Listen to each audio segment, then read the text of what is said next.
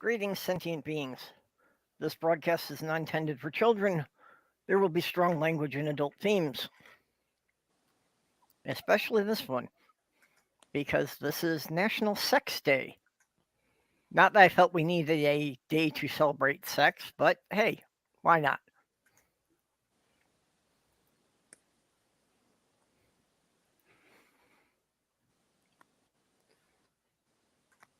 Oh, Don't were you supposed everybody to say talk at something? once. I didn't know if you were going to do more intro, and so that's why I was waiting. And I was just ignoring you, so that's why I was waiting. Jenny, don't be mean. I can tease Perp if I wish. Oh, yeah. Jenny is my big sister. You know, I She's expect everybody's that. big sister. Yeah, well, I expect that kind of thing from siblings, so. So what's new and different for everyone today? Yeah, we're,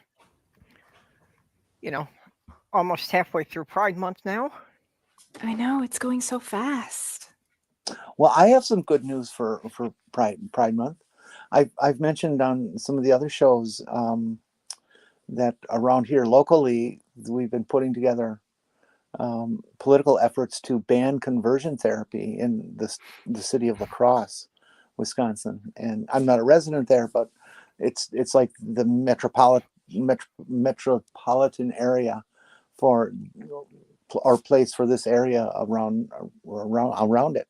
And so I got involved, and one of the legislators who was leading the fight needed information, so they got a hold of people such as myself through the LGBT Center and stuff. Because they felt they needed to learn more about trans people and all this kind of stuff. So we helped them, and they wanted to know what we thought a bill should look like, and we told them, and we incorporated those things into the bill, and it went through committee, and today it went to the whole council, and it passed. Yay! Narrowly, That's but it passed. amazing. Oh, Well, right off, I congratulations. want to give them credit for actually talking to trans people as they were drafting the bill. So often that's a step they skip of talking to the people it's supposed to be helping. Yeah, that's very common in lots of areas, not just bills.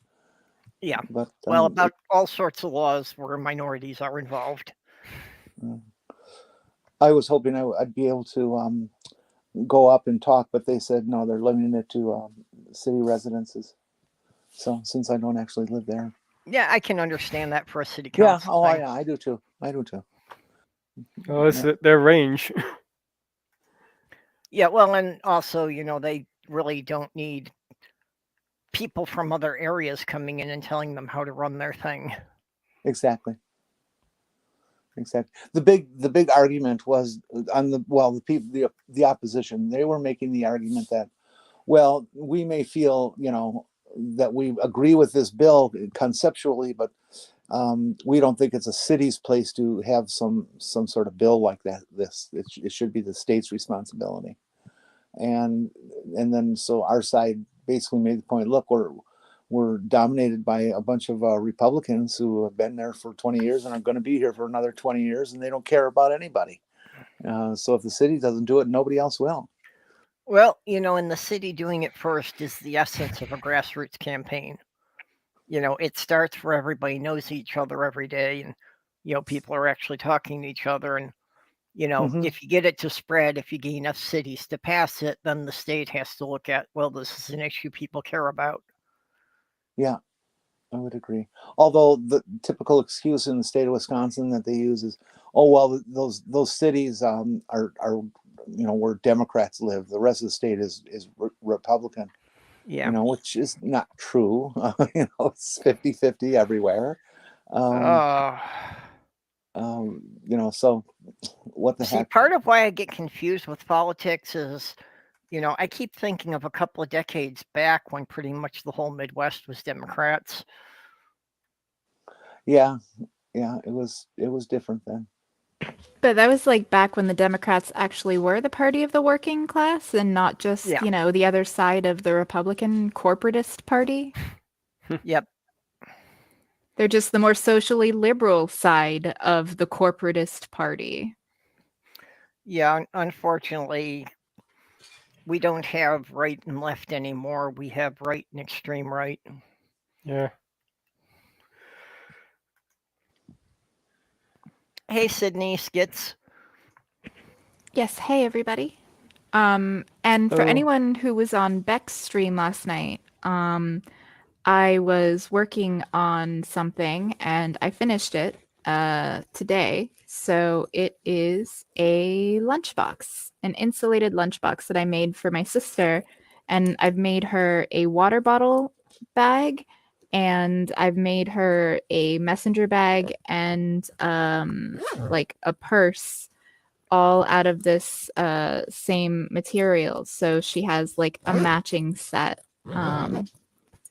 But it's got a little pocket on the front, and I'm super proud of it. Looks It's good. neat. That looks like a complex project. There are 17 pattern pieces. Yow. It looks great. I wasn't aware it was a whole set. I thought it was just a single piece. Yeah, no, there are 17 pattern pieces to this, and that's not even counting the straps. Like the straps I made separately. But because for each piece there's also at least one or two slightly smaller pieces for the interfacing. So basically the way it goes together is this front part here is one big piece, and then there's a piece in the back. And so you sew the front part along with the zipper and the top all together as one piece. And then you'll sew this front pocket on by just top stitching it down to the front of that. Then the bottom's a piece, and then the back part, and there's foam, and there's Insulbright, which is a insulating type of batting that it has like metal woven into it. So you would use it for like oven mitts or like, koozie type projects. And so for all the bigger pieces, there are 3 pattern pieces. And then the ones that have 2 are essentially this front pocket, because it only has one type of interfacing, not the others. And then this like little gusset area here, and this gusset under here only has 2 pattern pieces, not 3, but the rest all have 3. So it was tricky, like trying to figure it out and trying to get my brain, because like the first thing I make always is like the hardest. It gets easier the more I make them.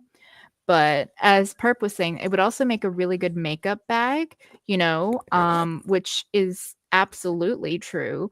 And you could even toss like Plan B and condoms in here if you're going to work as a sex worker. You could have like, this is a little cleanup kit, have makeup for touching up your makeup, have like sanitary wipes and fucking contraception and everything that. Like it would work really good to have. That would hold a lot of condoms. It would hold a lot of condoms. I mean, for the most part, I would say put the condoms in the smaller part in the front. But you could also just fill the whole thing with condoms. Like if you're getting a lot of work, like this is for your top tier, like getting a lot of sex work type thing. But yeah. And then Sakura decided to come poke her head under the green screen to say hi. Okay, so how is it that I'm the one like behaving myself here and just thinking that would be useful for my snack bag for taking all my iced tea and snacks to the gaming conventions? I mean, that's kind of what it is, a lunchbox. And like you put some ice packs in there, and because of the Insulbright, it'd stay nice and cold, so you'd be good. Yep. That's the whole idea. Something that'll keep my drinks cold all day. I could use something like that. Well, a lot of times just between events, I don't have time to run back up to my room to get anything, so I always have to carry a cooler bag around with me. Sakura has come to grace us with her presence. Doggy. She's such a derpy doggo, but she's the best doggo. Yep. Who's your good girl? Well, and I have Sammy's son here, being a bit of a pest, but I think he is still kind of stressed up because we had 3 strangers in the apartment yesterday, which is probably the most people besides me and Sloth Girl he's ever seen at one time. They bring 3 people in to do that? Yeah. God, Well, how this intrusive. time, usually it's 2 people. This time they had an exterminator coming with to, check for bugs, which hasn't been an issue here. Last summer I found 1 single ant in my kitchen. Never saw another one. So it got the occasional spider, but every place has those. Spraying Sammy found a silverfish in the shower one time. spraying vinegar around helps with ants. May take a few treatments, but it does seem to work. Well, yeah, pretty much anything that upsets their scent trail. Although if you have ants, the thing I will swear by is the taro ant killer. You get the liquid in the little bottles and you put it on squares of cardboard. Yeah, that stuff works. I get them seasonally. Well, I mean, yeah, if you live in the South, you're gonna have bugs. Like, that's just kind of par for the course. Yeah, I'm just waiting for the roaches to come in. That's one of my main reasons for not wanting to be in the South is because of the bugs. I just don't like bugs in my house. Well, Oh, come it's on. one of the things I've got a cousin in Florida, and we keep going back and forth. Well, as long as you don't arm them, they're fine. Well, my cousin in Florida keeps going back and forth that I should move down there, and yeah, that's one of my big reasons is that if you live where the temperatures get below 0, it keeps the bugs small. We don't have those 3-inch cockroaches that you get down there. They only have a habit of flying at your face. You do have And if you ever have them in your house and they get behind your stove, it is fucking nightmare fuel because you can hear of their little legs. It's awful. Okay. Oh, I hear them. I hear them behind my walls in my bathroom sometimes. That's the other big part. Here are cockroaches. Even if you have them, they don't fly. I have never seen a cockroach in flight. I know they technically have wings, but they don't seem to use them. Not often. They're so good at crawling around. Oh, I've seen plenty fly. Yeah, no, I've never seen one fly either. And Perp, you do have those big ones, the 2-inch, 3-inch ones. They live in the basements and sewers of old buildings. So whatever your downtown is that has ancient, 100 to 150-year-old buildings and stuff like that, they're in there. Okay. Okay. They're not going to get up to a nice apartment building like you're living in or something like that, but they're in there. They're down. I've lived in some really crappy old buildings, and I've never seen any that big. Yeah, I have. Yeah, I've lived in buildings that were, overrun with cockroaches, but they're all of the half-inch variety.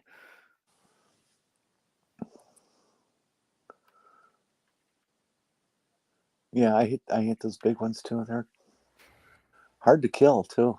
They're very hard to kill. I hit one with a sledgehammer once and it crawled away. Ouch. We threw one in a old peanut butter jar and tossed it in the freezer, and came back a few weeks later, took it out, it warmed up, and it was still alive. It's like, holy fuck. Basically cryogenically froze it. Oh yeah, they can go dormant for long periods. Yeah, but no oxygen either. And they can fucking move around after their heads are cut off too.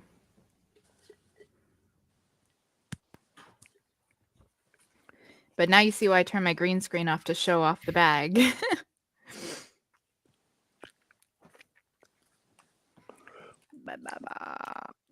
Yeah. Has anybody ever had these? They're one of my favorite candies. Oh yeah, toffee face. It's so good. It's Mhm. a little Toffee? cup of caramel. It's like a little Yeah. cup out of caramel with a hazelnut and then like Nutella basically in it. It's so good. I'm not sure if I've had those. I'll have to find them. You I do can get plan them to go at grocery Publix. shopping. I do plan to go grocery shopping tomorrow, so maybe I'll look for them. Yeah, Publix and Walmart both sell them. Yeah. I've been on a Rolo Mm, junkie. I love lately. Rolos. Those are one of my favorites too. Rolos, Ferrero Rocher, Toffee, and peanut butter cups, and then these like I have a bit of a sweet tooth, but these Kinder Buenos, they're basically like a crispy wafer with like a really it's got the texture. It's like a super light creamy texture of like a Nutella type flavoring inside, and then chocolate on the outside.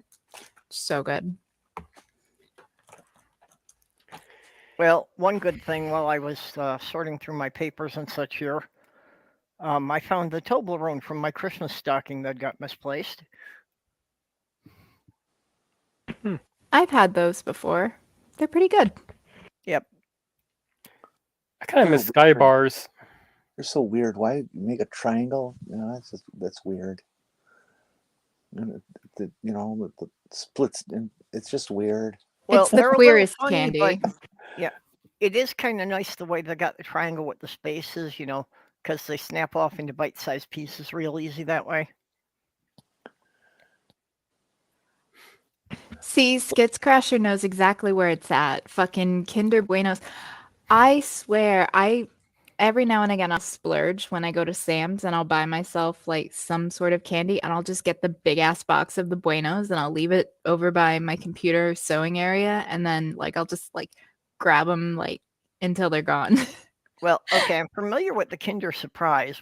What exactly is the difference with the Kinder Buenos? Okay, so the Kinder Surprise eggs are the ones with the marzipan and chocolate, and you can't get them in the United States. They're actually illegal because of the Food and Drug Act of like 1914 or whatever it was. But Well, no, actually, then the Kinder eggs are illegal, and it's not because of the Food and Drug Act. It was because of safety concerns about the toy being inside the candy. well, it's And the same thing that's like the why Food they and Drug came out Act. with that's why they came out with the Kinder Surprise, which is basically repackaging the same thing, that the toy is in a separate compartment and not in the chocolate. See, they call them Kinder Joy here, the ones where it's like a split egg where it's like separate.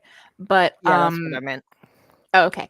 But no, the like I was told that it was because of the Food and Drug Act, because in the Food and Drug Act there's something that you can't have something non-edible inside something that is edible. Okay, yeah, that was the same thing that was cited. I didn't realize that was on the Food and Drug Act, but yeah. Yeah. So yeah, we were saying the same thing. But yeah, so my son likes those. He loves the little toys inside. And so it's basically if you've ever had one, like not the white part of like that creamy, like marshmallowy top, but the more like Nutella flavored part down at the bottom. The Buenos are filled with a very light, like almost like Nutella mousse inside of a crispy wafer that's covered in chocolate. They're fucking delicious. Chocolate. That's all it has to be, and it's delicious to me. Yep. I've made these cookies that were. Hold on, let me enlarge. Oh, nice.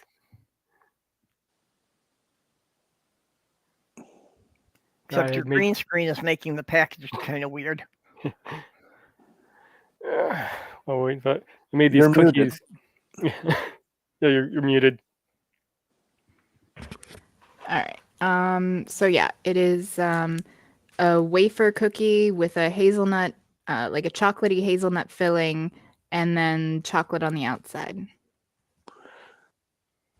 Hi, Jyuni. It looks like a part machine. Yep, They're Jyuni so good. and Sloth Girl.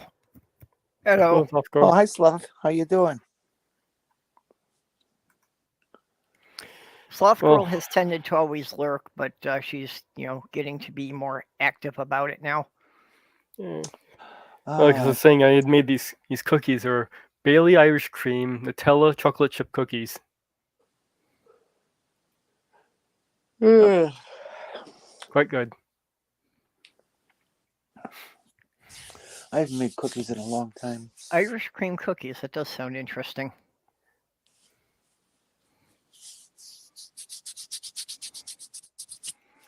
Yeah, come to think of it, I can't think of the last time that I actually made cookies or muffins. I know it's been over 2 years because I haven't made them in this apartment. So there's the hazelnut cream on the inside, and then like the chocolate on the outside, and then like a little wafer, and they like Mhm. break apart. And this is like the perfect candy bar because you eat it, but you don't feel like you ate a candy bar. Like it doesn't feel heavy in your stomach, but you get all that like sweet, like deliciousness. And yeah. I mean, granted, you're still consuming 240 calories if you eat the whole package, but it's good because like some candy bars when you go to eat them, it feels heavy in your stomach and you kind of regret it later. It's not that way with this because it's very light and delicious. Can't say I've ever regretted eating a candy bar. Probably the biggest disagreement I ever had with my fiance was her claiming that a pint of Ben & Jerry's was not a single serving container.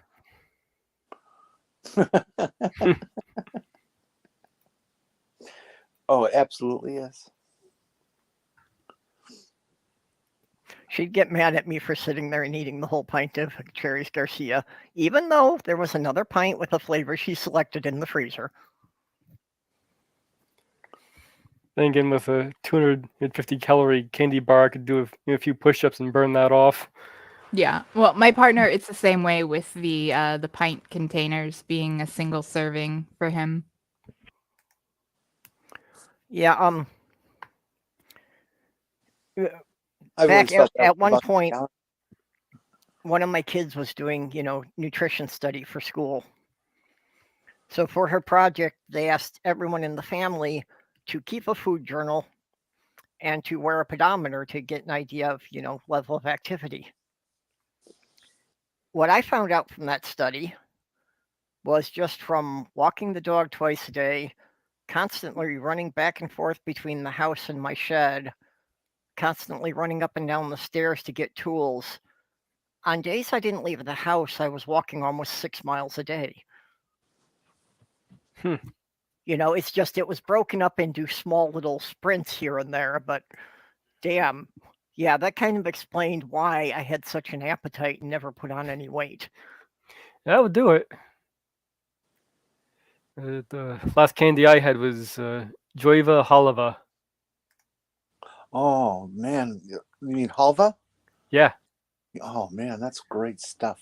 that was I- the only. Yeah, that was I the have- only candy I had that was kind of a bonding thing between me and my grandmother. It was like kind of the only time we saw eye to eye. I haven't had any good Jewish food since I moved from Milwaukee. It just It's doesn't hard- exist in this part of the state. Yeah, it's hard to get now. I actually had to order it online. I just ordered a batch. Not recently, but I had a while ago. For those of you who don't know, halva is like crushed sesame seeds with honey and something else in them. I forget, but it's just really tasty. It's a great treat.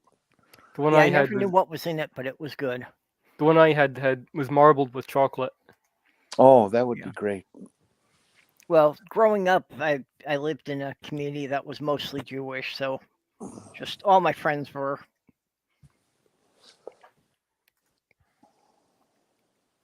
Yeah, I gotta get Sleeping. home just to get some good corned beef. That's they don't have that around here either. Lox. I can't find decent lox anywhere. Well, there's not many salmon in this part of the state. They kind of need. I cannot eat salmon. Like I hate salmon. Like it is one fish I just cannot. Mm-mm. It does have to be. It does have to be prepared properly. And as far as in this part of the state, one of the things I always found really weird when I was living in New York was it still seemed the majority of the seafood I found in the stores came from the Pacific. So why a state that was on the coast of the ocean, most of the fish was flown in from the opposite side of the continent? That just never made sense to me. And was probably not the kind of fish that they said it was. Probably. No. Yep. Yeah, I used to live in St. Louis Park for a while with my sister. That was the one part of Minneapolis where you could actually find locks.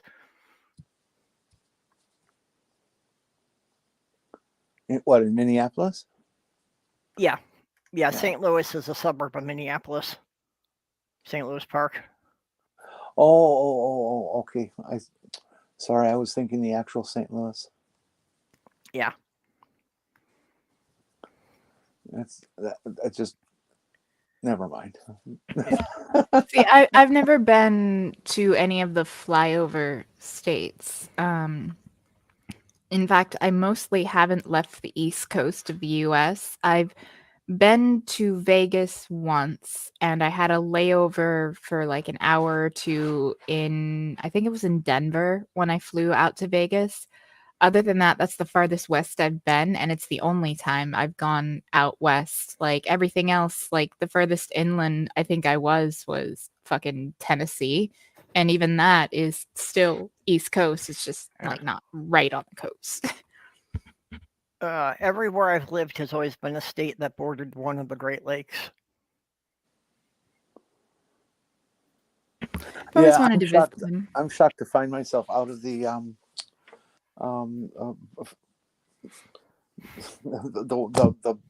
what I forget the name now. God, I hate getting old. Never mind. I've always been by the Great Lakes too. Forget it. Yeah. The basin. Yes, I'm sorry. The Great Lakes Basin. It's like it's its own subcontinental divide that goes through each of the states that surround it. And Wisconsin has a real big chunk that's in the basin, no matter what part of the state you're in. But here at Minnesota, no, everything stops at the Mississippi. Personally, I like blue crab. Yeah. Interesting thing about the crab in the Bering Sea. The one that's mostly sold actually is not native there. That they introduced a species pretty much specifically for farming it, because it was a species that grew faster and larger than the native ones. So it's actually considered an invasive species now because it is wiping out the native species. Yeah, I can get blue crab and stone crab right from the bay near me. You're talking about those really huge crabs that they pull out of the ocean. They're like 10 feet across or something like that. Yeah, well, around Japan, they do pull out some that have a leg span of like 10 feet. Yeah. Freaky.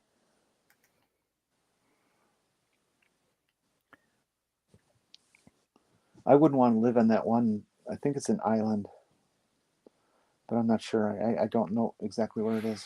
That has this gigantic crab migration once a year, where the ground is just covered with them. Christmas like an Island ant by colony that Australia. has exploded. Yeah. Yeah, Ugh. that literally, like every year, like 4 million crabs walk across the whole island. Yeah, how bizarre. Now, in fact, it's so bizarre that that's on my bucket list. I would like to go there and actually see that in person, because I simply can't imagine that number of the same animal in a group together. I have to see it for myself. Just seeing the documentaries of it isn't cutting it. But just the idea of seeing over 1 million of something. Yeah, it's crazy. Like your mind can't even process that kind of number. Yeah. Well, we can just go down to the sewers and see a million roaches. Well, if you cook them right, they're about the same. No, I wouldn't either, but yeah, honestly, if you're gonna eat crab or lobster, insects aren't that much different. That's true. Now, see, like I've been to the Smithsonian. I've had the fucking lollipop that had like the cricket in it, but that was like farm raised and Yeah. wasn't like on a corpse or some fucking garbage or anything. So, like, I know that it doesn't have any diseases. Well, and Yeah, that's why the you do kosher have to be laws careful are about against that. eating shellfish, just because they're mostly scavengers and they're more likely to carry diseases that way. You'd think a god that was, all knowing and all powerful could either A, write down in their holy book that, you just need to properly cook shellfish and pork to not have parasites eat your brain, or, just make it so that there aren't those parasites to begin with. But hey, what do I know? Have you seen the giant isopods from the ocean floor? Yeah. They're like those little tiny roly-poly pill bugs, Hmm. except these things get to be more than a foot long. Or the And ones that will, apparently they, when they find those, they do eat them, but they're kind of rare to pull up because they're so deep down. How about those coconut crabs? well, Never heard there's of that. also the isopods that they're a parasite to fish and they eat their tongues and basically replace their tongues. Yeah. So like you could Oh, catch a fish and find an isopod that has basically burrowed into its mouth and throat. oh God, those are gruesome. I've seen those. Ew. That's weird. Nature is fucking crazy. Oh yeah.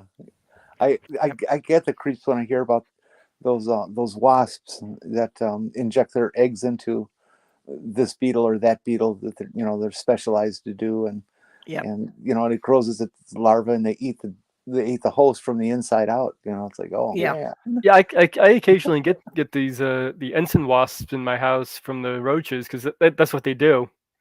They'll sting a roach and lay their eggs in the roach, and then they'll hatch from the roach, and they're actually pretty good animals to have around. Another crazy thing from nature would be botfly larvae. Like the botfly will essentially land on a mosquito and it will lay its eggs on a mosquito, then the mosquito bites you. The heat from your skin when it bites you causes the eggs to drop off and land on your skin, and then they'll hatch and burrow into your skin, and then you will have larvae that are like fucking 3 inches long and like 1.5 to 2 inches wide, and they will literally you'll have like just nasty stuff oozing out of the wound, and they have to go in and actually like pull them out, and they've got these hooks, so like the hooks face backwards, so as you try to pull it out, like there are hooks that'll keep it in there, and it'll be wiggling around trying to like get back in your skin. It's fucking nightmare fuel, From and it what I've happens seen, to people all the time. from what I've seen, it's usually you cover the wound over with Vaseline so they can't breathe and they come out by themselves.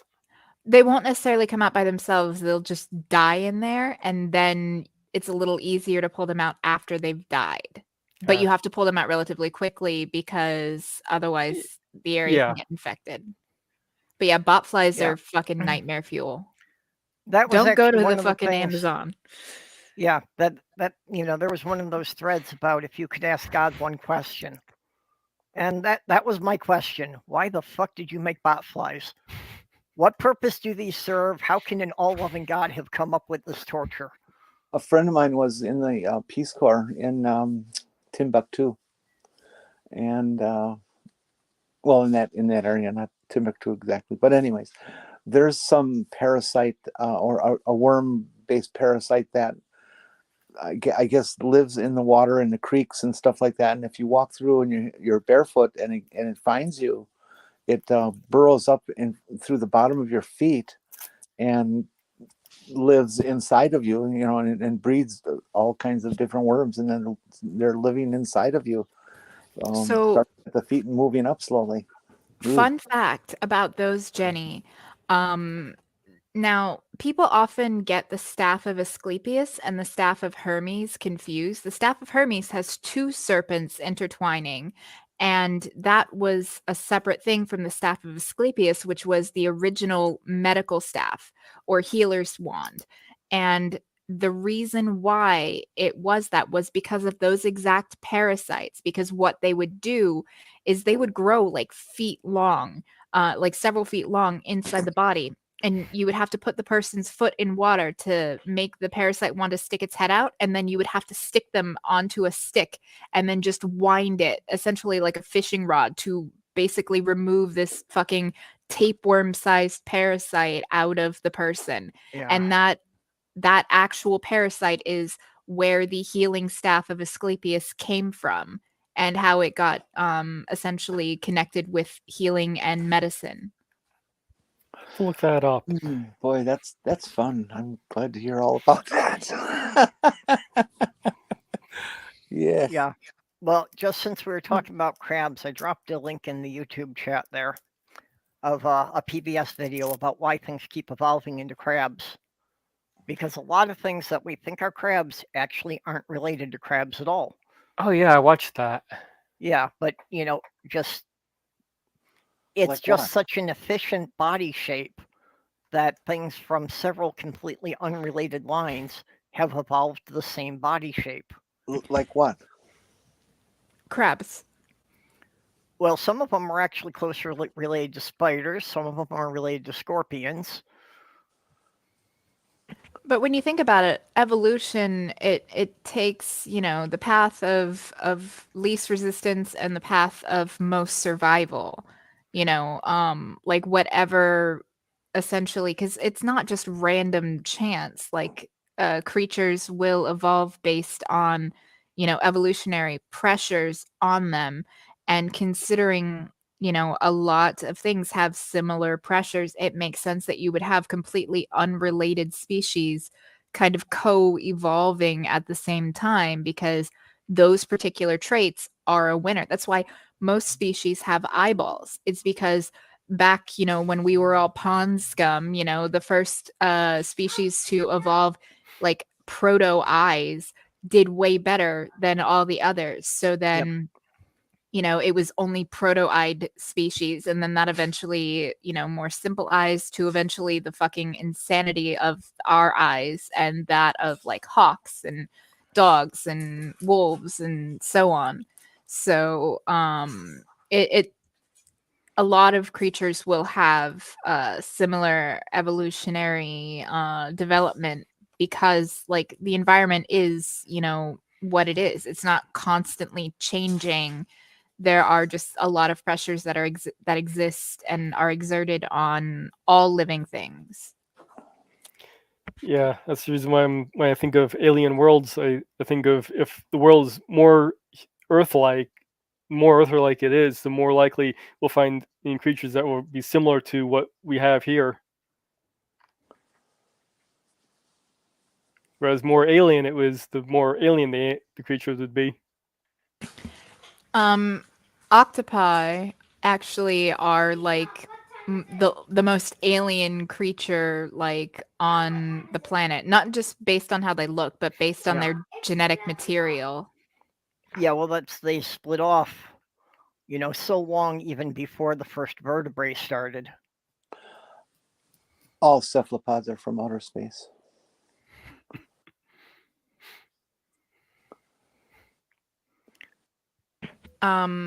But honestly, like, here's the thing.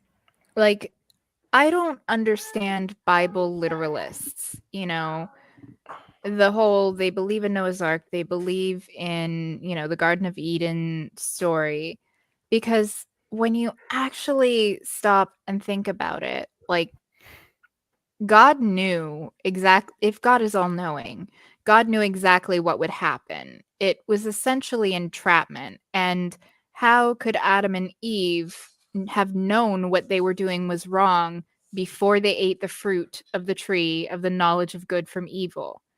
That is like saying, a 2-year-old, did something that they weren't supposed to do. They don't have the higher reasoning and functioning of an adult to understand consequences or to understand right from wrong. Like a very small child does not. And it seems very much that, the God of the Bible essentially just wanted mentally deficient people to worship and love him. And it's kind of gross and very fucking abusive. Yeah, we'll just put a gun in the middle of the room with a couple of toddlers and the babysitter who will goad them into wanting to play with the gun. What could go wrong? Yeah, it's like exactly how it's going to play out, but you do that anyway, you're culpable.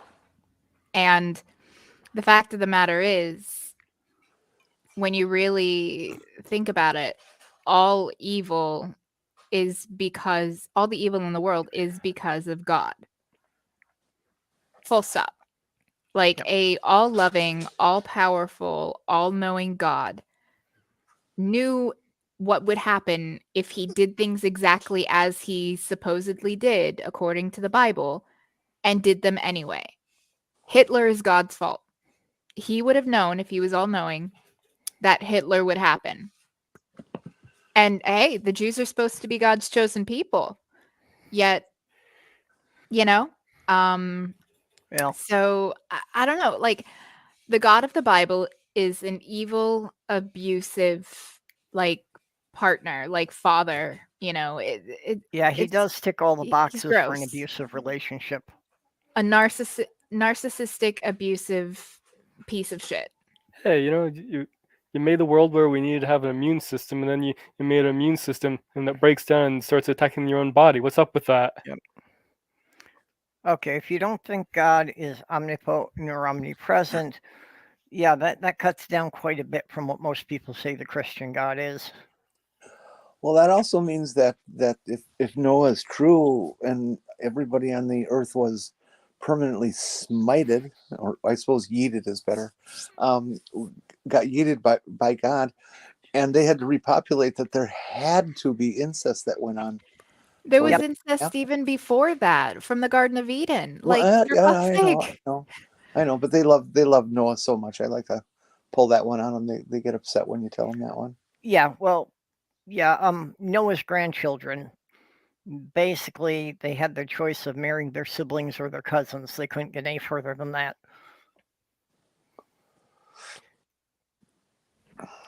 Not to mention the fact that, just a lot of the tales in the Bible are kind of horseshit, and like what my saying here, protect bodily autonomy. Like, I changed it from protect abortion rights because it's more than just about abortion rights. But fun fact, back in the 60s, the Christian dogma was not life begins at conception. It was life begins at first breath, as it says in the Bible. Because even going back to Leviticus, if you beat up a pregnant woman and she miscarries, you only paid a fine. But if she dies, then it was considered murder, and you would be punished for that murder. And God was fucking yeeting fetuses left and right from wombs, or telling people to dash babies' heads on rocks. Like, God is not pro-life, we'll say. And how many the babies Christians were on the planet when he flooded it? Yeah, exactly. How many pregnant women? Well, an infant. those were evil babies. Yeah, totally evil babies. Like, they're all just fucking Chuckies running around. But no, and so the Southern Baptist Convention, they accepted abortion as essentially a medical procedure, and it wasn't an issue. However, they, were more worried about the civil rights. And when they realized that that was a losing battle, that the Civil Rights Act was going to pass, they had to hitch their cart to a different horse, and they chose abortion. So they fudged around the doctrine a bit and started preaching that life begins at conception instead of first breath, even though it doesn't say, it only says first breath in the Bible. Totally off the subject, but Slaughter wanted me to show you this. excuse me, because you said in another chat how you like Pennywise. All right, that's adorable. I love it. Yeah, Sloth Girl had a thing before about making gnomes. You know, she started out with Christmas gnomes. And She had now been evil selling those killer at clown craft shows when gnomes. we were in Michigan. Yep. All the interesting variants on them. Does he float? Probably not. I don't know. You'll all float.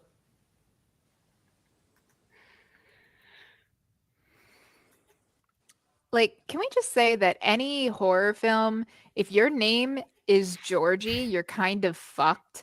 I've seen so many horror films where there's a kid named Georgie that just gets absolutely draxed. So don't name your kid Georgie. Bad idea. Well, you know, these Like- days I feel bad about all the people who are actually named Karen. You know, Yeah. it's like 2 years ago, no problem. Now it's like, yeah, you better be going by your middle name.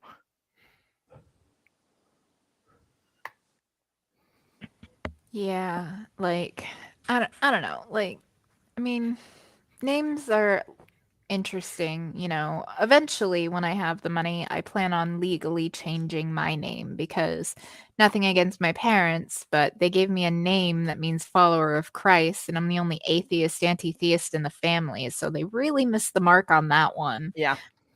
So I've narrowed it down to, you know, a couple of options. But like either just going and legally changing it to Kitty or going with like Catherine, which is one that I've always really liked, or Katrina. Hey, like this, like the hurricane. Well, no, like, okay, so the reason Katrina is because when I was in elementary school, I was in like second grade, and the school had a play, and it was Katrina the Butterfly. And on the day of the play, half the kids didn't show up, and I just happened to memorize all of the lines. So it ended up being almost a one woman show where I just did all of it.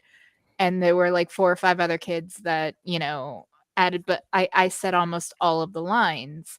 So from that point on, my mom started calling me, you know, Katrina. Like she'd already called me Kitty, you know, since I was born, but or kitten, I should say. But then, you know, she started calling me her little Katrina the Butterfly after the school play, and that's why the first tattoo I got is actually a butterfly on my shoulder because of that. Like all of my tattoos have meaning to me. Nice.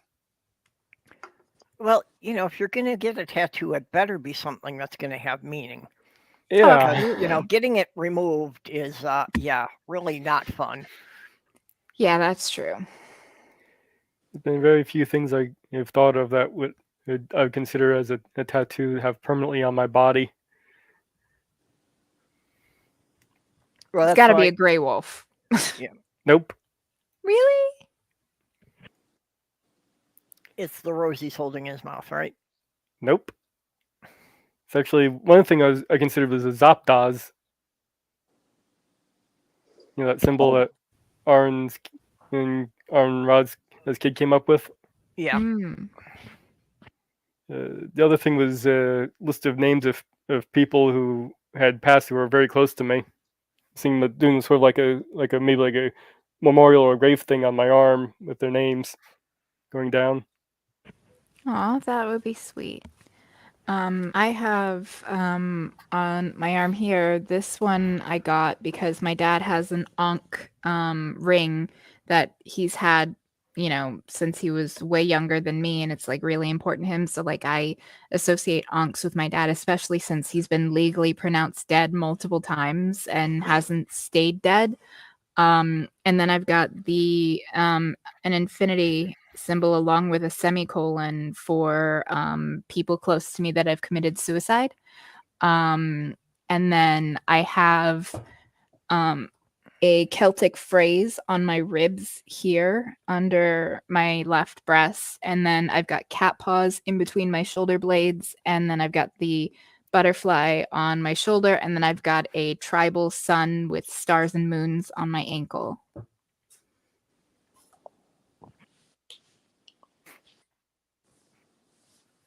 Yeah, I have only one tattoo, and it only means anything to about a dozen people on this planet because it's the sigil that my late fiance used to sign her paintings with. You are such a sentimental romantic, and like it's giving me a toothache. Fuck. I love you, Perp. You You're know, so nobody sweet. would have ever said that about me. I have a reputation for being cold and unfeeling. Well, that's only because they haven't gotten to know you. Yeah.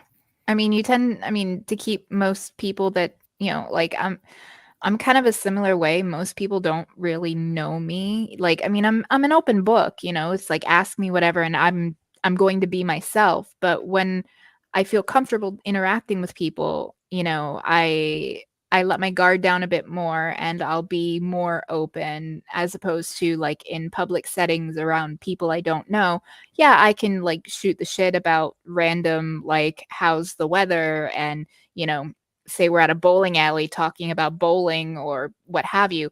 Like I can have a conversation with just about anybody, but it's going to be all surface level stuff, but when I'm in a situation where I feel comfortable with people, then I am very much an open book. Yeah, that's definitely I have to get to know people. Mostly for me and it came about when I was growing up before I had the autistic diagnosis. But just, with the autism, I didn't display emotions the way people expected them. So I learned to just suppress all of it because I was going to get a bad reaction for doing it wrong, so I'd better not do it at all. I've noticed that with my son, like he feels very big emotions and I do my best to work with it, I'm not gonna like punish him or give him a bad reaction, but usually it's like, okay, let's take a breath, and then this is a small problem, it could be something like his iPad died. It's like, this is a small problem. We just got to plug it in and it'll be fine. And I try to help him, get control of his emotions because, again, he is, 8 years old, and he's very clever. He's very smart, but emotionally, he's still about 4 years old. So he's got those big toddler feelings without that emotional maturity for how to process them the best way. And I'd rather him be open about his feelings and we find a way to work through it together as opposed to him having to like suppress himself or mask, I mask all the time for my pain, unless it gets too bad and then it'll slip. You'll see me grimace or grunt or something. But I've gotten really good at masking my pain because people don't want to see it. They don't want, like, they ask, how are you? They don't really want to know unless it's I'm fine and you. And so I don't want him to feel like he has to do that for his big feelings, Yeah, a lot of people think people with autism are unemotional, but the exact Yep. opposite is actually true. That a lot of people with autism tend to be overly emotional to the point where it just shuts down. Well, and what I've often said is that if you can understand the difference between Spock and Data, you have a much better chance of understanding me. Most people don't get what's so different about those two characters. That, Spock had emotions and through a lot of self-discipline kept them tightly under control. Data was watching everyone else having emotional reactions and was just kind of confused about what was happening. Yeah. I like to think of it as, essentially, Spock was suppressing his humanity, whereas Data was yearning for humanity. Yeah, That's a good way of putting it too. All through the Next Generation, I was waiting for them to have that conversation, and they never did it. Just to have Spock sit down with a Vulcan and discuss this whole idea that I am striving for what you work so hard to suppress. Actually, they did have that conversation one episode. I don't remember that. Yeah, there was an episode where Spock guest when Leonard Nimoy guest starred in it, like I think it was a two-parter, and the Data was there and talked to him about it, and basically said that.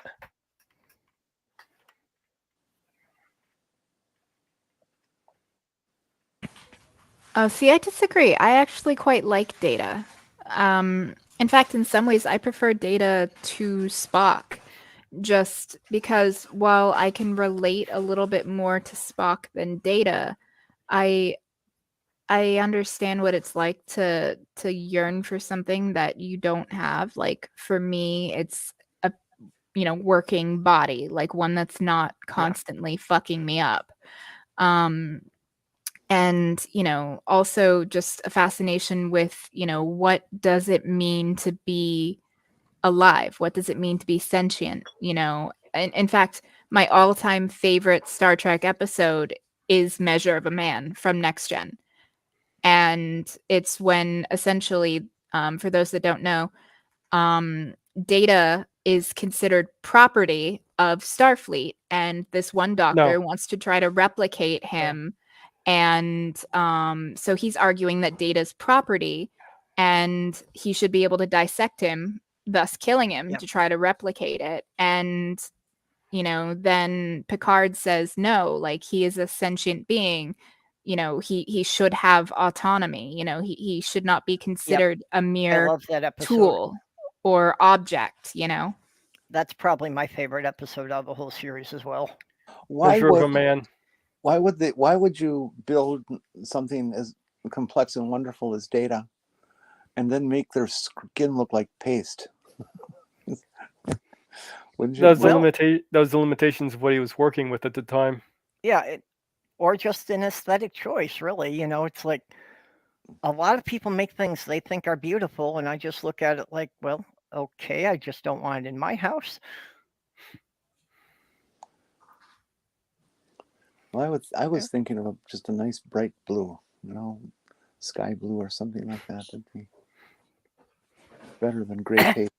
Yep, Data was an android. He was like the first fully sentient android built in that universe. Mm-hmm. Second. Yeah, we found out second that he had an older brother. Lore. Yes. It was Data and Lore. Yeah. I actually watched. And then there's also BE4, and there's actually several other failed models before them too. Yeah, well, I mean, you're not gonna that's have part of it I don't know about. I actually did, like, years ago, watch all of Next Gen. It's actually the only Star Trek other than the original series with Spock and Kirk that I actually watched the entirety of it. I have not watched most of the other Star Treks. I just never got around to them. There's just so much content out there, and I don't watch stuff that often. Like, I'll have stuff on, but lately I've been, ever since fucking 2015, I am usually listening to like news and keeping up with what's going on, as opposed to stuff for fun. I'm the same way, and that as far as Star Trek goes, I watched all of Next Gen, and I saw like the first 2 seasons of Deep Space Nine, and I really don't know anything beyond that point. I did watch all of Babylon 5 though. And that was more recently. I watched it while I was working on some sewing projects. I just had it up on my monitor while I was sewing, and just 2 birds, 1 stone kind of thing. I've watched all of TOS, TNG, Deep Space Nine, Voyager, Enterprise, all the movies. I've seen the movies. Yeah. The animated series, first 2 seasons of Discovery, the few episodes of what was that one? Lower Decks or Lower Decks, maybe. Yeah, I saw the animated series even before Next Generation came out, and I watched kind of random episodes of Voyager, but I never quite really got into it. I've also read a handful of the comic books. Huh? I've also read a handful of the comic books. Yeah, in Voyager, I guess I just, I didn't find any character in there that I could identify with, so I never got into the series. Which version of it had what was it? 6 of 9, I think. 7 of 9. That was 7 of Voyager. Yeah, that was Voyager. Okay. Like that whole like alien species like fascinated me. Like I remember like hearing about it and like I might actually watch Voyager just for Borg? that. Yeah, she was a member of the Borg that they. Well, she was actually a human who was assimilated by the Borg, and the Borg aren't necessarily so much a species as a collection of species brought under by this one overlying. Yeah, like I know of the Borg from like when Picard was taken over and the PTSD he had in the movie, like he dead ass had PTSD Yes. in First Contact. Like holy shit. And the Borg Queen was fucking terrifying. So like I know of the Borg, but I don't know, there's something about that whole like hive mind thing and like escaping that kind of fascinates me, you know. And then I think there was one other alien species where they were like a parasite and like they would like, maybe it wasn't Star Trek, but you That know, was it Star was Trek, like yes. it was a parasite and they would go from host to host and they gave benefits to the host and sometimes they'd be male, sometimes they'd be female, you know. Yeah, those first showed up in DS9. I forget what the Okay. race No, was called. Next Generation, there was a species like that that would bore onto the back of the person's neck. No, I'm talking about there No, was that like a was a different crewmate. one. There was Yeah. a crew member on the Enterprise that actually was one of these I believe like hosts for Well, Parasite. yeah, not on the Enterprise as far as I know, but like I Okay. said, I just on DS9 there was a regular character that okay, that might have been it. yeah, that she was Oh, carrying a you're parasite. thinking of the Trill? Yeah, the Maybe? Trill. Yeah, I think that's the one we're thinking of. Yeah, they also originally appeared in Next Generation first, but they were drastically changed in Deep Space Nine. Yeah, well, I think they had made like, an appearance in one episode of Next Generation, but they Yeah. didn't go too much into what they were. There's been books trying to explain the differences between the two. Well, in Stargate too,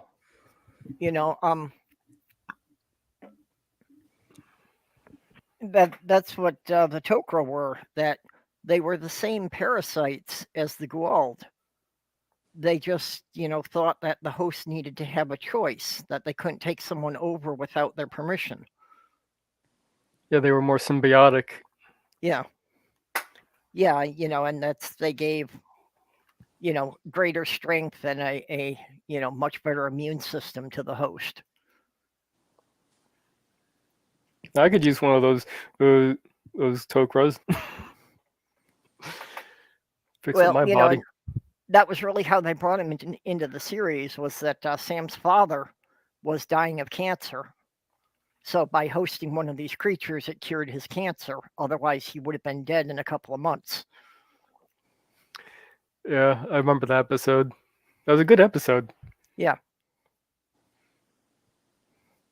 And it's like, that for some of the trade-offs, I think I might be able to go with that and, basically only have control of my body half the time. But, also, if they double your life expectancy and you've got control half the time, you effectively wind up with about the same life and, some extra knowledge in that along the way. Yeah.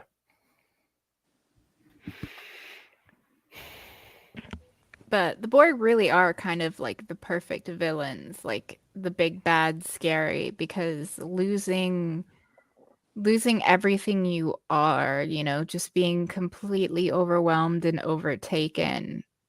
Yep. And it's terrifying, losing all autonomy. Yeah, the Borg had always been my favorite villain in Star Trek. Well, the Goa'uld is the same way. If you followed, I saw most of Stargate. And they even had, someone who this alien race had successfully removed the Goa'uld from the host. And she was explaining that, yeah, all these decades, I witnessed everything this creature did using my hands, and I could do nothing to stop it. That would be horrifying. Yeah. Well, it's basically what's going on with the Borg too. Is from what we found with Picard. Yeah, with the Borg, I got the idea that, basically the people kind of gradually lost their independent consciousness and were just becoming part of the collective. It'll depend on when they were assimilated. Yeah, there was that one episode in Next Generation that, they showed literal infants in cribs that the Borg was assimilating. Yeah, that's like the reason why 7 of 9 was very much still Borg even after being separated, was because she was assimilated at a very young age.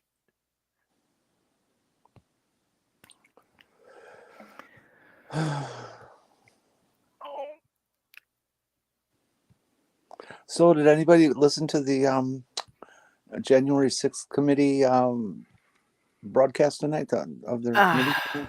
No, I have not had the emotional energy to follow politics, so I need to be briefed on that. Well, it was interesting. Robert Reich actually shared a video earlier that kind of had some of the highlights of the footage that had so far not been released. Here, I will put it in the private chat, and so you can snag the link to watch it later. It's about 12 minutes, 13 minutes long, with just saying clips. It's on CNN now.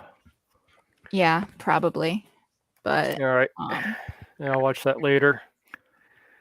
Yeah, I was dealing with anxiety attacks yesterday from trying to deal with the bank stuff, and the poor guy behind me, his mother had died like 30 minutes before he got to the bank. So I was talking to that guy, trying to comfort him while I was in line. And turns out that going to the bank was a waste of time since they couldn't help me from there. I had to call in to get some help, but I got it straightened out.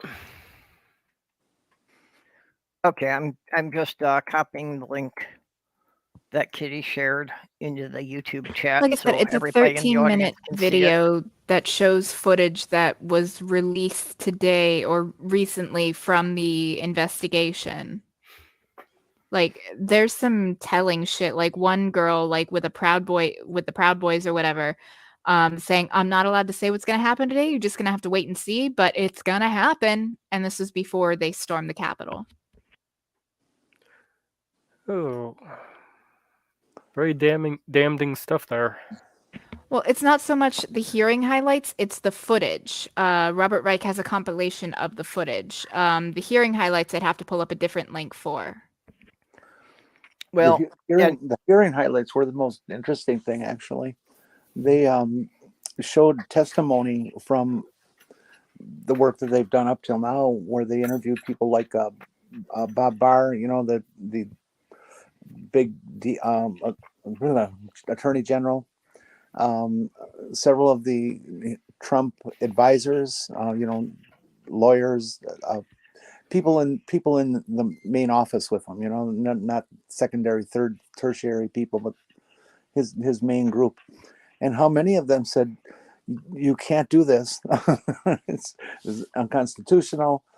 There was no fraud. It just everything that we would expect to be normal to happen did happen, but Trump just wouldn't listen to any of it. He is 100% guilty of all of it. All of it." And going through the documents that Trump was trying not to turn over, investigators did find a bunch of correspondence with him and the Secret Service that he wanted to be there. He wanted to go to the Capitol and be part of this. And the Secret Service basically just had said that, they couldn't get a motorcade together in time to take him over there and, be able to assure his security. Well, it was quite, we've heard tips and, bits and pieces of this as it's gone along, but to actually see these people talking in complete sentences and getting into nuance and all the things that they never hit on TV news. It was really quite fascinating. And for their language, the Congress even put up a thing that said there's going to be some bad language in this, so be prepared. And son of a gun, they're saying fuck and bullshit and all kinds of stuff. It was very interesting to see the real humanity behind this. I mean, I don't feel better about these pricks that were at Trump's side, but because they over the term of his presidency, they did some horrible things. But they had their the professionals who were actually real politicians had their shit together and telling him not to do this. Just don't do it. You can't do this. Yeah. And he did anyways. And it's, man, you're gonna rot in hell. You just watch. I'm just gonna say the fucking Capitol Police that were, saying like hold the line and fucking standing their ground against like thousands of people or hundreds of people. I don't know, like hundreds or thousands of people. Like they had more fucking testicular fortitude in their pinky nail than all the fucking cops in Uvalde, Texas combined. Oh yeah. Yeah. Yeah. Scared of one 18-year-old boy, whereas you got these fucking crazy fuckers, hundreds or thousands at a time, just rushing at you, and you're outnumbered 100 to 1. The very first officer who was injured was a young woman. She's like 24, something like that. Maybe a little older, but pretty new to her job, and she was knocked over and knocked unconscious, and was in risk of getting trampled and all this shit. And once she came around, she went back in for more fighting. Well, and that one officer who knew that the crowd would chase him, so he intentionally led them away from the Senate chamber. Yeah. They didn't cover that tonight, but yeah, that was one of the great things that happened. Yeah, that was a truly heroic act. He knew that this mob that was bent on, something like revenge was going to come after him, but he was actually going to sacrifice himself because he knew a lot more people would get hurt otherwise. Like, That's doing your job. That's honestly, like, I would say that's even going above and beyond. He was on his own, and like these people are racist fuckwits. Like, Yeah. I think the man is a goddamn hero. Yeah, I think that was a very heroic act. It was also very, very clear that the Proud Boys and the Oath Keepers were in cahoots with each other, an absolute collusion, no doubt whatsoever. They have enough film and intelligence where they have these guys conspiring together in places that had nothing to do with, this is before the event, making plans and doing things. Did you know that they had tons of weapons in hotels nearby ready to pull out and start shooting? These fuckers are dead serious about this. Yeah. And one guy after another that was interviewed by the committee or by the filmmakers all said, yeah, I'm here because Trump said I should be. Yeah. I had one person trying to argue with me that the people storming the Capitol weren't armed. Well, they didn't have this. If they did, they didn't make an issue of it tonight. There was no gunfire that went on during the thing. Weapons, yeah, they had their tactical suits and maybe billy clubs, and they had big long flag poles that they beat the fuck out of people with and that kind of stuff. But they didn't have any actual firearms that they used. So that's true. But the weapons were all in the back waiting that the Proud Boys and Oath Keepers would deploy them when the time was right. Hey now, there's nothing better than Irish potatoes and Irish soda bread. So, like, get off your fucking high stool over there, stool. I'm with Math Pig. I'm just sitting here looking at the buy one get one deals at my grocery store, and then I see $7.29 for hot dogs. I can buy a pound of ground beef for less. And Math Pig, I sent you a link, so if you want to come in and argue about it.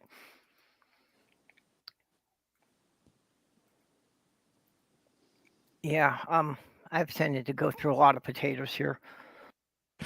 My grandmother was half Irish, half Italian, and my grandfather would fucking wear orange on St. Patrick's Day every year just to fuck with her. She'd get so mad. I'm growing potatoes. Or at least trying to. I'm growing potatoes too. I've got two different species of potatoes growing in my backyard. Fortunately, the heat around here may cause them to become small. So I'm actually considering maybe getting a hold of some wild varieties to try and grow, which are already naturally small. Wild varieties of potatoes? Yeah, I found a site that sells a whole bunch of different varieties of wild potatoes. Really? DM me that link. I'll check it out. Yeah, I'll see if I can find it. You know me. My son and I are on this whole gardening adventure. I've already got pumpkins growing and corn growing. I still need to plant the beans. It's just been so hot. That's one of the amazing things about potatoes, and why they are such a staple, is that they will grow in almost any kind of a soil, almost anywhere in the world. They started out. They're originally native to Peru, and the Spanish explorers brought them back to Europe and just found that anyone could grow them.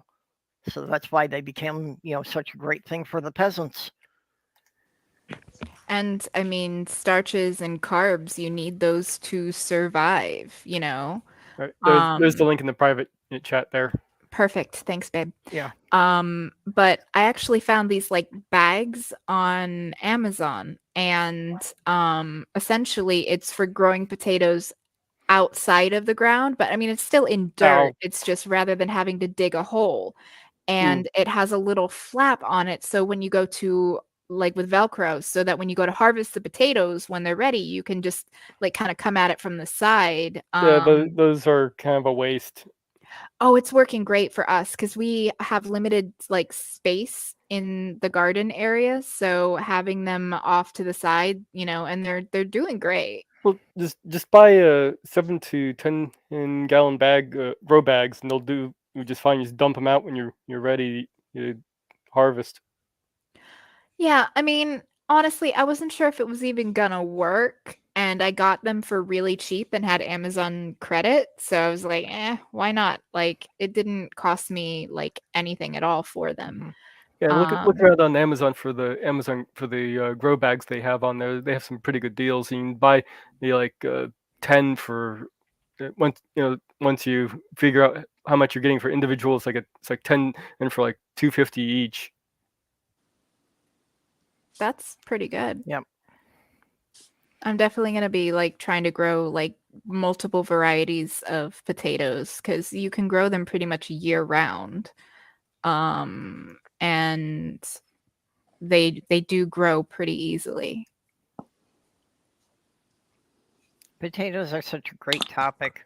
Everyone's always got something to say about them. That's why for so long they held the record of the stream that we stayed on topic for the longest. Okay, this one I just looked at. It's a 20-pack of 7-gallon grow bags for $38.99. So it comes to about $2 per bag. It's not bad.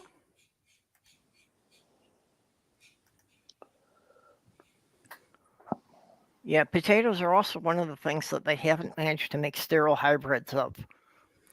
You can buy the potatoes at the grocery store, cut them up and plant them, and they'll grow. Mm-hmm. Most any other produce you get at the grocery store, if you plant the seeds, you're not going to get anything edible out of them. Like the squash plants, if you plant the seeds, you'll get a lot of vines, but it's unlikely you'll ever get any fruit.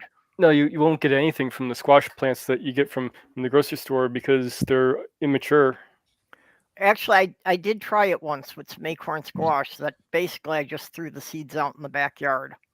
Okay. And Well, I was about a thinking month of. later, the whole lawn was taken over by the vines. Oh, well, actually, you should be able to get something if you had the right climate. It's probably that rather than anything. Well, no, because they do grow them locally here. Hmm. Well, although Well, that wasn't just necessarily very good soil for them. well, just Hmm. because they grow them locally where you are doesn't mean what you bought at the grocery store was grown locally.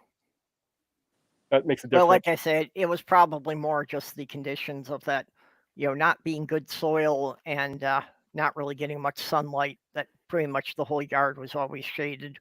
But there's lots of stuff you can actually buy from the grocery store and plant and grow and get food from. Okay, I just know that a lot of the stuff tends to be, hybrid varieties, Yeah, which, that is something you have to look for. That's yeah, actually one time. That's probably about the only time I'd recommend in looking at for something that says organic, because that's so you don't get a hybrid if you're looking to plant it and grow it. well, yeah. Otherwise, organic is just a buzzword that doesn't really mean much. Oh, no. Oh yes, yes, Or, yes, or the yes. word organic is regulated. Absolutely, it's regulated. This part of the country right here has the highest density of organic farms anywhere in the nation, and we're familiar with organic here. Yeah, It is I'm familiar with absolutely organic as regulated.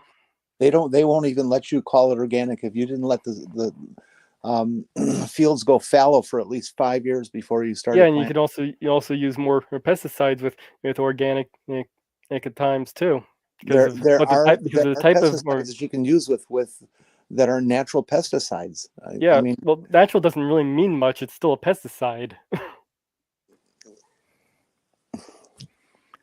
Yeah, all right, fine. there are regulations on the organic, but, I agree with what Mage is saying that it is really quite loosely defined in a lot of ways to the point of almost being meaningless.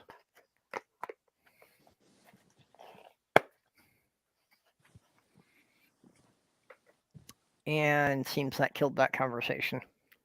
Sorry, my son was talking to me. He says, "Does purple rhyme with orange?" I'm like, "No, it doesn't. That's the joke."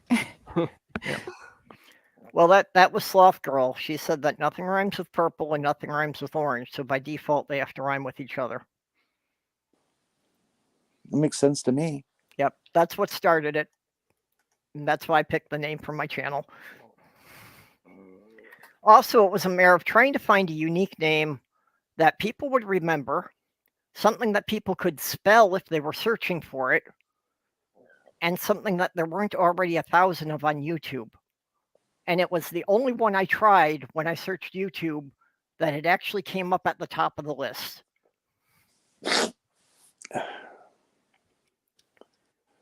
Well, here's one thing. Even if I followed every regulation for organic, I still couldn't call myself my stuff I grew organic, because I'm not a commercial grower. Who wants to grow commercials? I'd rather they shrink.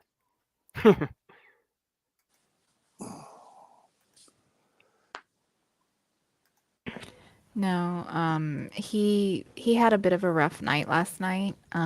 So I let him sleep in this morning, and now he's just up super late, but he's ready to go to bed. So did you tell Uncle Chris? Yes. Okay. Well, speaking of bed, you guys, I'm gonna take off because I'm real drowsy. Oh, okay. Well, rest well. It's been a wonderful day. It's been a real good day for Pride. There's been a lot of good media coverage, and I'm so proud of you, Jenny, like working to get that don't be legislation. proud of me. I was a very minor player in this whole thing. I don't care. Like you still Yeah, but went you and made still your voice stepped up. heard. You Yeah, you stepped stepped up. up to be a part of it and to help it get through. So yeah, maybe there are other people that deserve more credit, but you did what you were able to because you weren't even a resident there. So you were Good still job. trying to improve it for everyone who lives there. Especially when there's so much apathy with the political process these days where people don't even bother to go vote. You went to a fucking town over and decided that you were going to make your voice heard for the betterment of your community. Like Yeah. that is a wonderful thing, and don't downplay it. Yeah, hell, ridiculous it's not banned everywhere in this country.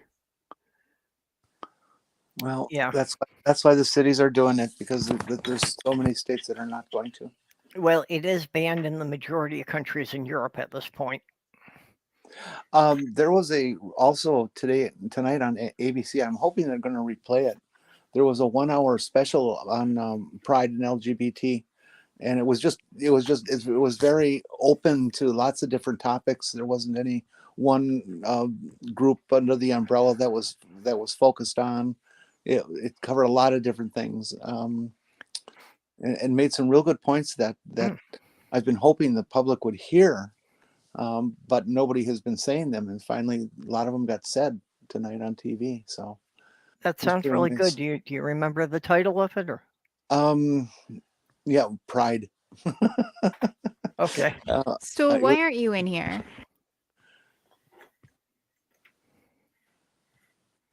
Who? What? Huh? No, I'm asking why Stool hasn't come in. Stool, get your butt in here. Yeah, Stool's only been jeering us from the side chat, and he won't come in, even though I posted a link to his group before we started. Oh, Stool, you're such a baby. And it'd be nice to have Randolph in here too. Randolph already had said about that he really couldn't because he had to be up tomorrow. I mean, technically so do I, and I still need to shower before I go to bed.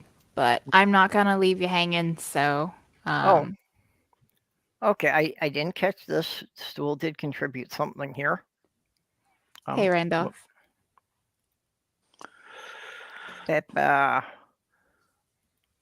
So when we were talking about tattoos, apparently, Stool wanted to show off his cock.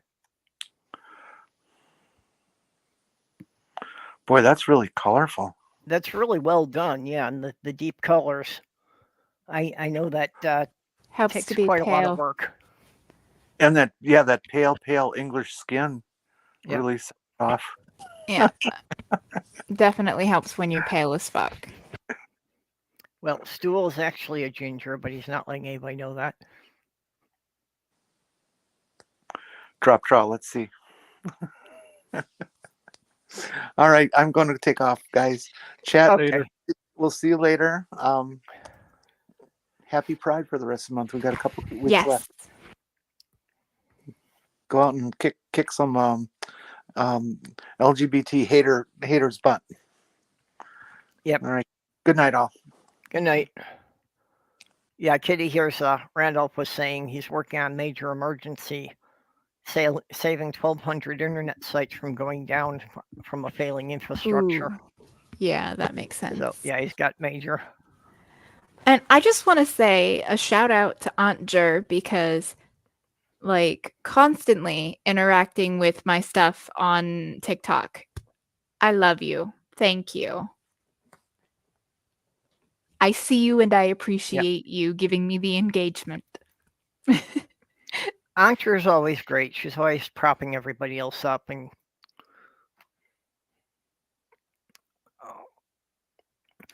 by the way, for anyone who hasn't seen it yet, Ancher has done a bunch of, I think, a series of 5 adult coloring books that she's now selling. And Ancher, if you have a link for that, you could drop a link there if people want to go and see the lovely patterns.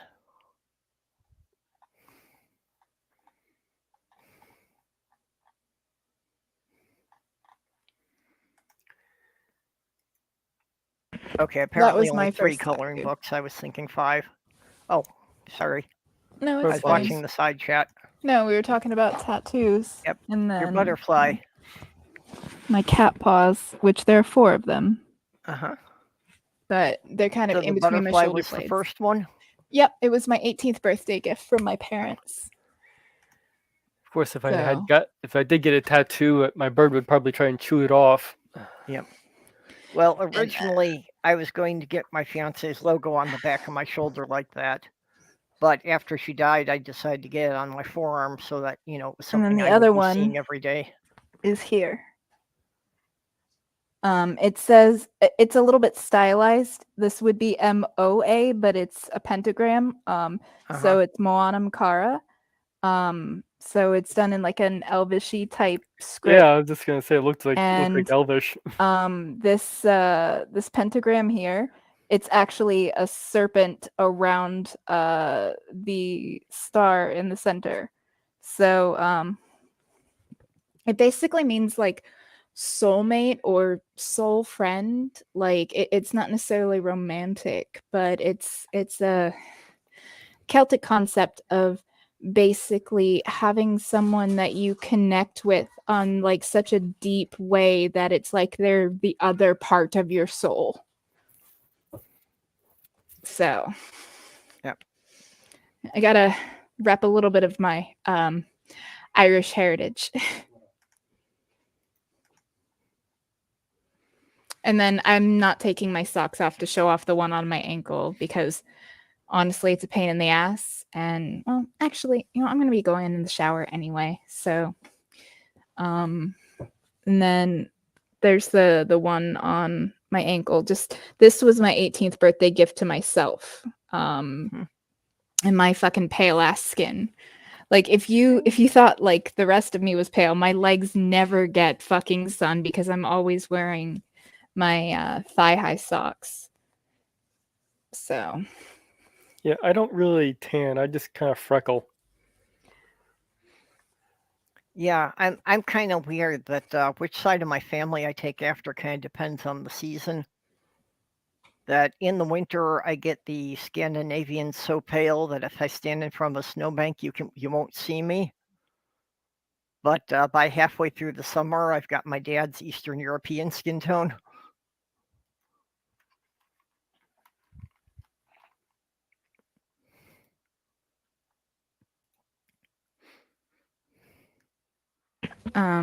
But yeah, so that's all. The next tattoo that I get is actually going to be here on my forearm, and it'll be the phrase "Memento Mori" here, and then I'm going to get a raven tattooed up here, so that when I hold my arm out like this, you'll see the raven and the phrase. Memento Mori is Latin for "remember death." Because death comes for us all, and it reminds you to appreciate life. My biggest disappointment when I got my tattoo, it's like everybody was telling me, make sure you're ready for it, and it's how painful it is that you have to sit still while they jab you with this needle, 1,000 times and whatever. And it's like, yeah, when it was actually happening, it's like, yeah, compared to a lot of this shit I did on my job, that was nothing. That's everybody was making it out that this was going to be this incredibly painful experience. And, on that pain level of 1 to 10, for me, that was like a 3. Yeah, when I got the one on my ribs actually hurt the most because, it's you don't have a lot of meat there, and it's right up against bones. Yeah.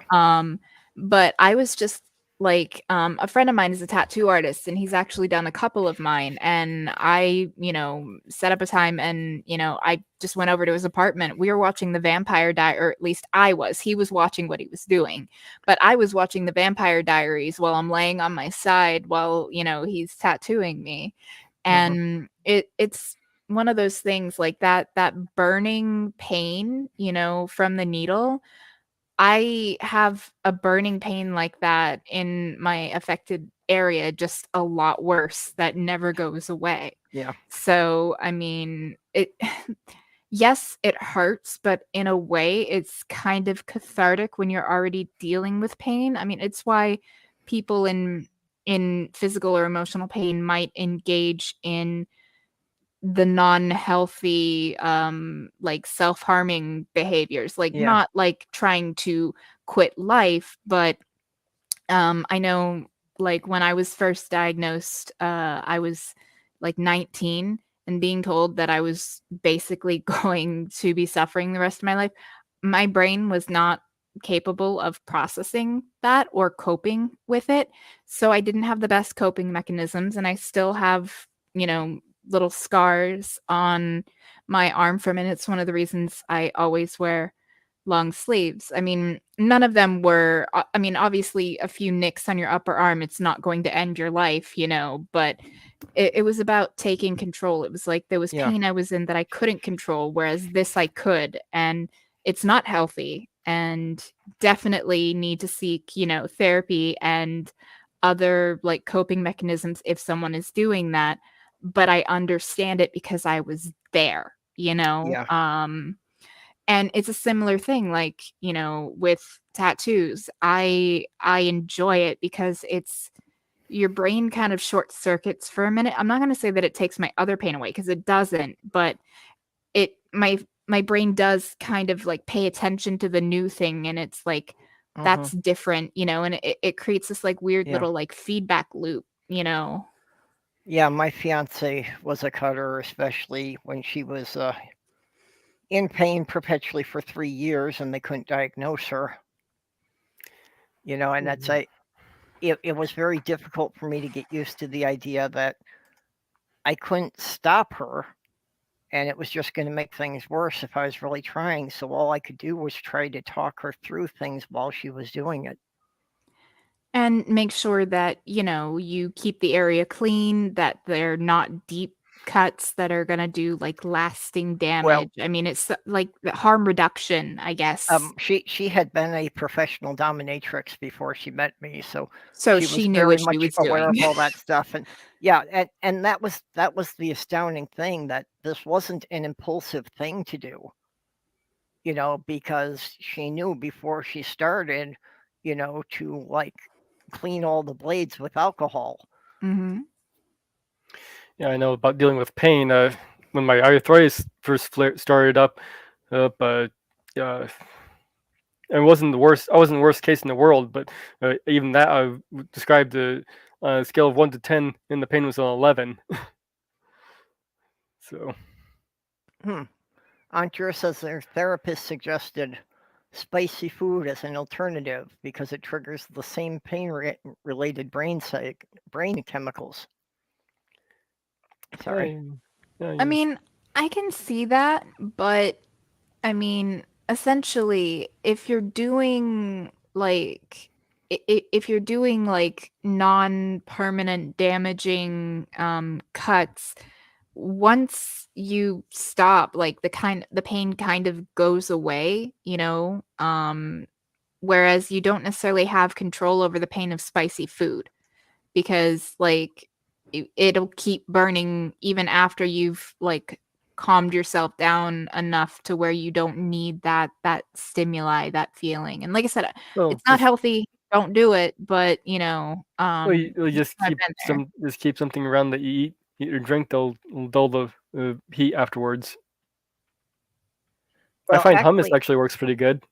yeah, I was gonna say it's not even so much something you can drink, but like, bread or rice, something starchy, because that will absorb the acids off of you, absorb the oils off of your tongue. So it will take the spice away from your tongue. Yeah, I've had these ghost pepper chips. They're pretty good, but they're super hot. I might buy a small bag, and it takes me like 2 or 3 days to get through the whole bag because of how hot they are. But I usually eat them with hummus, and it helps take the spice away. Yeah. I guess that probably kind of explains why I've never really liked spicy food. And, that's like constantly people, talking about the hottest peppers. And, especially guys get together and make it a real macho thing about who can eat the most hot peppers and that. And, you I I know, once mean, I would do yeah, the one chip challenge for a fundraiser. let Like, last year I grew a Carolina Reaper in my garden, and I took just one bite of that fresh out of my garden, and I was cursing. yeah. yeah. Well, that's my sister's partner. And they were very much into gardening. They had a huge garden, and that was always kind of his quest, was that every year could he make a hotter pepper. I've He was always trying to do anything to try and amp up the spice of the peppers. I've decided to stick with cayenne peppers, habaneros for my hot peppers. Habaners are like the perfect amount of heat where like they'll get your attention, but they don't make you feel like you want to die. I also grow these little tiny ones, or wild Chilean peppers. They're Ooh. really good. I just take a couple and put them in some eggs and just blend it together. Well, That sounds good. Mark Caesar said, I found that works well with handling spices. Just don't breathe through your nose. And my sinuses are so perpetually bad at most days I can't breathe through my nose.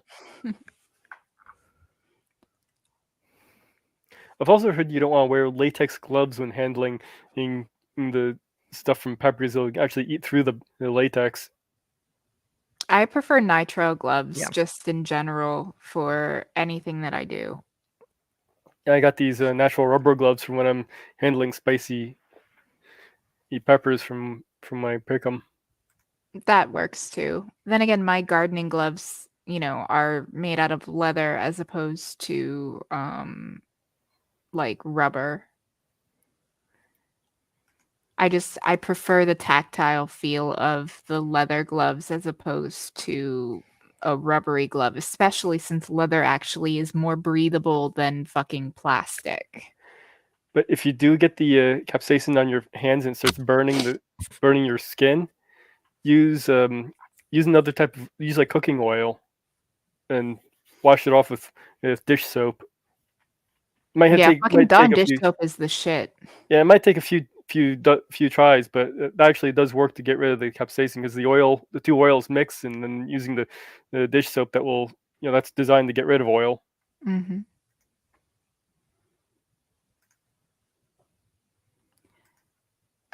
Like, I know I should get to bed, but my partner had to work overnight tonight, and I never can sleep when he's not there, and I tell him, and he's really good about it. Like, I'll have him check in with me like every hour. It's like, even if I do end up nodding off, like I usually wake up like every hour when he's not here, so it basically gives me something to like see and make sure, yeah, he's still okay, because I worry, like, at night, considering he's usually on a diurnal schedule. When he had to go into work this morning, and he left the house 7 o'clock this morning and worked until like 4 something in the afternoon, and then came home and went to sleep for a few hours and then had to go back to a different job site, and he'll be there from fucking 10 o'clock until maybe 6 in the morning. And it's days like this that like it worries me that he is, obviously sleep deprived, because it's one thing if you work a night shift, like I'd still have trouble sleeping, but just because that the comfort there, but it wouldn't be as bad as when he has to work a day shift and then an overnight shift, the same day. He works as a superintendent for construction. So he's more like a supervisory role. I mean, sometimes he has to like work the machines if they don't have somebody there for that is like certified to do it. Tonight they're doing paint lines on like a parking lot or whatever. I think it's at Universal Studios, but I could be wrong. I don't know if the Universal job closed out or not, but the company has a lot of contracts in the area, and basically it's not raining tonight. So that's one of the reasons why it had to be done overnight, because they're encroaching on a deadline. And when you have to paint lines for a parking lot and for like a roadway, the stuff needs a chance to cure before it gets wet or anybody runs over it. So, but then he had to supervise a different job this morning, so he had to do that. And then when that was done, he had the regular meeting that they have every Thursday to kind of touch base on all the jobs, because he's overseeing several jobs right now. And, he just has to be there tonight because he's the fixer basically for jobs that are behind schedule, that have been mismanaged by other people or have had setbacks. He's the one they call to go in and clean up the mess, basically. Oh, fun. So, yeah. they should be paying him twice what he currently makes for all the bullshit he has to put up with. Sounds like it.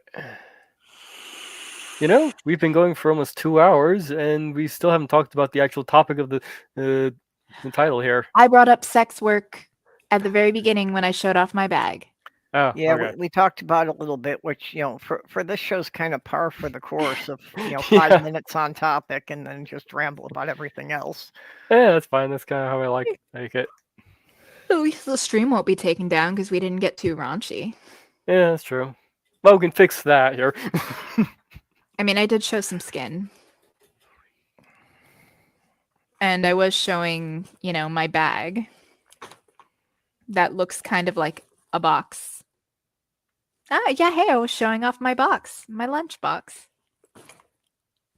Showing Do off with your that box. what you will. Yeah, well, actually, back in the pre-internet days, I had often heard that referred to as being a box lunch. I mean, hey, I saw someone dress up like there's a parody of one of like the sea type shanty songs on TikTok, and there was a cosplayer that dressed up kind of like a demon, and the parody was basically talking about, it instead of it being, my, mother told me one day I would find gullies with corridors and so on and so forth. It's basically talking about, like, my father said that like I would die in war, but instead I found a woman, and essentially like, had his fill and died going down on this woman because she sat on his face, and it was basically making fun of a news article where that actually happened. Somebody actually died when his girlfriend or whatever sat on his face, and basically at the end he's like, and Valhalla's where he'll be, and I'm like, it was hilarious. I fucking loved it. Well, that I've said that's why I like women with thick thighs. They keep my ears warm. Yeah, well, there you go.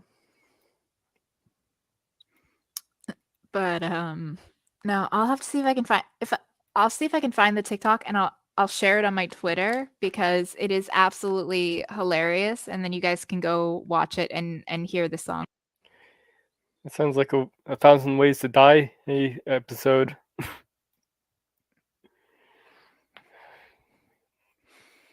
Actually, I had a joke about that. But this guy is on his first date with this girl, and just they're driving down a pretty much empty road, and he actually does have a flat tire. So he does the proper thing. He gets out and he changes the tire, but it's a really cold night, so he gets back in and he's rubbing his hands and blowing on them.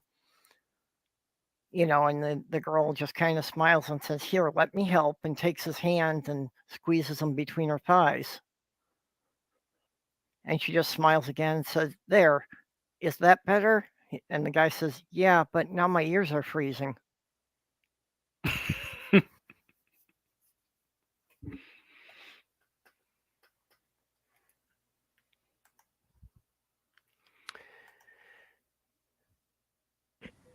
All right. And then I have the link to the tweet, and I will share it in chat so people can find it.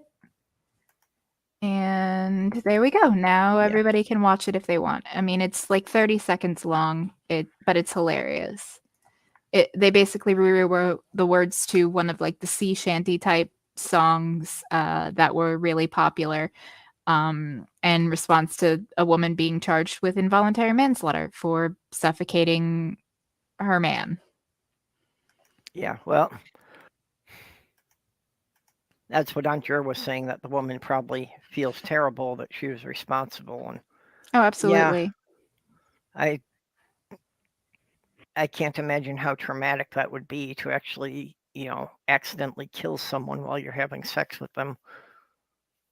That would suck. Absolutely.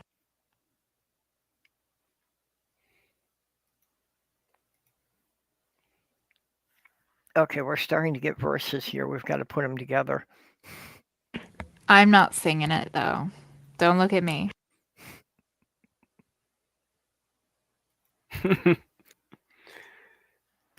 Okay, and for anyone who even has the thought, I will point you that if you go through the viewing list on my channel, you will find a short video of me singing Tom Lear's Christmas Carol. And this is why I don't sing on, that, yeah, nobody wants me to sing. I have actually said that, if I didn't get enough people subscribing to my channel, I was going to do a musical as revenge.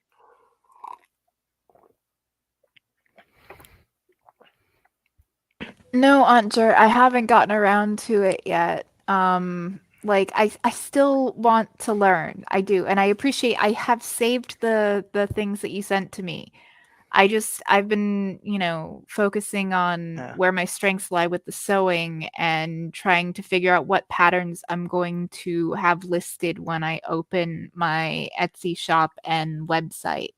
So I've been trying to figure out what'll be like the most cost-effective patterns, and the least time-consuming, so I can kind of maximize profit. Yeah, Soft Girl does knitting. I don't know if she's ever actually taught anyone. So you could ask her. I think most of the time she prefers to crochet over knitting. See, I know how to crochet, at least basic crocheting. Like I can do a scarf or a blanket. I started when I was a kid because my mom crochets. Like she's done crocheting since she was a kid. She taught me. I have never once finished a scarf or a blanket because my ADHD ass cannot actually fucking stick with it. Like I'll start a scarf or something and I'll get like that far into it and I'm just like, I can't, I'm done. I can't do anymore. Like Oh, I've thought about getting into knitting just to give my fingers something to work with, so to help with the arthritis.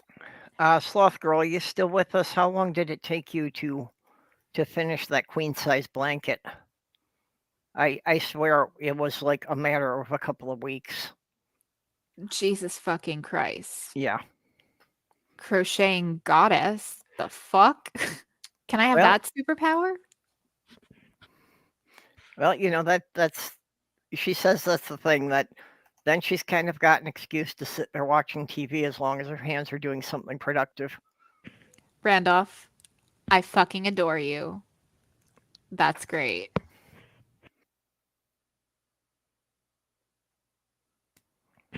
Honestly, truly, like I'm gonna say it, like Randolph is one of my favorite people in the community. He's so affable, gets along with everybody, is always cheerful and, just so laid back and like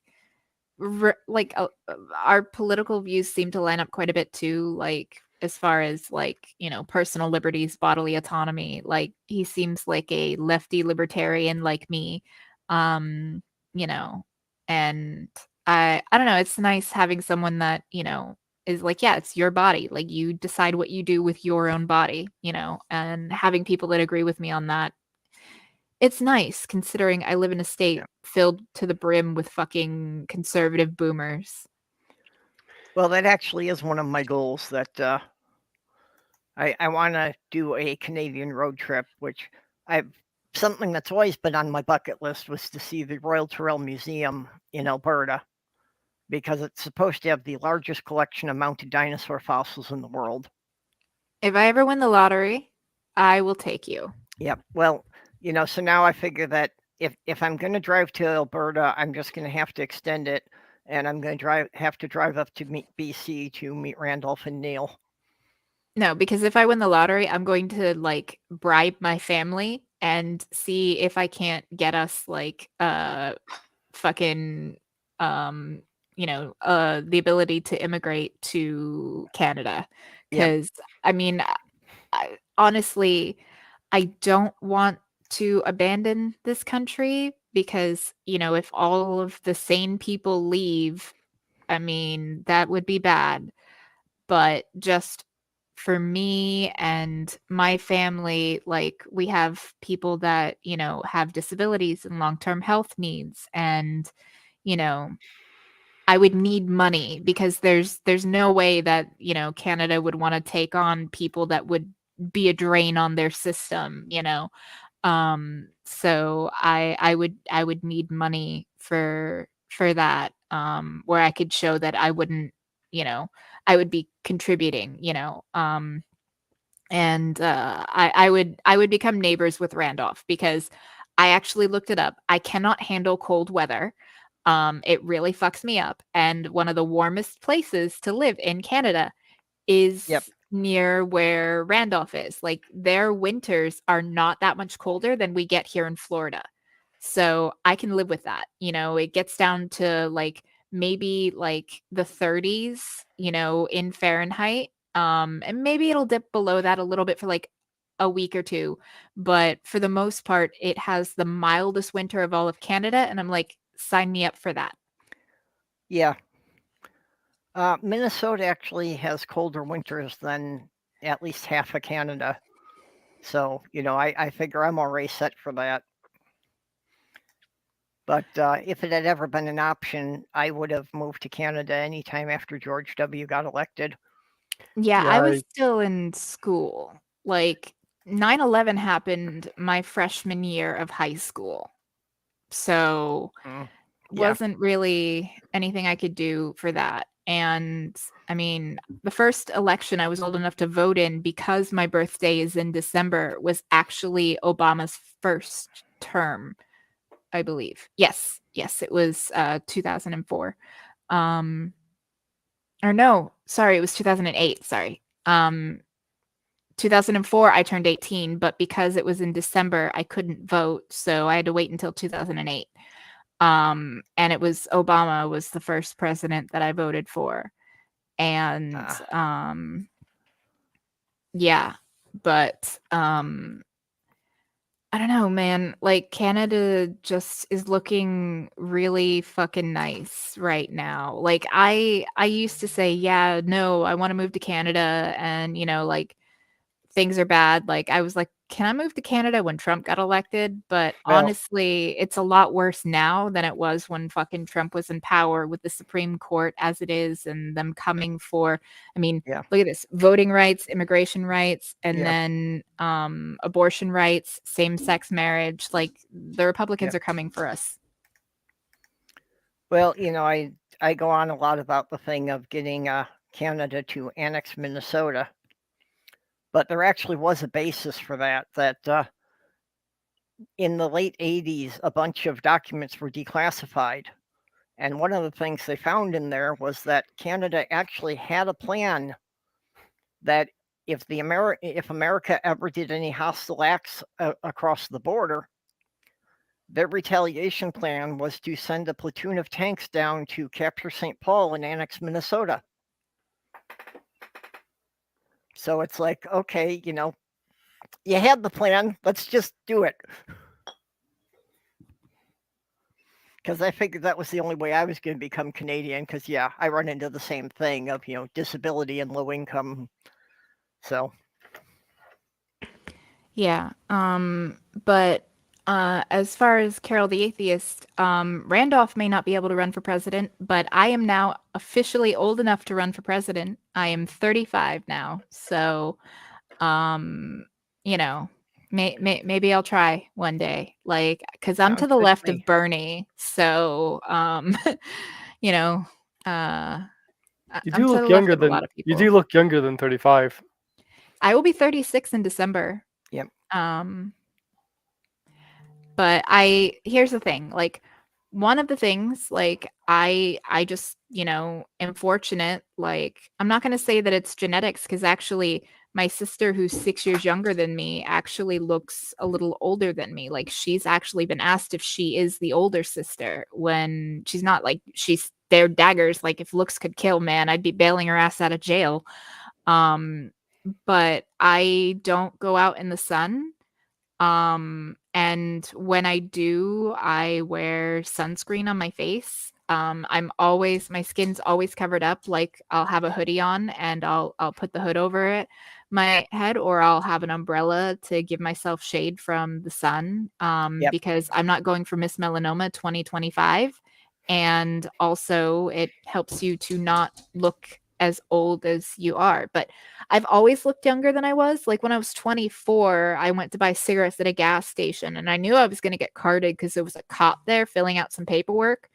And so I did my transaction. Everything was fine. The cop actually asked the guy, wait, she was old enough? And he's like, yeah, dude. And I was like, wait, how old did you think I was? And he's like, 16. And I'm like, Yep. I'm 24 years old. I haven't been 16 in 8 years. Thanks, my dude. Well, I consistently get people who are, guessing me like 10 years younger than I am. And yeah, that's pretty much the result of 50 years of avoiding sunlight. I mean, don't get me wrong. Like, I mean, I've gotten sunburns. I've got the increased risk of skin cancer because I've had 2 bad sunburns in my life.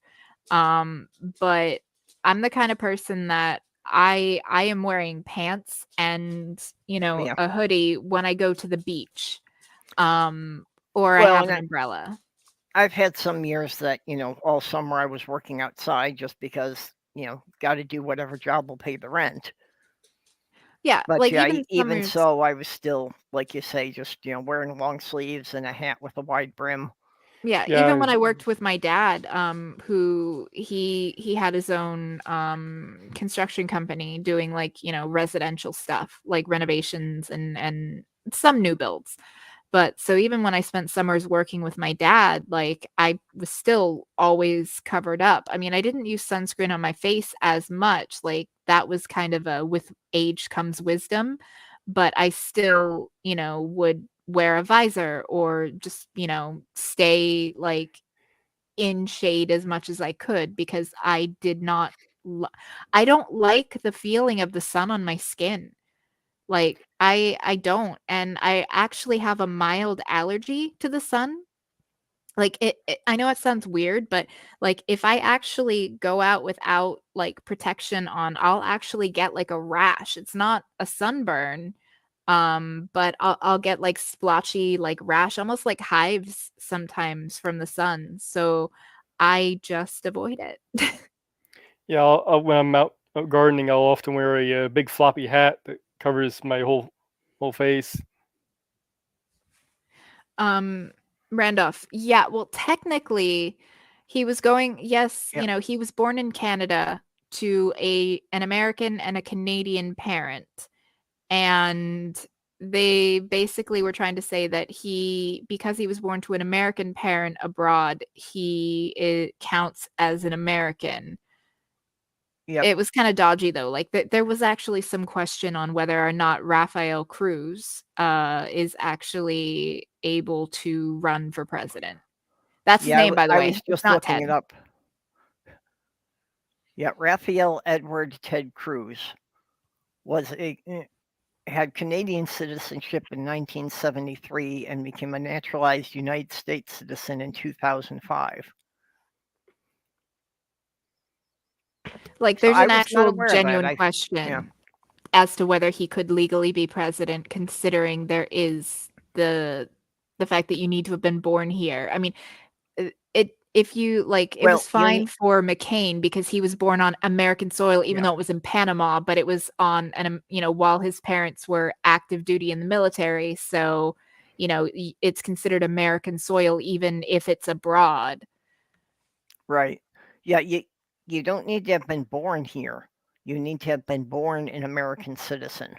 So you need some circumstance that meant you were an American citizen immediately when you were born. That you weren't a naturalized citizen, that you were a citizen of some other country previously and became a U.S. citizen later. Which is why there's a question as to whether Ted could actually legally be president. Like if he had won in the election, which nobody likes Ted Cruz. Yeah. Let's be real. Nobody likes him. But fucking Cancun Cruz. Yeah, people dying in my state power's out, people freezing to death. I'm just gonna go with my family to Cancun. Fuck it. Like, Yep. fuck my constituents. I don't give a fuck. Greg Yeah, Abbott's just as bad. I was not aware that he had been Canadian, but yeah, that it really is a question for the lawyers of whether or not he could run for president there. Yeah. Another thing, fun fact, Greg Abbott, the governor of Texas, actually went and before the bodies were even fucking, cold for the victims of the Uvalde shooting, instead of going to the vigil that they were having, he decided to go to a campaign fundraiser instead that was further away.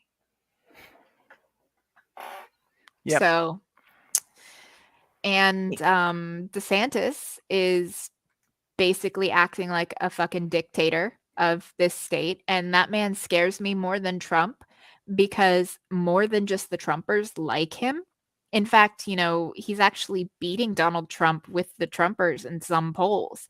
As for running for president, the boomers in this state absolutely love him, and he's an authoritarian little shitbag. Like, he's an idiot, but he's fucking politically savvy, and him with Mitch McConnell, like, the two of them could absolutely overthrow our democracy with the help of governors in red states. Can we consider Florida a red state by now instead of a swing state? It is no longer a swing state. It hasn't been a swing state since the Al Gore thing. Didn't it go to Obama one year? I think. Yeah, I think it did go to Did Obama it? 1 year. I wasn't aware of that. But if I could be misremembering, but that would have been the last time that it was a swing state. I believe it was the first time Obama was elected in 2004. I mean, this past Or 2008, I mean. The past election, it was basically the same as Texas.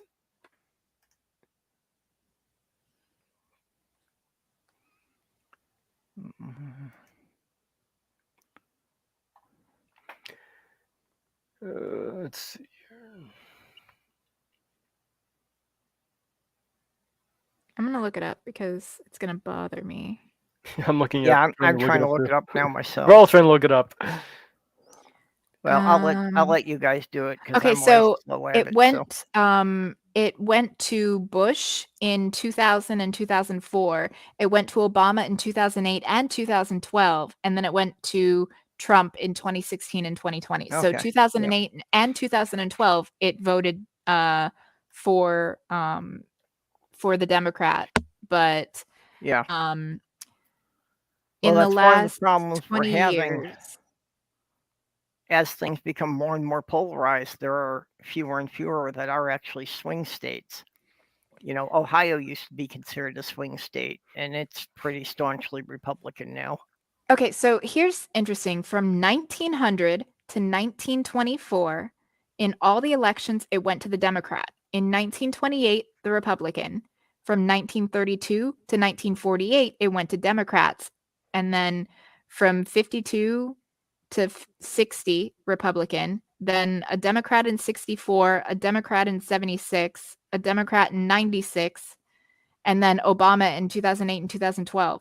But the rest were Republicans. So from 1952 to 2020, the Democrat has only won 5 times out of 5, 9, 10, 11, 12, 13. 5 out of 13. Or 5 to 13. It's another reason I like Minnesota. That I remember when Reagan got elected, his landslide victory, that he took 49 states. There was a T-shirt with the map of the United States with Minnesota connected as part of Canada. Nice. We were the only state he didn't take. But yeah, I misspoke. From 1952, the Democrats to 2020, the Democrats won 5 times, the Republicans won 13 times. So it has mostly been a red state with 5 outliers since 1952.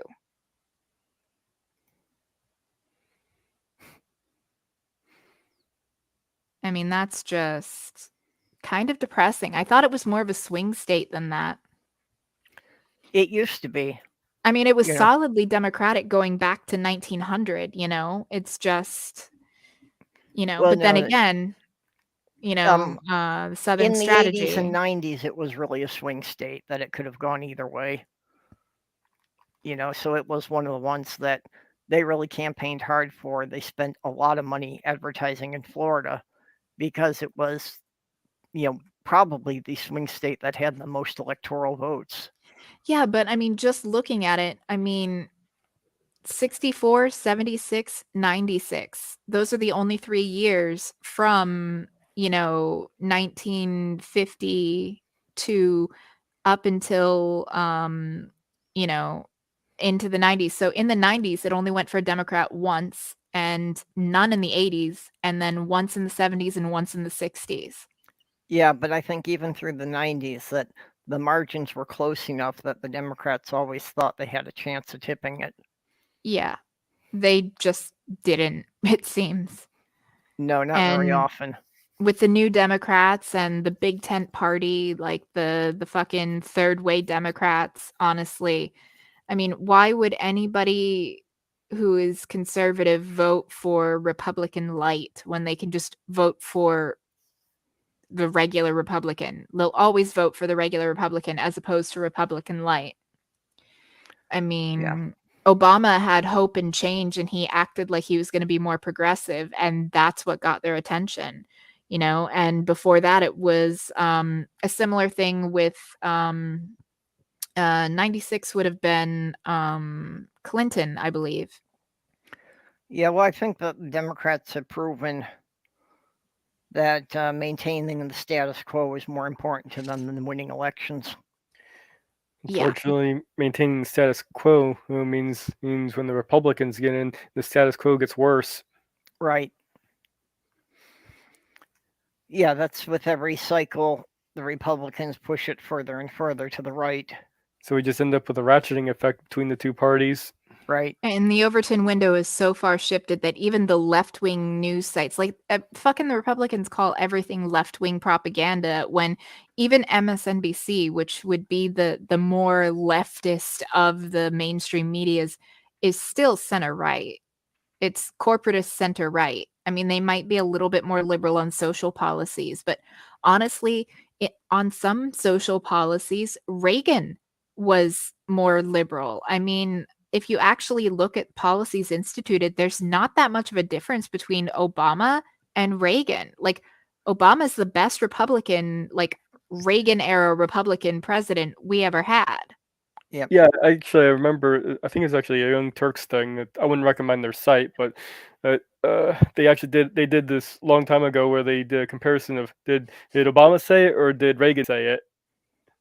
Yeah. And they I had, mean, Reagan was atrocious on gay rights and he was atrocious on economics, but when it came to, and he was also really racist, but when it came to just basic like social policy, I mean, he wasn't as bad as, you know, the Republicans are nowadays. I mean, it's like fucking if Jesus came to Earth right now, the Republicans wouldn't recognize him. They'd fucking try to lynch him for being, you know, a fucking socialist. They'd just call him a commie bastard and fucking lynch him, as opposed to, you know, and it's a similar thing with Reagan. Like the fucking Republicans deify Reagan, that Saint Reagan, best president ever. Yet when you look at his actual policies, they were basically like Obama policies. I mean, Okay. or similar. And I know this seems like a petty thing, but the one thing I will never forgive Reagan for is that we're not metric. Yeah. They had a plan in place. We were already progressing for the entire country to be metric by the year 2000. And Reagan canceled that because he didn't want them to spend the money to reprint all the highway signs. It would have been nice to have been brought up with metric, but the thing I won't forgive him for is ignoring the AIDS crisis and allowing hundreds of thousands of people to die. Well, yeah, he was a big push on the one that it was a gay disease, so most people didn't have to worry about it. And coining the whole welfare queen and like that stereotype that people of color, are trying to No. game the system I for kind of social forgot safety that net he was the one who programs. started that. Yeah, but if you actually look at the numbers, white people are the majority of people on social safety net programs.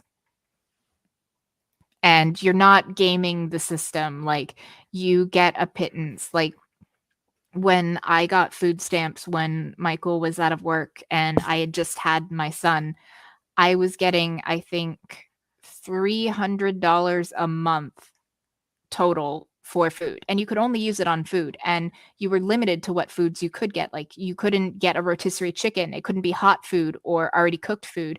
It had to be cold food. So, like, Yeah. you could go and buy a raw chicken, but you couldn't buy an already prepared chicken. Like, even Yep. though it might be cheaper for the already prepared chicken, depending on, chicken prices and everything, but it didn't matter. And people say, oh, they use their food stamps on lottery. You can't do that because Yep. you can't get cash back on food stamps. Now, there is another program called Temporary Assistance for Needy Families, and I qualified for both of them when my son was first born. And they gave me $150 in cash a month. And that basically, I couldn't get, the formula that my son needed with the WIC program, which covers like eggs and milk and cheese and like a few basic staple items, peanut butter. And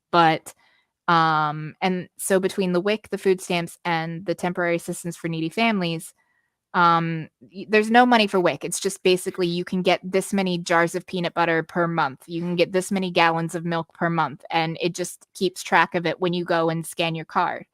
For the food stamps, it's basically kind of like a debit card. The money's there, but it is programmed in the system that it can only ring up food. So if you say, try to buy a magazine with your groceries, it will pay for the groceries and then you have to pay cash Yep. for the magazine. For the temporary assistance for needy families, that was same as cash. So I guess theoretically you could have used that money to buy scratch off tickets.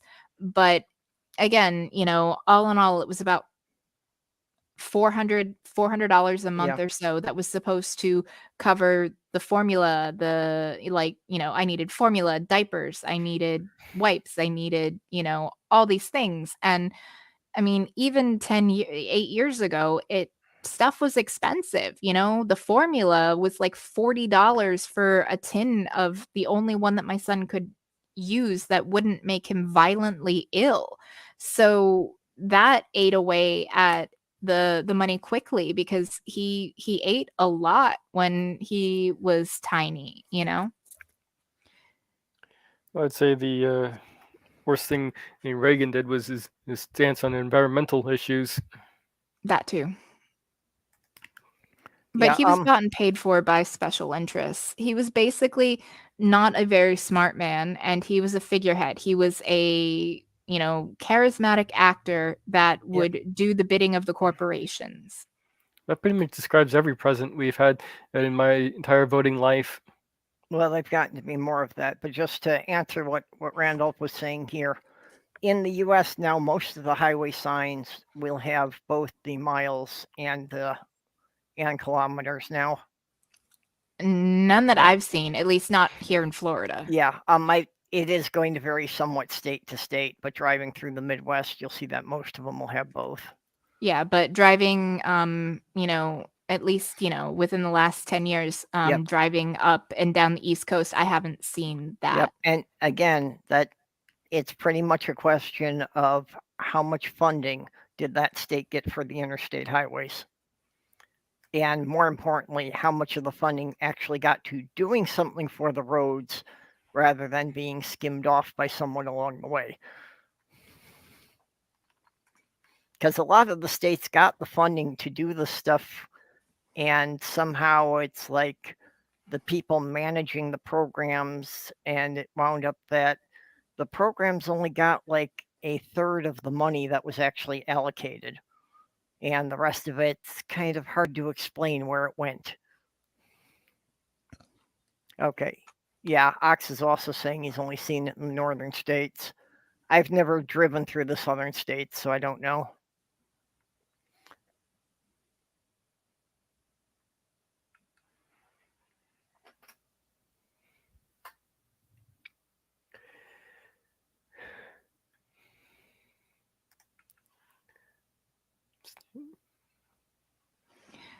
But honestly, I don't know. Like, why it upsets me how far this country has fallen.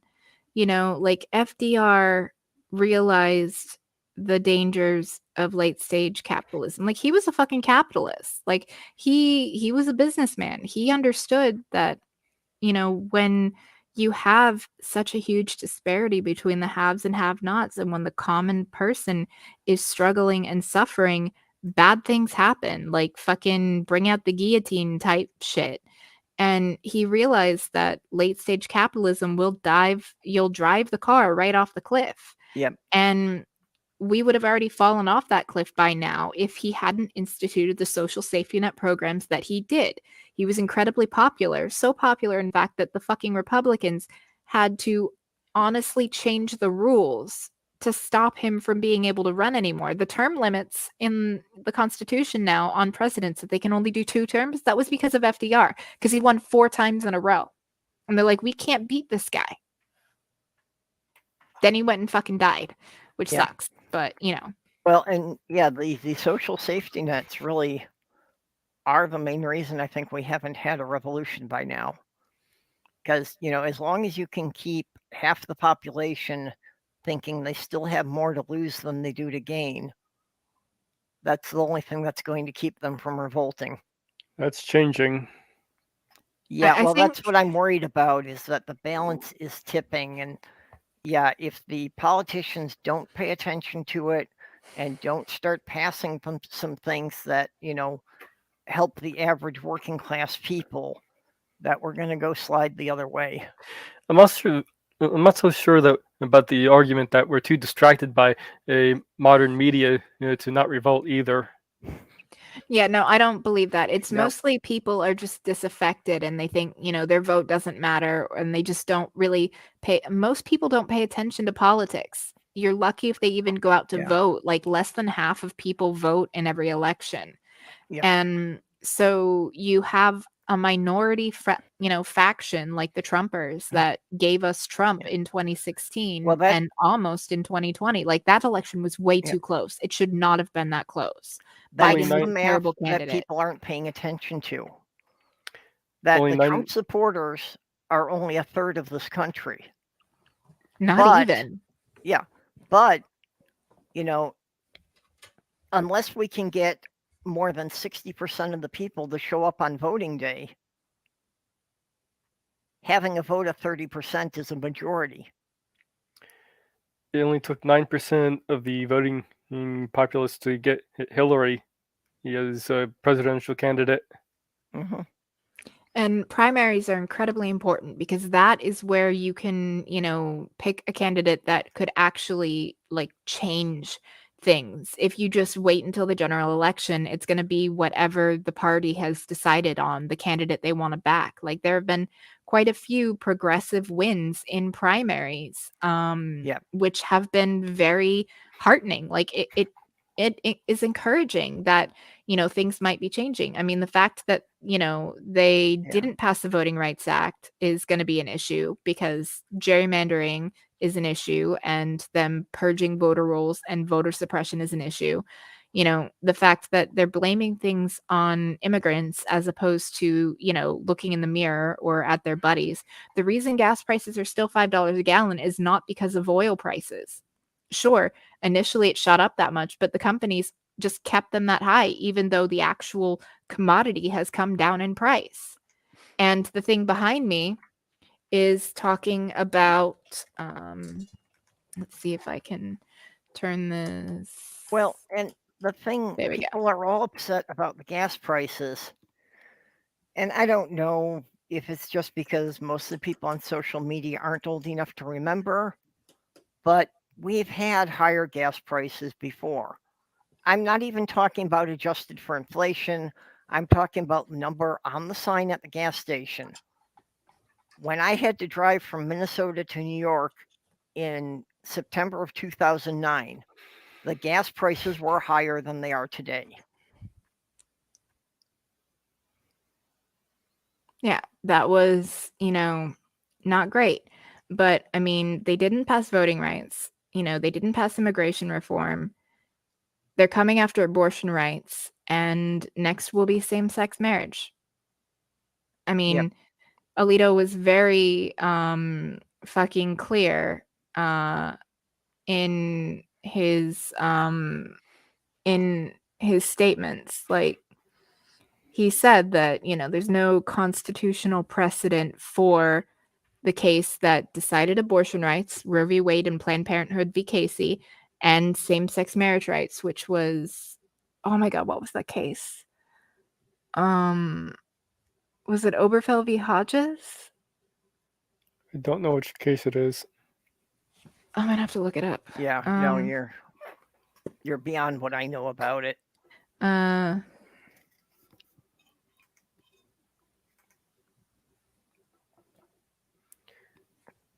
Same-sex marriage case, Supreme Court. Yeah. It was Obergefell v. Hodges. So yeah, I was right.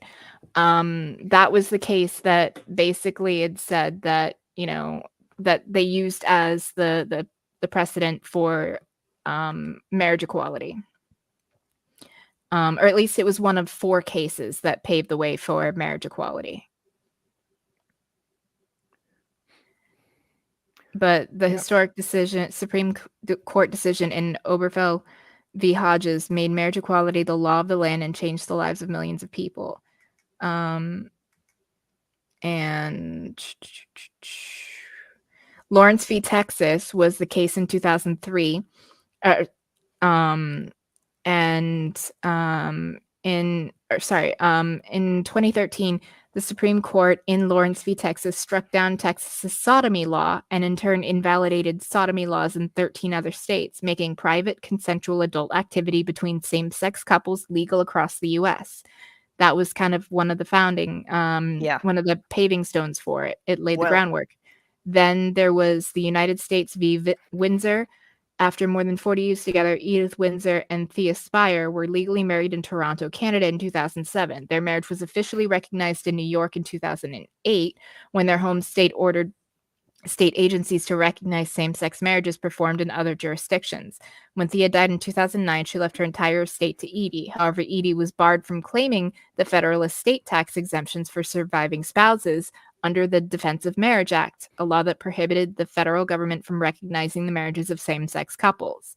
And then there was Hollingsworth v. Perry, 2 same-sex couples, Chris Perry and Sandy Steer, and Paul Katami and Jeff Zarillo filed suit against California, arguing that Prop 8 violated the Constitution by denying them fundamental right and depriving them of equal protection under the law.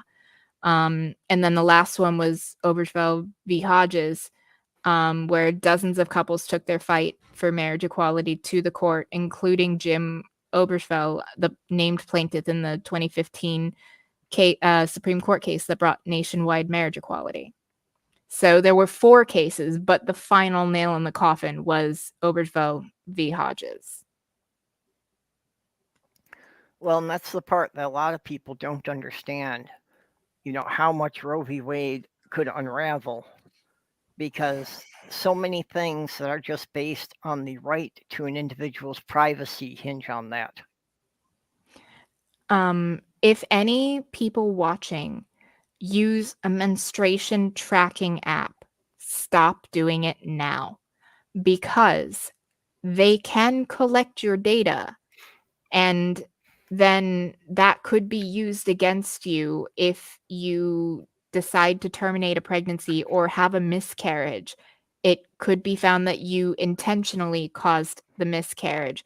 And if you're tracking in one of those apps to keep track of your cycle, it's not worth it. Like if you lose protection to privacy, and abortion rights, and they do start criminalizing it nationwide, then it could be incredibly dangerous. Get yourself a daily planner, like a calendar kind of thing, and you're going to have to do it the old-fashioned way of just whatever day your cycle starts, like the day you first bleed, grab a red pen or really any color, doesn't matter, and mark a little P. And then just draw a line from that to whenever it is that your cycle stops. And you stop essentially bleeding.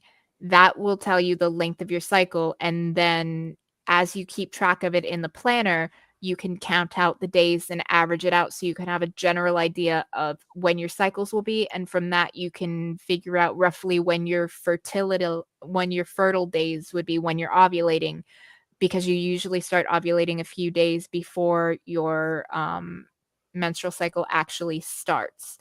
And it takes time. It's more work than just, punching in something into your phone, but they'd have to actually break into your house to grab your little planner or your calendar. And if you're just marking, a fucking letter with a line, it could be anything, they can't prove that it's you tracking your cycle. You could also come up with a code for doing it of, like a letter or a symbol for your start date and your end date, and just put those in there. I know it sounds paranoid, but it's important. You need to think of these things, because honestly, things are getting dark and grim in this country. Yeah. See, they can't physically block a patient from crossing state lines to get an abortion. However, they can penalize them. So imagine, you go across state lines and get an abortion, you come back and you get arrested for it.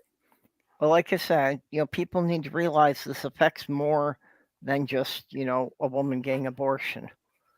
I'm really scared about this, because of being transgender, that, if this keeps going, yeah, they could push it that I couldn't get the hormones anymore, that I would have to stop my medical treatments, and basically leaving me stuck in a stage halfway between. I was wondering if that would be like a permanent change, or if you stopped for whatever reason, it would start reversing.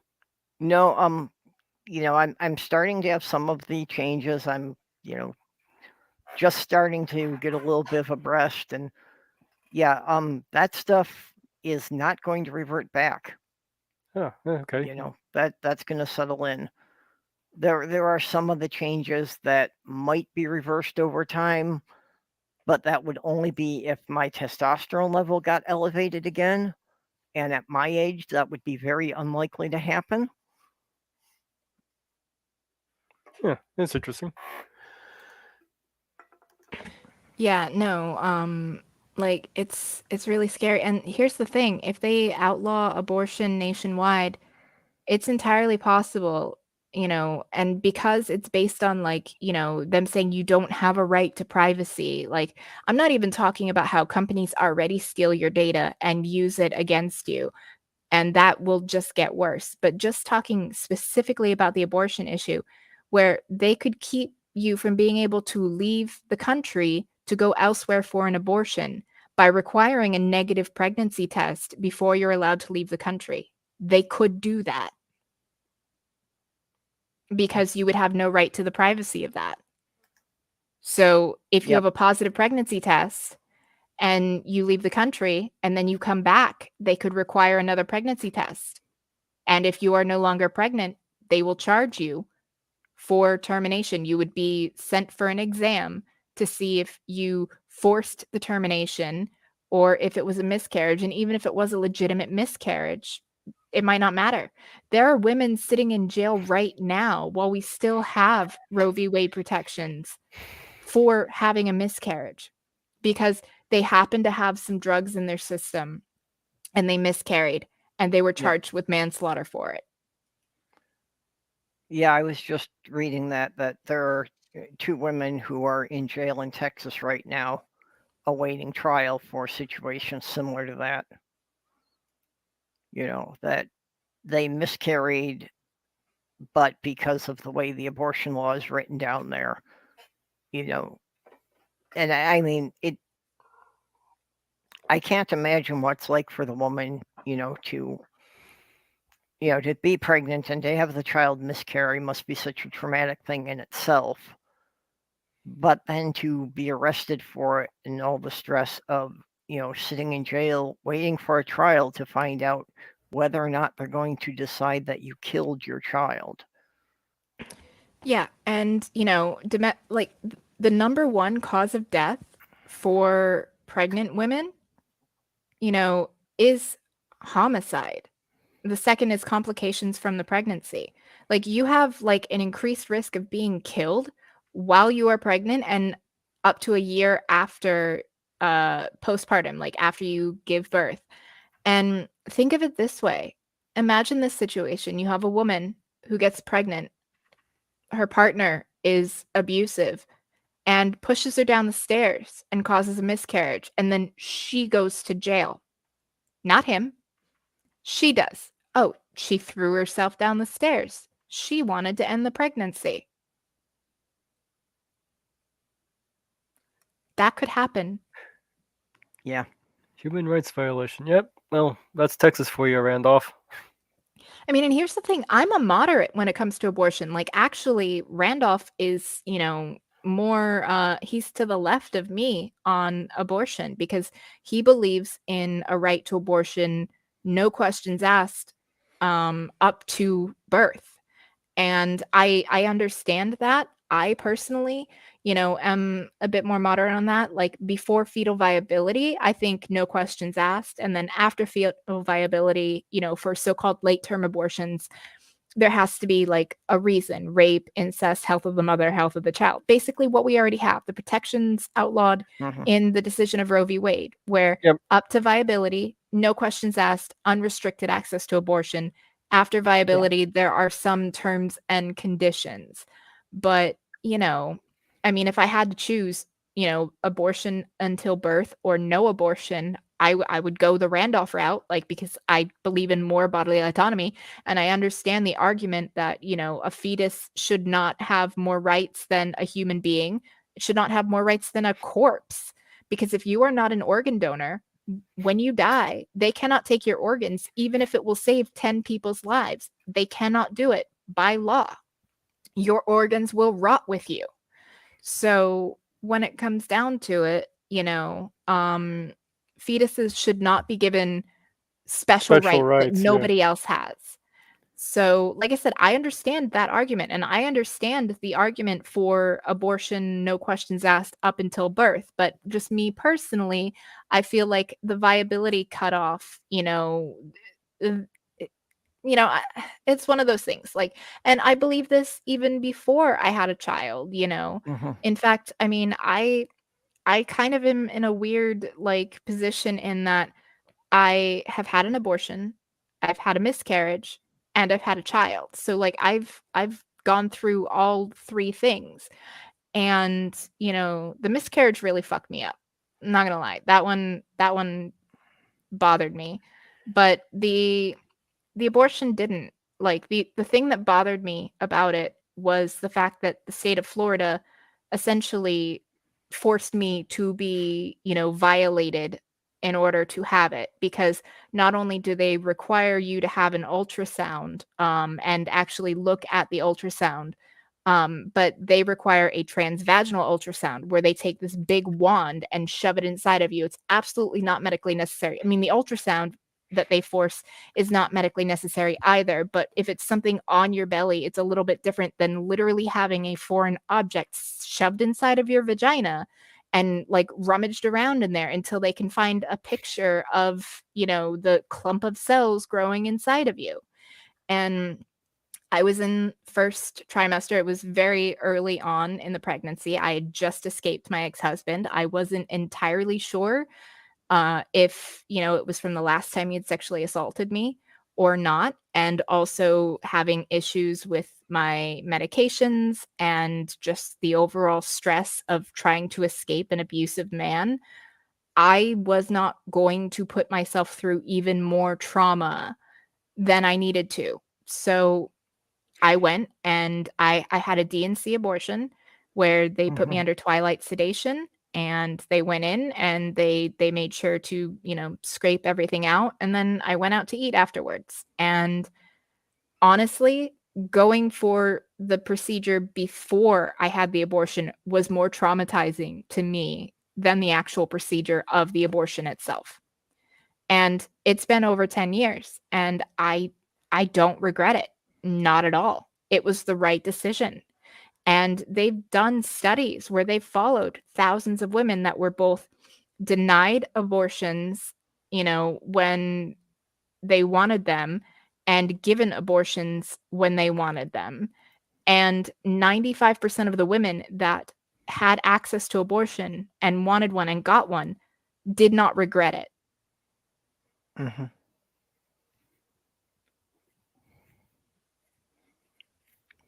I mean, Yeah. I didn't misrepresent your views, did I, Randolph? Because, I know we had Oh, a no. conversation before.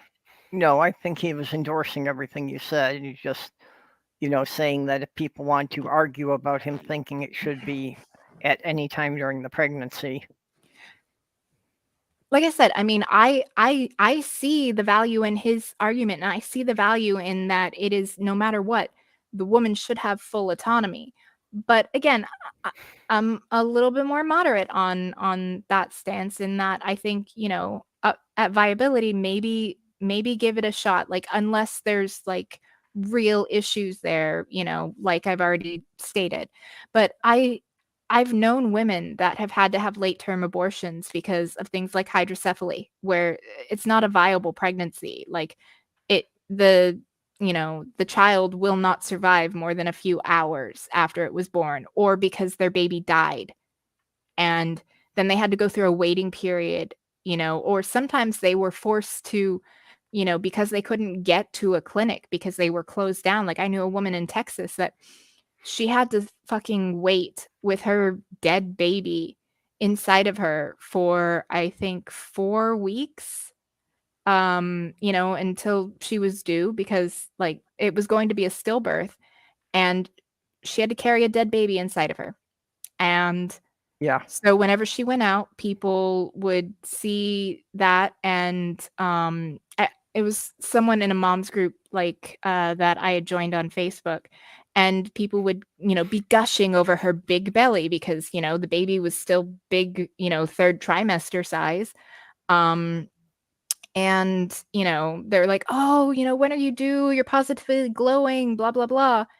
And it's like, you know, that's traumatic. That's absolutely traumatic, knowing your baby is dead and everybody's like praising you for, "Oh, it's such a Yeah, miracle. It's such a blessing to have a baby." Fuck think And it I would- think you. that's I think one it of the would've- most horrible things about the Texas law, that even if the mother's been told that the baby will not survive, they still can't remove it.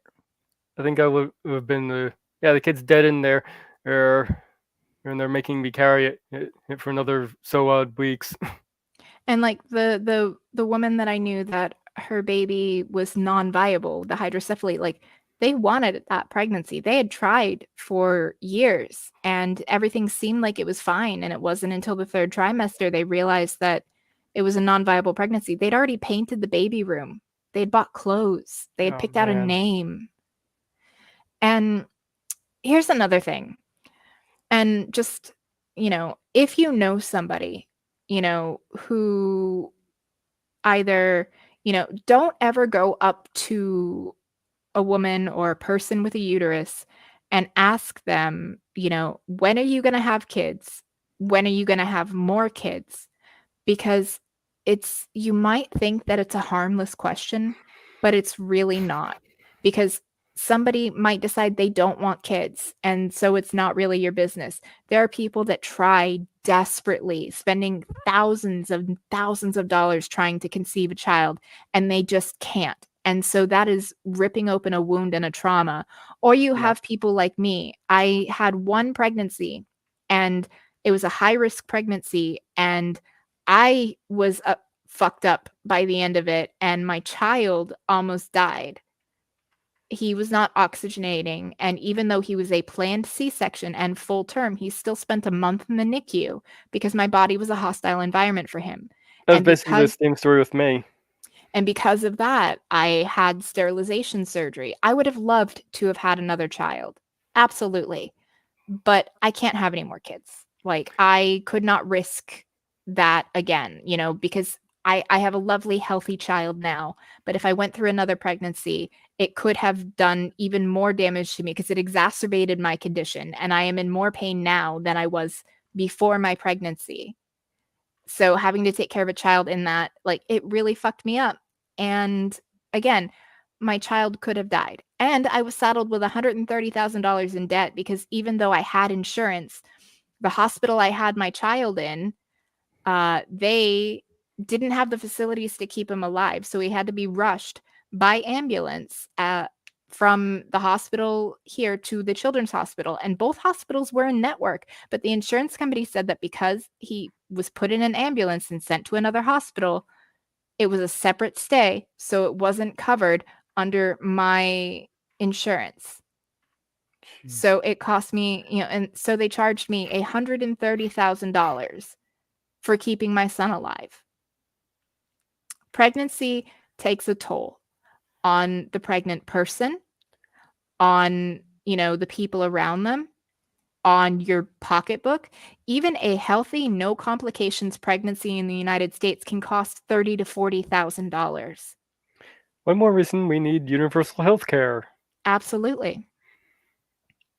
Yeah, and I don't talk a lot about the abortion thing just because I don't feel I know enough about the pregnancy process to really, say anything informed on that.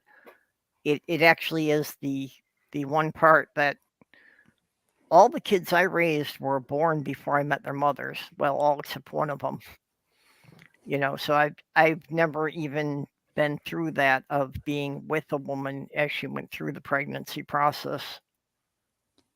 And I mean, I feel like it's important, like, I'm not, like, I don't understand, like, and you know what, there's fucking weirdos in every group. There are some women out there that, they'll be like, yeah, I'm proud I got an abortion, and they wear it like a badge of pride. I don't. It was necessary, I don't think it's evil. I think of it as a necessary medical procedure. But I'm also not going to avoid talking about it because it's important to destigmatize it and to understand that there are circumstances that happen where it is absolutely necessary. Well, and that's what polls show, that like 80% of the people in the US support access to safe abortions. Mm-hmm. Because, yeah, it's not something you can make blanket laws about. It has to be something that is divided or decided by the women, on a case-by-case basis, because every one of them is in a different situation.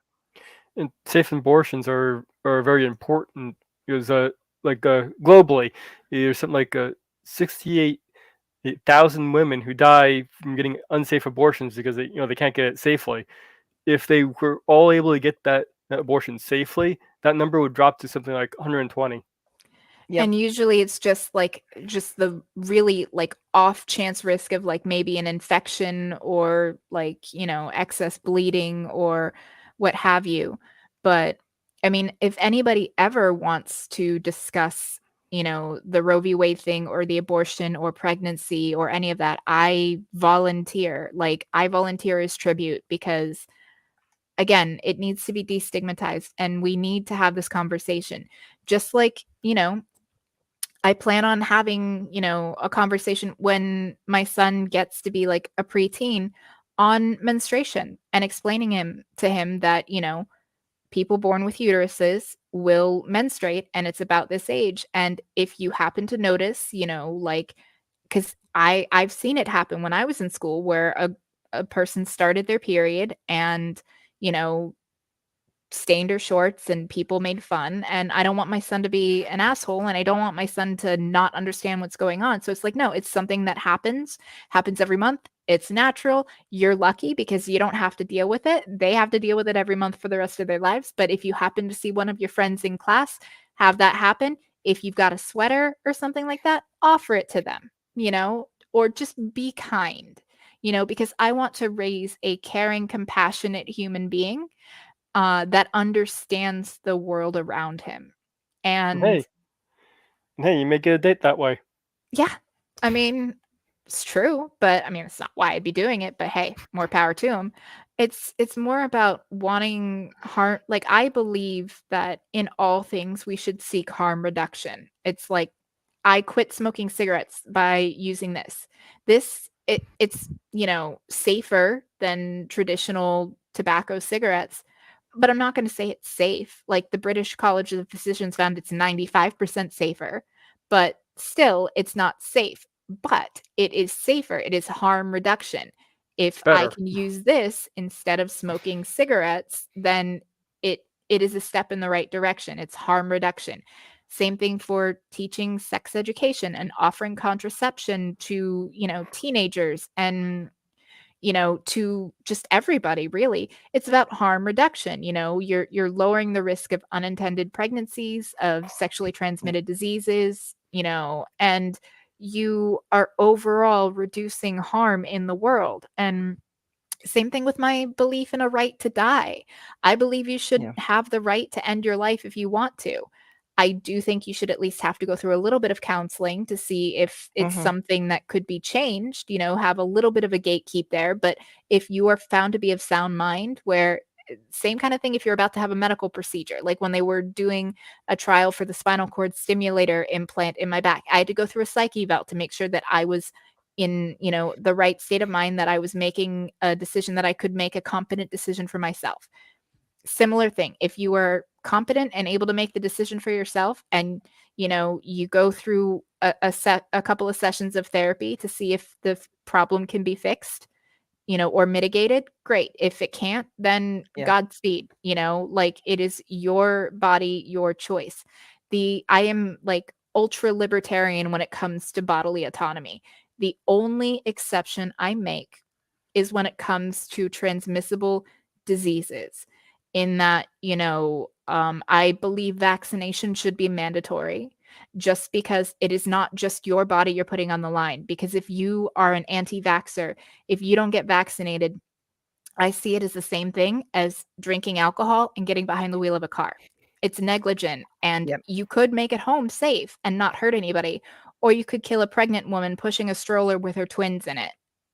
And you have no way of knowing, but it's negligent, and you're causing a lot of harm. So I believe that vaccination should be mandatory, just like I think there should be like harsher penalties for people that know that they have something like HIV/AIDS and refuse to disclose that, to sexual partners. Because again, it is not just Yep. your body that you're putting on the line. Well, Like, but if you want to do drugs, I don't care. Do all the drugs. As long as you're not getting behind the wheel of a car, I don't care. You can do all the drugs you want. You can have all the sex you want, as long as it's with a consenting adult, I am and with you completely on that, because that's actually what happened to me.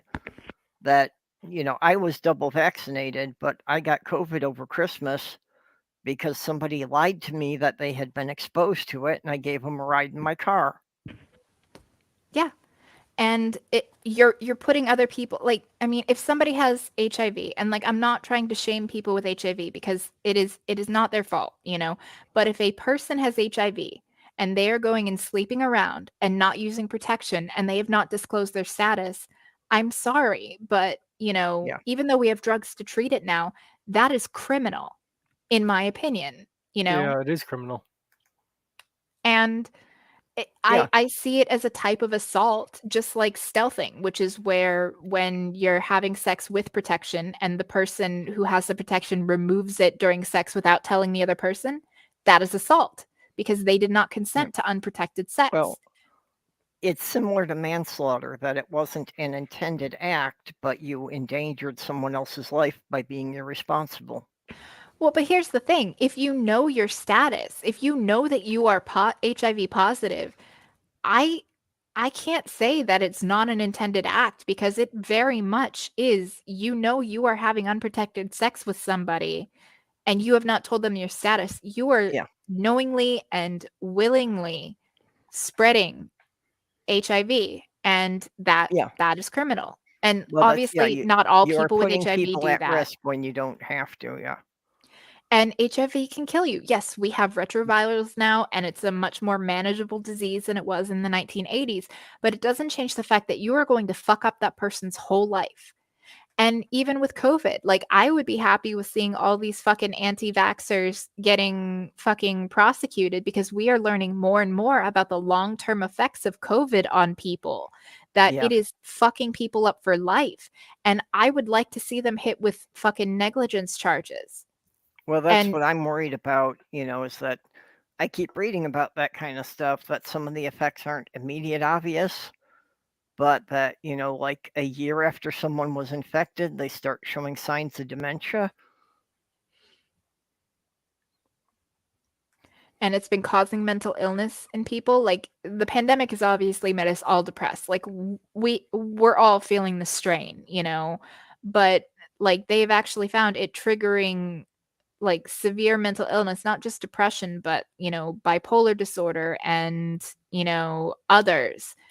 And honestly, truly, it's damaging people's organs. It's giving them long-term health complications. There are people that are long haulers with COVID where they can barely breathe. Some of them need oxygen even though they're in their 30s.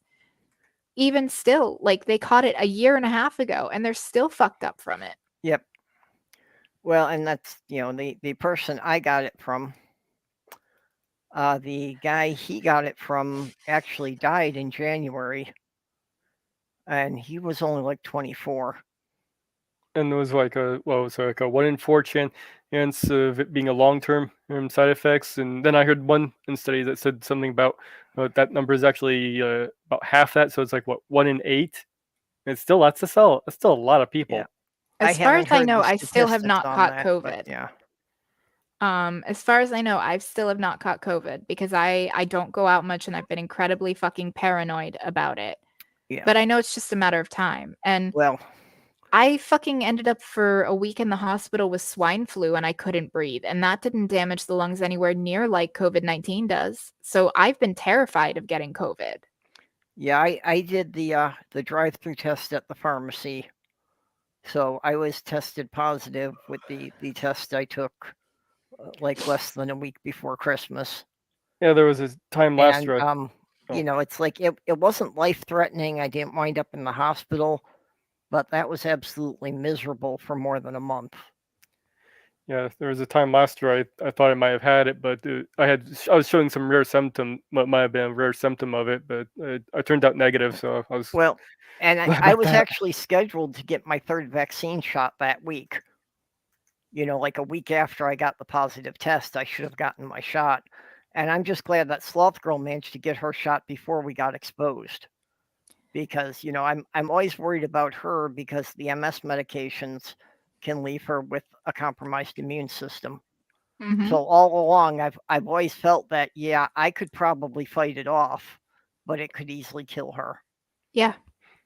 And like I'm triple vaxxed. I actually haven't gotten my second booster yet because I don't go out. So I kind of delayed getting my booster until about a year after my second dose, just because I still hadn't caught it and I wanted to wait because I know they're constantly tweaking the vaccine and I wanted to, get it. So it was about 2 months ago, I Mhm. believe, that I got my first booster.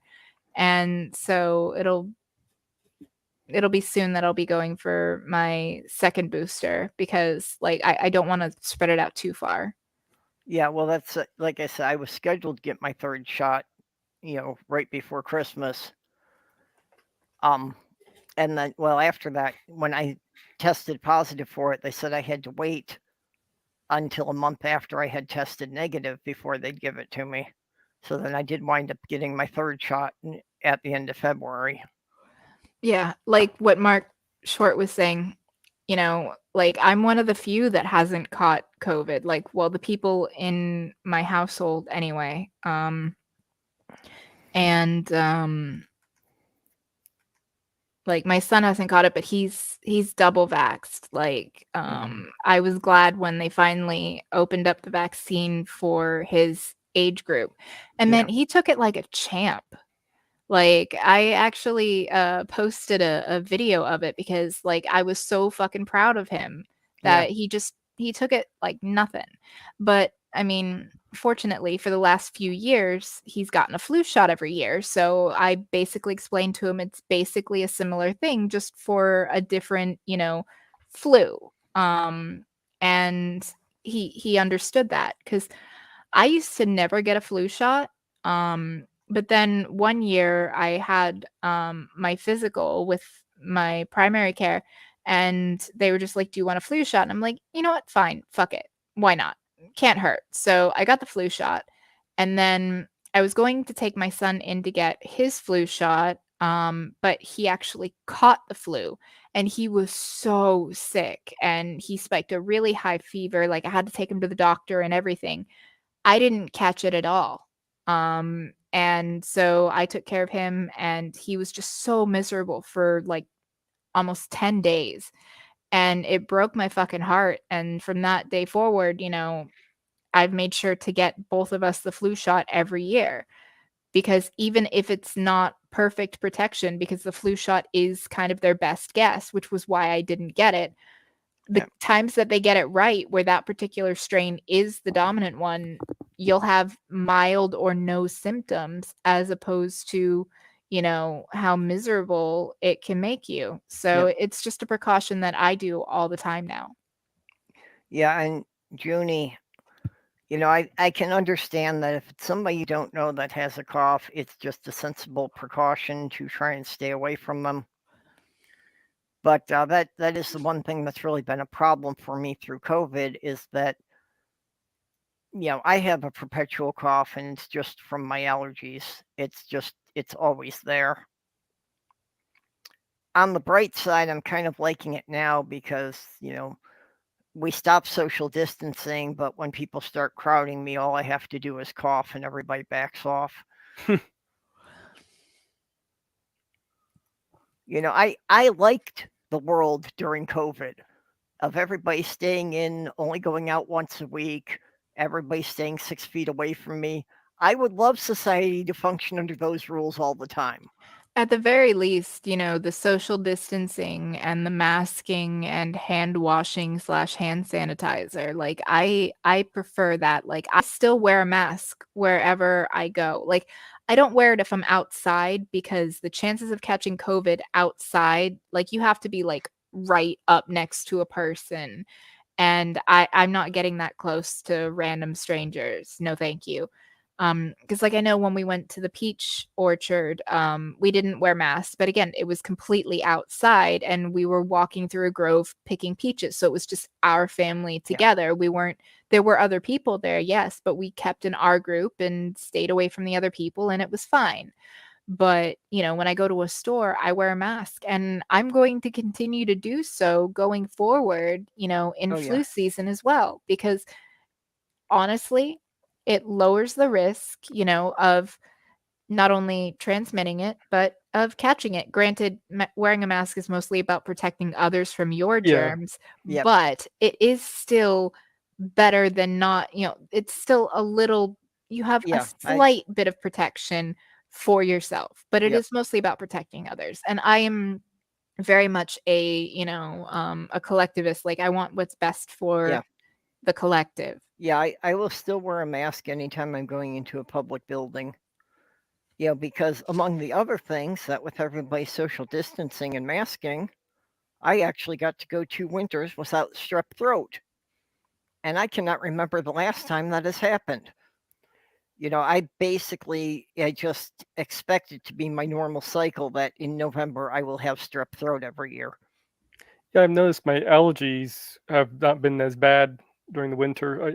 When I'm wearing a mask, so Well, yeah, pollen's much, much bigger than a fucking virus. Oh, yeah. So, you know, definitely. And it's like, it's not like, it's an outlier. If you go to Asian countries like Korea or China or Japan, like people like wear masks whenever they have even the tiniest little sniffle, like out in public. Like everybody who has any symptoms, be it allergies or illness, like they might still go to work, but they're going to be wearing a mask and they're going to be distancing themselves as best they can. And they're going to be washing their hands and doing all of they've been doing COVID protocol in Asian countries for fucking decades. Yeah.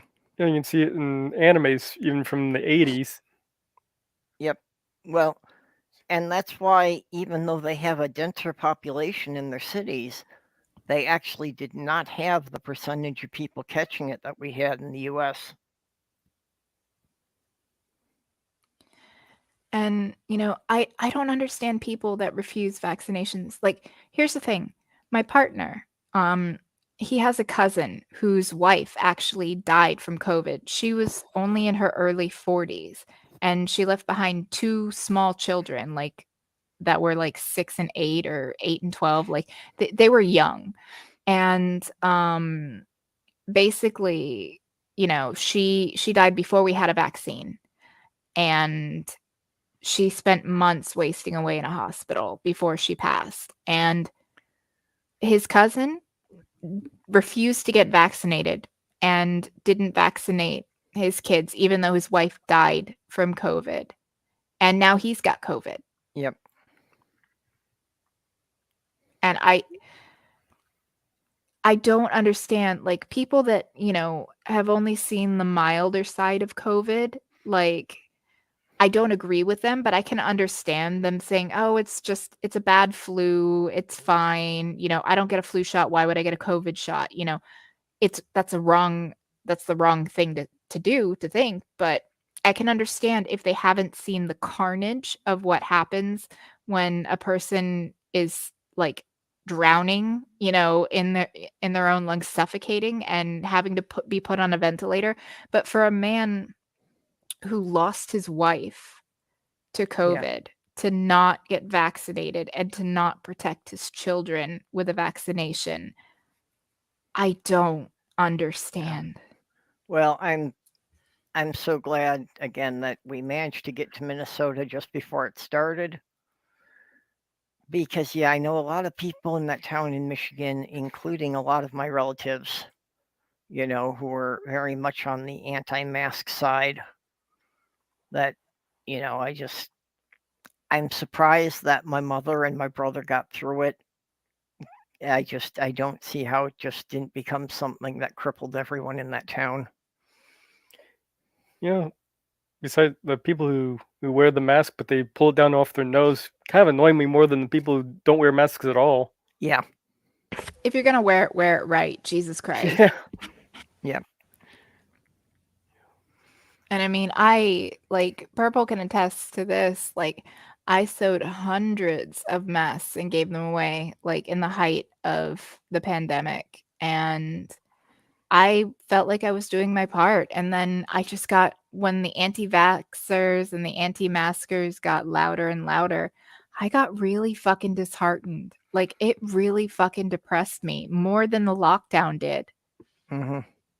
Just because it was like, then what's the point? Like, why am I even bothering trying to do my part to make things better? It's like, obviously I'm going to protect my family and the people that matter to me by wearing a mask and everything like that. But, like, when so many people are going around spreading their germs, when people are fucking shooting people because they're told they can't go into a store without a mask, like, there are actually retail workers that were murdered by people that refused to wear a mask.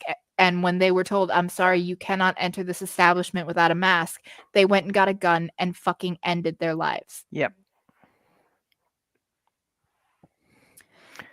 Yeah, and then there's things like that going on, and they're saying that people are lazy for not going back to work. And it's like, no, they're not lazy. They're realizing that working for minimum wage is not worth it when you have to question about whether or not somebody's going to kill you just for doing the job you're supposed to do. And then you have those people who were doing the pandemic challenge of licking door handles and toilet seats. Honestly, just Darwin Award them and move on. I'm not even, like, those people are just stupid. And it's like, if you're going to eat a Tide Pod or lick a toilet, whatever, I don't care. Like, see yourself out of the gene pool. Not going to Well, lose any sleep over again, that. I don't care if they just take themselves out. It's just a question about whether or not they take out any innocent bystanders with them. Exactly, which is why like I said, you want to do all the drugs, you want to fucking end yourself with drugs by doing all the drugs. I don't care. As Yeah. long as you're not like supposed to be watching a small child at the time or getting behind the wheel of a car where you're then putting others in danger. If you want to sit on your couch and waste away getting high, I do not care. That I believe know, is your right with your, right to bodily autonomy. It's the minute it it's starts funny. impacting others. It's funny, but this is making me realize, really that my dad had very progressive attitudes for the 70s. That, that's what he told all of us kids is that I don't care if you drink, just don't leave the house. That as long as we were in a controlled environment where we weren't going to hurt anyone else, he just didn't give a shit.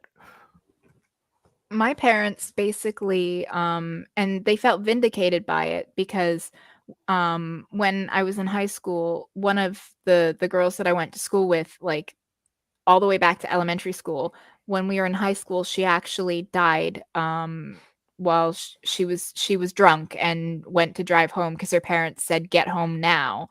And I mean, she had a choice. She could have been honest and said that she had been drinking. She could have asked if the friend who had driven her to the friend's house away from the party, who had not been drinking, if she could either stay at her house or if she could, come stay the night with her, where then the sober person could have driven, but she didn't. And the parents were like, get home now. And they have to live with that for the rest of their lives. And I do not envy them that. But my parents' stance was this: we would prefer you not to drink, but we know that when you're not under this roof, we cannot stop you from doing what you want to do. So don't be stupid. Basically, be responsible. If you drink, do not drive. Ever. It doesn't matter if it's 2 a.m. If you are drunk, call us and we will come and get you and you will not be in trouble. And like I did drink in high school, but I would drink while staying at a friend's house. It's like, we'd play quarters with cheap wine, or even if we got into the liquor, it was a sleepover where we were all hanging out together and getting drunk and doing stupid things, getting drunk, smoking weed, but we weren't going anywhere. Like we were in a safe environment. There were a few parents that basically they kind of had a similar understanding. They were a little bit more lax and liberal than my parents, because my parents were like, okay, you can have one drink on special occasions like Christmas, New Year's, 4th of July, and it was a really lightly poured mixed drink kind of thing, because they wanted to destigmatize alcohol, because if it's taboo, you want to do it more.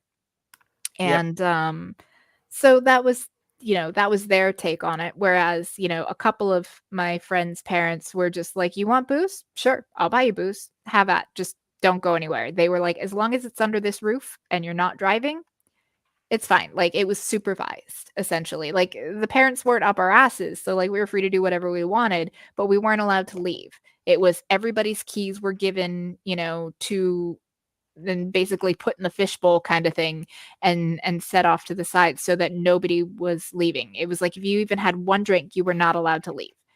And while I know people will say, oh, it's irresponsible to allow minors to consume alcohol, I would say minors find a way. Like fucking it is not that hard for an underage person to get a hold of illicit substances. So if they're going to do it anyway, again, I harm reduction. Like all of my policies I see as just bringing about harm reduction. And so, yeah, you might get drunk and you might like fucking do something stupid, or you might drink too much and start like puking over the side of a lawn chair for an hour and a half. That happened to me once. Yeah, It was not fun. You can also take the mysticism away from by allowing the kid to experience what it's like. Yeah, well, it's like when my son gets older, I'm going to talk to him about drugs. And rather than just saying drugs are bad, don't do them, I'm going to be like, here's the deal. Drugs can make you feel good. They can. Like, they can be enjoyable to do. However, with most drugs, you take them and you feel good. And then the next time you have to take more of it to get that same feeling. And then eventually it gets to the point where you have to take it just to feel normal. You will feel absolutely sicker than you've ever felt in your life if you don't take it. That's called withdrawal. And it is a miserable experience. And, you don't want to go through that. Trust me. So rather than just saying, drugs will kill you or drugs are bad, don't ever touch them, explaining that no, like there is an upside to it in that it feels good, but just because something feels good doesn't mean it's a good thing for you to be doing, And again, like if I find out he smoked a little bit of pot, I'm not really going to care. Obviously, like there are a lot worse things. Like if I found him with something harder than marijuana, then we would have a much sterner conversation, obviously. But, I don't have to worry about that till at least his teenage years. So that's a good thing. But I plan on being open and talking to him like an actual human being, not like he's, some like subhuman invalid like some parents talk to their kids. Like I will have adult conversations with him about here are the facts. I can show him statistics. I can show him documentaries of like the harm that, some drugs can do and explain to him that, yeah, the fun time you feel when you first start is not really worth the long-term repercussions that you will have if you do go down that path of using that,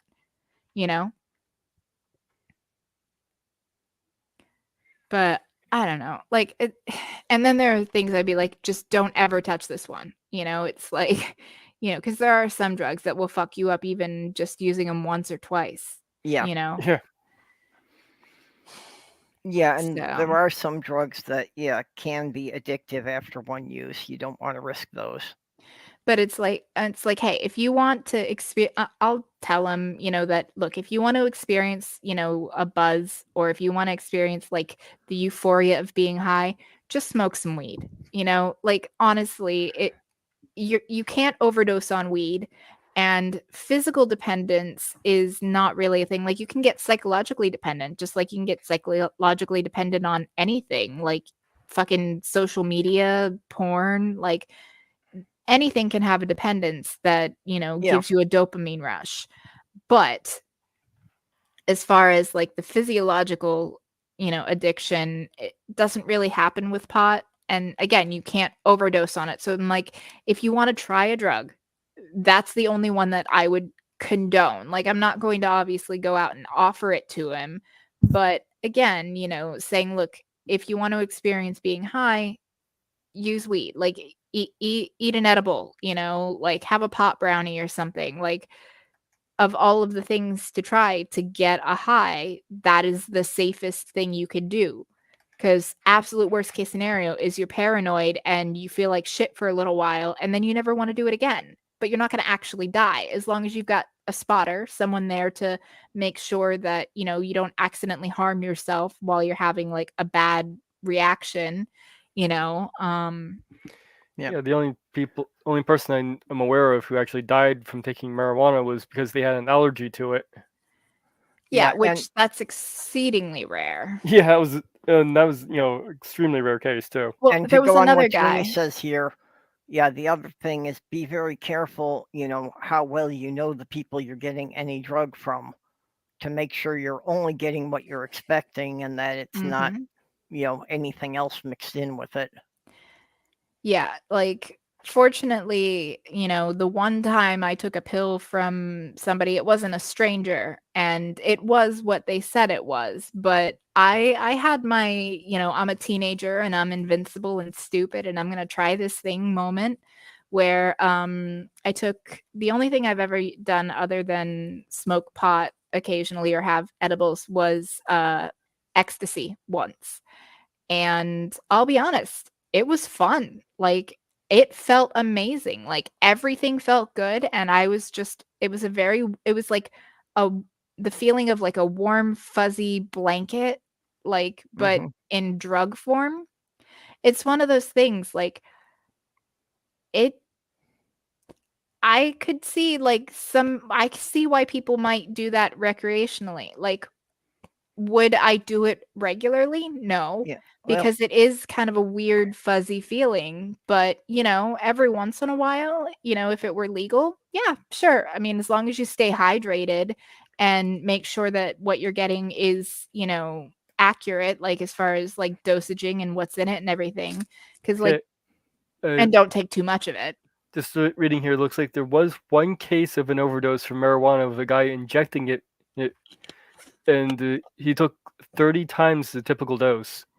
Yeah. Like you would not be able to eat or smoke enough to Yeah. kill you. There was one guy that died from pot where he was actually he was in a car chase with the cops and he had a ton of marijuana in the vehicle and then there was an accident and it crushed him. But even a ton of feathers would fucking kill you. So, Good night, Brian. night, Brian. But yeah, no, it's one of those things. Like I feel like it's important to have open, honest, frank discussions, on these types of topics, especially with our children. I'm going to have the same open, honest, and informative discussion when it comes to sex, where it's like, when it comes to sex, there's nothing wrong with having sex. There's nothing to be ashamed of as long as it is with somebody that you care about and that is consenting to it. And as long as you're using protection, that is the angle I plan on approaching that topic with my son when he gets older, just because, like he needs to have sex ed and it will be informative. I will, give him documentation and everything, explain to him different like STDs, not to scare him away from sex, but just saying, look, if you don't use protection, or even if you do, there is a small, slim chance, that you might still catch an STI. These are the types of symptoms to look for. And if you do start being sexually active, then every 6 months, we're going to go to the doctor and we're going to get you tested and screened for STDs.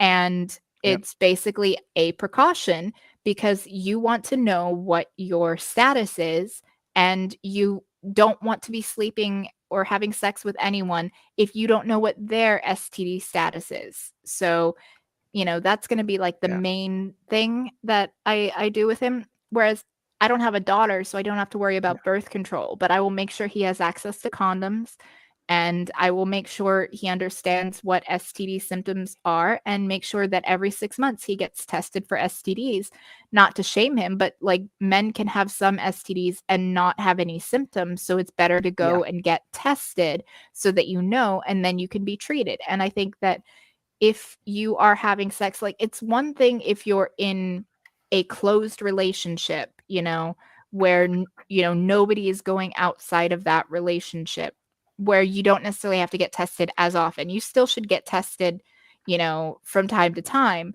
But if you are absolutely sure that the people that you are sleeping with are not sleeping with anyone else, then it's not as imperative.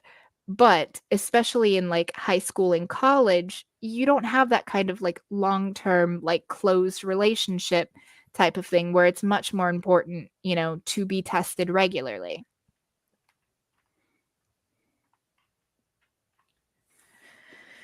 I don't know. I feel like it's important to just be honest. Yeah. In the US, what kind of sex ed varies tremendously from state to state and even from county to county within some states. Well, I made it a point to actually say closed relationship and not monogamous because it doesn't necessarily have to be just between two people. You could have a throuple or, any combination where it is self-contained, where essentially the people in that relationship are not sleeping with people outside of that relationship.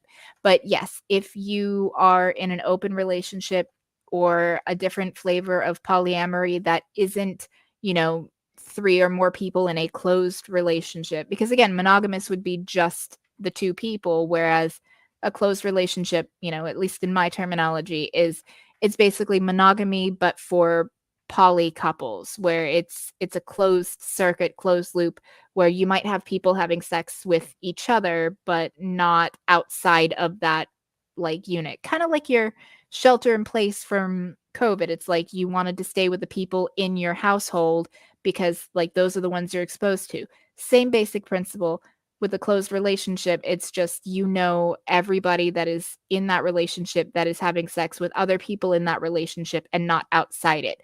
Once you're having sex outside of a closed relationship, then it is important to get tested at least every 6 months and always know what your STD status is, because it could be something simple like chlamydia, which is easily treatable with a course of antibiotics.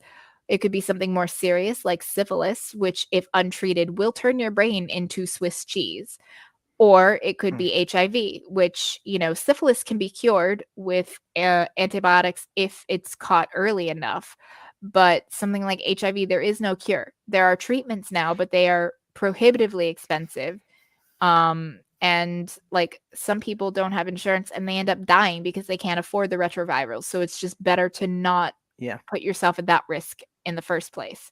But I'm going to make sure that my son knows all of this, and that, you know, he has access to condoms, you know, from whenever he starts becoming sexually active, because it's important.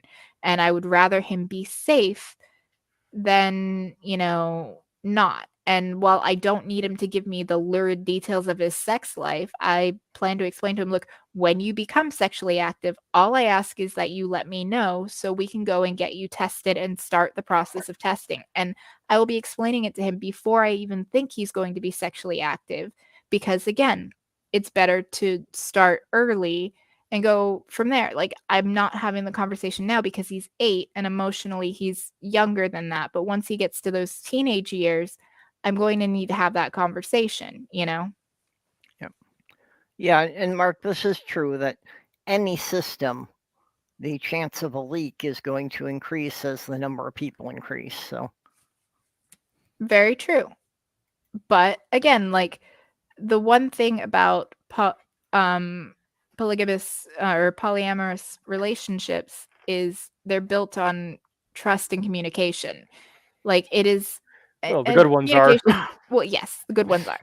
Like, but communication is important in any relationship, but when you are dealing with multiple partners, it is much more important. well, even, you know, when I was with my ex, we were in a swingers group, you know, but it still was a rather closed group, you know, and that anyone who wanted to join basically had to be screened by a couple of the members. And yeah, they had to make sure that they had a health check like that and such.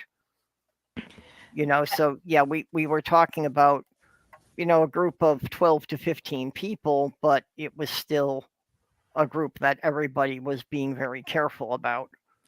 And that's what it's about. It's about harm reduction and everybody taking the necessary precautions to keep people safe, like yourself and others. And I just wish that more parents would have these kinds of talks with their kids, would explain to them and encourage them that, hey, you know, there's nothing wrong with being sexually active. You know, there's nothing to be ashamed or embarrassed about, but you need to always use protection. And once you start having sex, you need to get tested every 6 months so that you know that if you've caught anything. And this is one of the topics that, you know, I find really very discouraging, because I realized that the sex ed I got in high school in the Chicago suburbs in the 70s was better than what most kids in the country are getting today. You know, how did we backslide 50 years?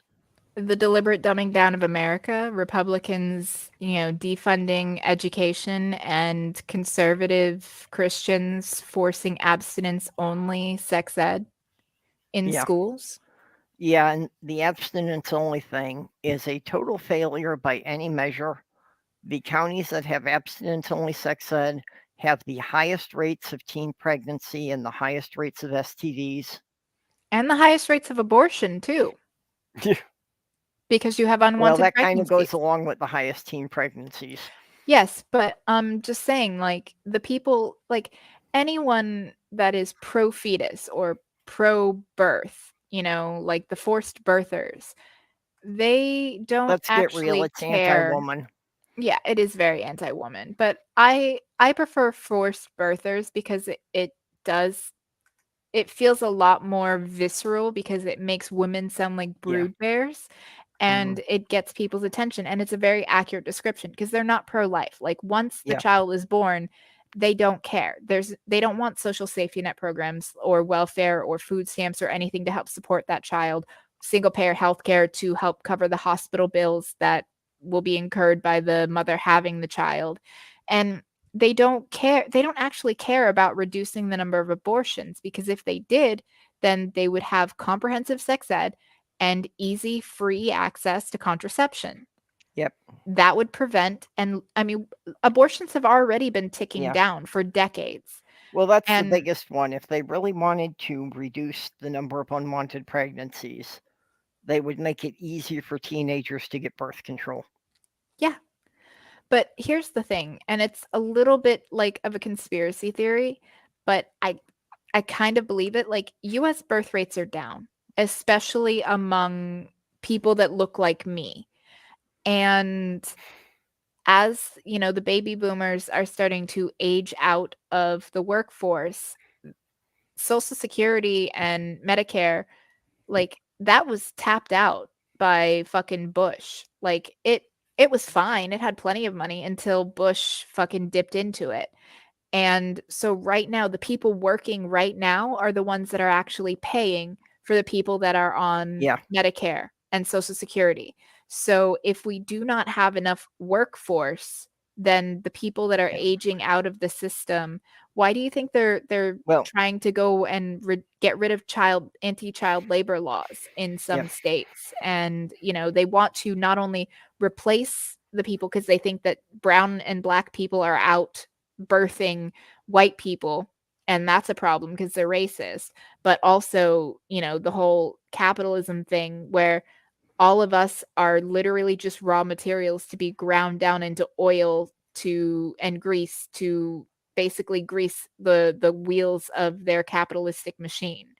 So they want more babies born, especially white babies, so that they have a workforce. And if they're born into poverty, great, because then they're more likely to take whatever crumbs you'll toss at them.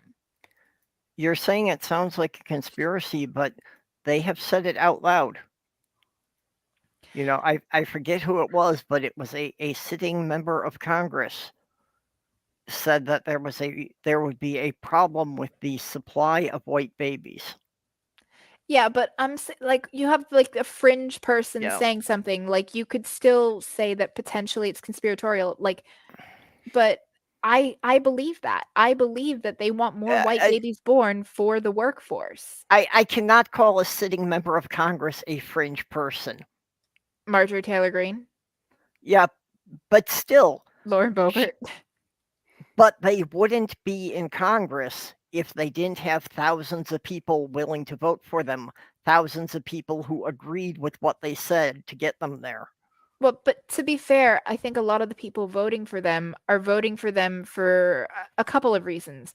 One, because they bought hook, line, and sinker the whole trickle-down economics thing, that tax cuts for the wealthy will trickle down on them, and they have the hope that one day they will be rich, so they, you know, are fine with cutting taxes on the wealthy, not understanding that they will never be that wealthy. But also there's the religious aspect and the culture war thing where they've been whipped up into this racist frenzy that it's like, oh, you know, too many non-white babies are being born, or immigrants are coming in and having babies and they're going to take over the country, you know, the whole great replacement theory. Yeah, a lot of people will vote for one issue and they ignore everything else the person says. Yeah, so they might not care or understand that they're just cogs in a machine. They're not even cogs in the machine. They are literally the raw materials ground down into the oil to grease the machines. Yep. So they are nothing to the system other than something that is needed to be ground up to keep it running. But they don't see it that way. They just see the culture war issues of, wokeness or critical race theory. I mean, for fuck's sake, was it Virginia? The guy won where he had no platform other than being anti-woke and talking about critical race theory. Critical race theory has never been taught in elementary schools. What they're calling critical race theory is just American history. Critical race theory as a topic is only taught in select schools, and it is at a collegiate law level. We're talking first year Harvard law. No elementary school is learning first year Harvard law curriculum. Before this whole thing came up that it was in the media and everyone knew it, critical race theory was only taught by 3 law schools in the entire US. But they are using it, they're basically trying to associate anything negative about US history that deals with minorities as critical race theory. Yeah. Because they want to demonize it, because they want to whitewash it. If you look at the textbooks coming out, like, they are minimizing things, you know, they don't talk as much about slavery. They don't talk, I think, at all about the Japanese internment during World War II. Anything that says white people may not have always been great to other people, they want to get rid of. Exactly. They want to whitewash history. Like, they won't really talk about Malcolm X, but they'll talk about Martin Luther King, but only the snippet from his I Had a Dream speech of, you know, content of my character instead of color of my skin.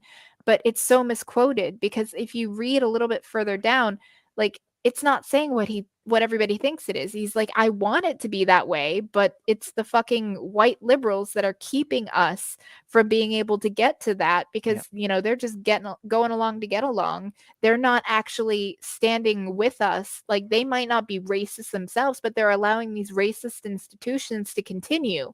They're turning a blind eye, and it very much reminds me of like the Kitty Genovese story, where it's like, you know, all that's required for evil to prosper is for good men to do nothing. A woman was brutally murdered and dozens of people heard it, but nobody fucking stopped to help.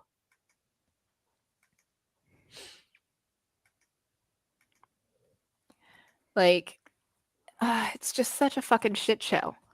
Yeah. And my dad is a staunch conservative. He has voted Republican his entire life. He honestly, truly will fight me on the fact that the Republicans are pro-military. I'm like, no, daddy. They're pro, you know, military industrial complex. They're pro-war, but they don't give a shit about the actual service members. Yeah. It's like, that's not true. They've always been there for us. And I'm like, daddy, if you look at the voting record, like, whenever there's good things that are passed for veterans, it is the Democrats doing it. And whenever good things don't get passed, it's because the Republicans blocked it. And then my dad even went on this rant once where he was like, yeah, and then, you know, you have these, you know, fucking people sucking, you know, he basically had implied that, you know, people of color, the welfare queen thing, you know, people of color sucking off the teat of government. And I'm like, Dad, white people, there are more white people on welfare than anyone else. And he's like, bullshit. So I pulled up the Department of Labor statistics and I put it to his face. I'm like, look. It's like, well, I'll be damned. But he watches Fox News. He watches One America News Network. That's where he's getting his information. Yeah. Yeah, they really are the ones who are radicalizing, you know, so many people. My dad was always a conservative. Like, he was always a Republican, but he wasn't so radicalized. Like, it was more like just, oh, well, Republicans are pro-military, I vote Republican, you know, like, tax cuts are good because, you know, I don't like paying more in taxes. So it's like, it was the basic stuff. It was Second Amendment good because it's my right. Yeah, well, and they don't get the basic math that giving tax cuts to huge corporations winds up raising the taxes on working class people. And I've explained that to him, but, you know, he gets aggressive. Like, I mean, it's one of those things, like, he vehemently believes the propaganda he's been spoon-fed by these news organizations. Yep. None of the mainstream medias I would really call news these days. No, and I even said, you know, like, my mom and I were talking about the Buffalo shooter, and it's like, yeah, and he was radicalized by the propaganda being fed to him from, like, One America News. My dad's like, oh, that's right-wing propaganda now? And I'm like, Daddy, seriously? One America News is worse than Fox News, and that is saying something. Yeah, the Buffalo shooter basically quoted Tucker Carlson. Yeah. But my dad's starting to believe this replacement theory shit. And it fucking breaks my heart because, look, my dad, I mean, obviously he grew up in a different time, but he grew up in liberal states where it was a mixed community. And he didn't, he wasn't like overtly racist. I mean, there might have been some implicit bias there, but, he got along with people of all races. And then when we moved to Florida, he ended up, being for a while, he was a property manager for Section 8 properties. And he just happened to be in an area that was predominantly people of color. And I will say he did see some things that there were a few cases where it was kind of like not the best of humanity in that they were, dealing, drugs on the side. They had the new Escalade, but they were, looking for extensions on, their already reduced rent, or they would get evicted because they had lied about their income or because of some other reason. And then they would absolutely trash the apartment. Like there was one time he had to go in and basically strip the walls because they had smeared human feces all over the walls. Mhm. And it's like, these were just terrible people. It had nothing to do with their skin color. They were just terrible people living in an impoverished area. But I know that that stuck with my dad and that added to any implicit bias he had. So he did become a bit more racist, there, but it was never like cross burnings and lynchings kind of. It was more just, believing negative stereotypes and maybe an off-color joke. Still racist, but like to me, like racism is a spectrum. Like an off-color joke is lower on the spectrum than actually like doing a buffalo shooter type Yeah. thing or a KKK thing, Yep. And he's never been to that point. But, I did notice a change in him. And it was when he started listening to Rush Limbaugh. Like he Mhm. listened to him a lot on the radio. Like when I was 11 years old, I actually, and dead ass, this is true. I used to like try to hold my breath as long as I could when I was over at the neighbor's house swimming in their pool because all the adults would be sitting around listening to Rush Limbaugh on the radio. And I was convinced that him and Jeff Foxworthy were mind controlling the adults. I was half right. Yeah. Jeff Foxworthy was really not, but Rush Limbaugh was. I was dead ass convinced at 11 years old that Rush Limbaugh and Jeff Foxworthy were brainwashing Well, all the adults. I wish I could find it again, but I read an article that they actually did a study that they were paying these people just that for 2 weeks they would not watch Fox News. And after being away from it just 2 weeks, they found that the conspiracies they would believe in dropped by 40 to 50%. But once they stopped getting paid, they went right back to watching Fox Yeah. News. Yeah, but I mean that just shows that, even people who are already there, it's the constant exposure that keeps them at that level. If you can get them away from it for a couple of weeks, they start to question things more. Mm-hmm. And it boggles my mind, honestly. Like why we allow this shit on the air. There used to be integrity in journalism. You couldn't report things that weren't true. Yeah, well, and Fox News has said in court that they are not news, they are entertainment. Yet they still have news in their title and Yep. they pretend to be news and they should be held responsible for that. But that's how they got out of being held responsible for anything, is by saying that they were entertainment, they weren't news, and all of their viewers were aware of this. And choke on a dick, Rupert Murdoch. Yep. Okay, I just put in the private chat there. I think that might be the study you were talking about. I remember reading it.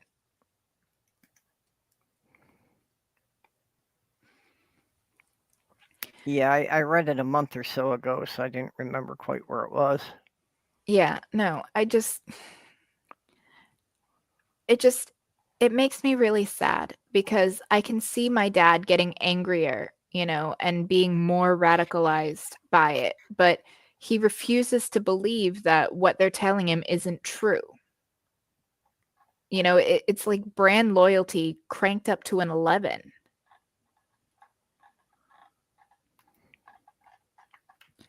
I mean, my dad used to be like, just, it's changed him, you know, and I still love my dad, and I'll call him out on his bullshit if he says something stupid or if he says something racist or sexist or anything, you know, I call him out on it. And we might get into arguments about it, but I don't let it go unchallenged, you know. But it's exhausting, you know? Like, I don't want to argue with my dad. Like, he's in poor health. I'm not going to have him around that much longer.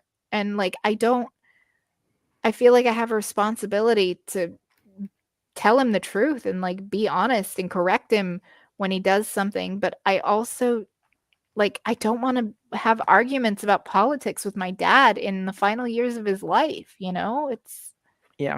It's hard. And Ox, you know, Ox, I think you're right about Vietnam. The part of that really got fucked up was people taking it out on the soldiers who really didn't have any choice in what they were doing over there, that, you know, it needed to all be aimed at the people who were organizing the war. Yeah. My dad actually even went on a rant about how, like, when, you know, he's a Vietnam vet, and so like people treated, you know, him like shit when he got back, and he like went on a rant about that the other day, like, and I'm just, Well, I have to wonder if my dad was alive now, because he was a World War II vet. He fought literal Nazis. how know, would he feel? Yeah, Yeah. his division, there is in the town of Metz, France, there is a museum to his division because they repelled multiple attacks by the Nazi army to take the town. So What just how would he feel today to see people around here proudly flying Nazi flags? My dad was raised by Holocaust survivors. Like, his mother, his aunt, and his grandmother were in one of the internment camps in Germany. Yep. And they, after World War II, they fled and, you know, came to the US for asylum. Like, he was a Yeah. first generation immigrant, you know, or born of immigrants. And they survived the Nazis, and yet now he's listening to Nazi propaganda. Yeah, well, when I was growing up, like I said, it was a primarily Jewish village. And yeah, I knew several people who had these serial numbers from the Nazi concentration camps tattooed on their arm.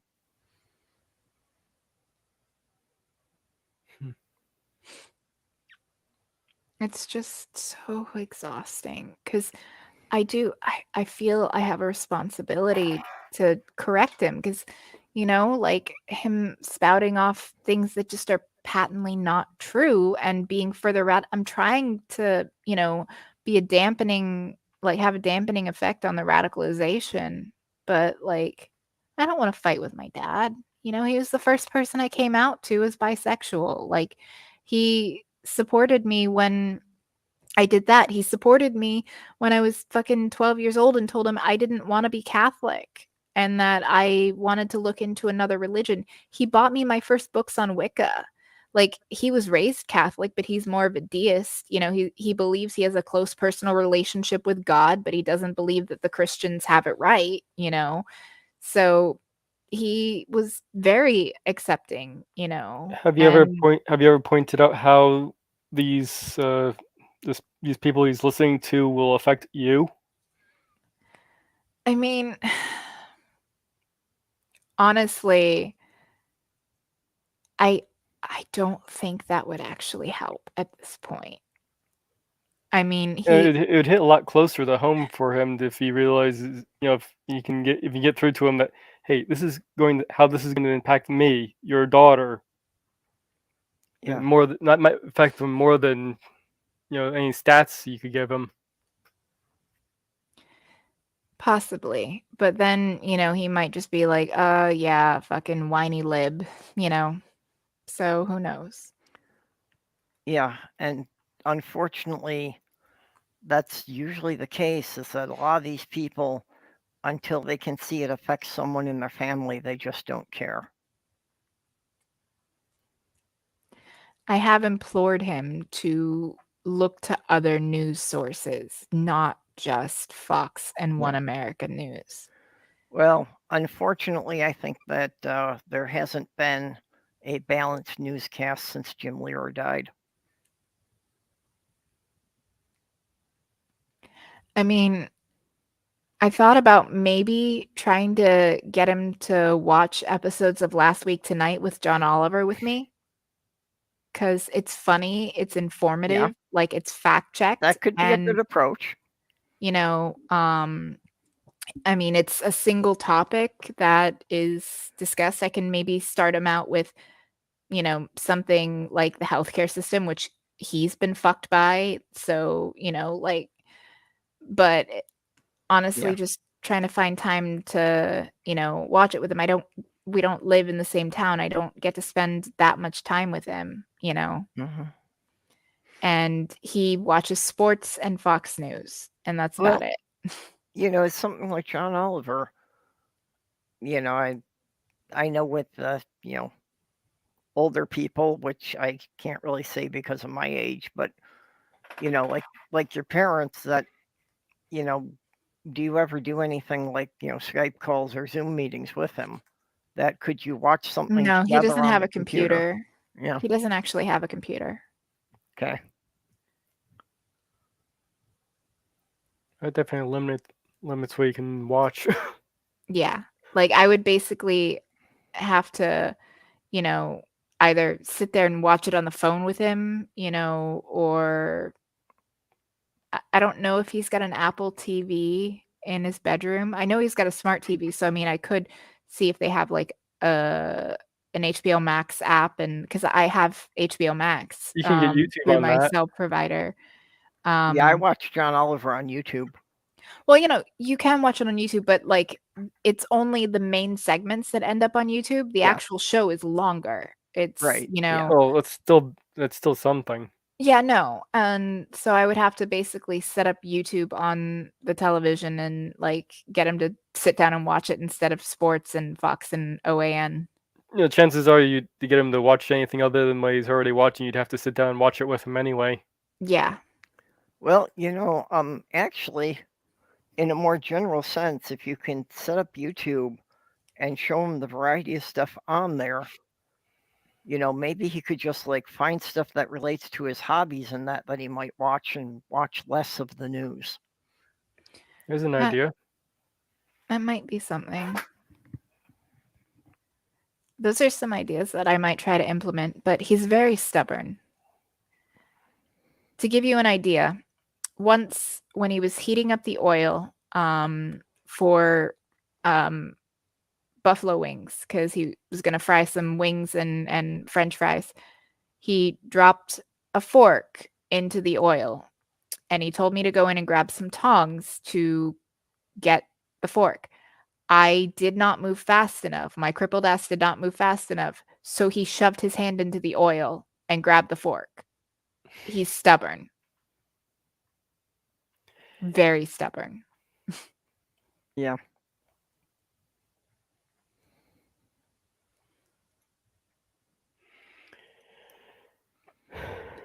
Yeah, I am fortunate in that respect that, for everything I say about my family and about needing to stay away from them, my politics is something that has never changed.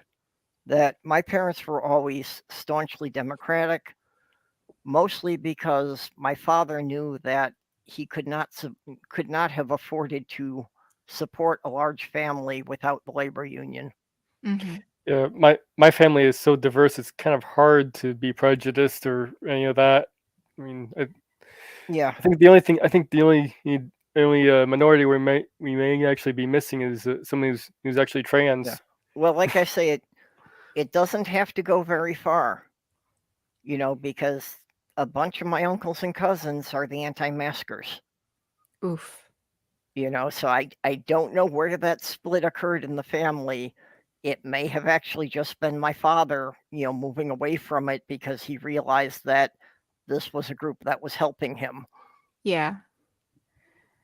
like one thing I'll say, I admit I was a little concerned, because of some of the off-colored things my dad had said in the past when I got together with Michael, because I mean, Michael's mixed race. He's black and Asian Indian Yep. and white, and he's quite obviously a person of color. When you see him, he does look a little bit more like Indian than black, but his father was black and Indian, and his mother was white.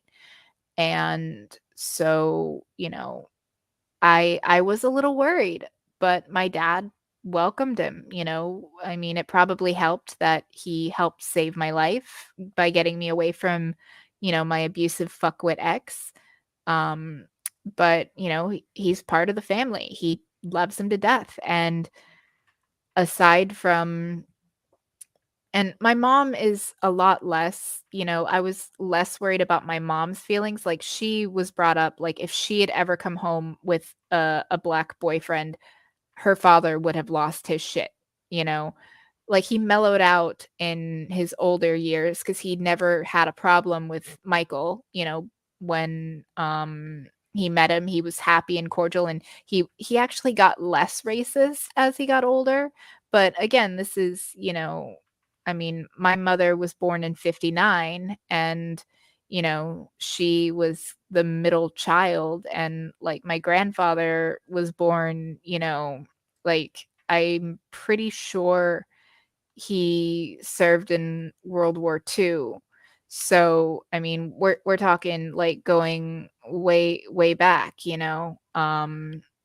and times were different then, but my grandfather accepted Michael as well, and there was no issues. And my mom was always a bit more, like, progressive. Like, she wants gun reform, and she, because she doesn't want to see any more dead kids like Uvalde. Yeah. And she fucking thought it was a travesty of justice that, cops haven't been charged for killing unarmed, black children. So she but she still has some implicit bias and a little bit of implicit racism from just how she was raised. And she Well, it does. actually said, she said she didn't mean it in a bad way. And I'll give her the benefit of the doubt that she didn't. But when my son was born, she said, "I'm glad he came out looking white." And I was like, "That's incredibly fucking racist thing to say, mom." Yeah. She's like, "No, no, I didn't mean it that way. It's just you." And she was like, "You see, like, these, young little black boys or brown boys, like, they're getting shot or accosted by cops." And I'm like, "Okay, like, your heart was in the right place, I guess." But and I'll give her the benefit of the doubt. That's what she meant, but she took ownership of it. She's like, Yeah. "Yeah, you're right. Like, that's not Well, how I meant yeah. it." That came out worse than when it was in my head, kind of thing. Yeah. Well, And I get but I her called her meaning on it. there that he probably, would be safer that way. But considering he's neurodivergent, he's fucked either way. Yeah. Like, so any white privilege that he might have for being white passing is completely obliterated by the fact that he's neurodivergent. So, Well, and again, that's, getting out of that small town, because people who aren't exposed to it on a regular basis, it's very easy to get a lot of passive racism that they don't even know. They don't even see it. yeah, So, yeah, it's and an that, implicit bias, passive yeah, racism. And that's where my mom was. It was never anything malicious. She never even really told off color jokes. But like, some sometimes there was a phrase that she had picked up from her dad that, when I heard her say it, like, I didn't really recognize it when I was a small child, but when I got to be like a teenager, I called her out on it because it was, the phrase was, "There's a N word in the wood pile somewhere," for basically there's something hmm sus going on. And the first time I heard her, she didn't say it a lot, but the first time I heard her say it when I was a teenager, like, moving into adulthood, I was like, "The fuck did you just say?" She's like, "Don't you fucking swear. Don't you swear at me." I'm like, "Well, don't fucking say something so racist and I won't say, 'The fuck did you say?'" And she was like, "What do you mean?" I'm like, "Mom, stop and think. what is the implication of that phrase, that turn of phrase? And she stopped and she thought about it and she's like, I get it. I see your point. Like, Yeah. and she understood, like, my mom, and I don't mean this to be mean, she's not the brightest bulb in the box. Like, one of the things that we always butted heads on is I was smarter than her, you know, and it was, I'm not going to have my 9-year-old tell me how to do it, even though I was telling her how to do it in a way that would be more efficient and just better. She didn't want to, like, give up ground to a child. Like, she didn't like that her child was smarter than her. And we did butt heads on that a few times. But sometimes she doesn't think through the ramifications of things. And it's like open mouth, insert foot kind of thing. But with the trans thing, she was like, I don't get it, all these pronouns and everything. And I was like, Mom, you don't have to understand it. Think of it this way. My son's name is Richard. If he says that he does not want to be called Dick, then you should respect that, right? And she's like, of course, you shouldn't call someone something they don't want to be called. Exactly. So if somebody tells you the pronouns or name that they want, what does it matter? You don't have to understand what the pronouns are, Good way of where they come explaining it. from. It literally comes down to just don't be a dick. Don't be a dick. No, that is excellent. Yeah. If someone says, hey, I use these pronouns, you know, she's like, and it made sense to her. Like, I broke it down in a simple way. It's like, you know, you wouldn't want someone to call you a name that you don't like, you know, and you wouldn't want someone to call your grandson a name that he didn't like. So just go with that. Just be polite. You know, you don't have to understand the intricacies of gender studies to basically just use whatever pronouns a person says they prefer. And if you mess up, most people will not get mad at you as long as it's an honest mistake. If they correct you, if you know, just say, yeah, yes, sir, you know, to somebody and they're like, oh, I'm sorry, like I use she, they pronouns or she, her pronouns, then, you know, just correct it. And going forward, you know, as long as it's not done maliciously, you might make a mistake because your eyes register someone that is more mask presenting, but might actually be a trans woman, you know, then that's fine. Like, you don't have to understand it to just be a decent person and just treat them with the respect of calling them what they wish to be called, you know? Kind of like that scene in Deep Space Nine, and when the Klingons comes over to Jazia's.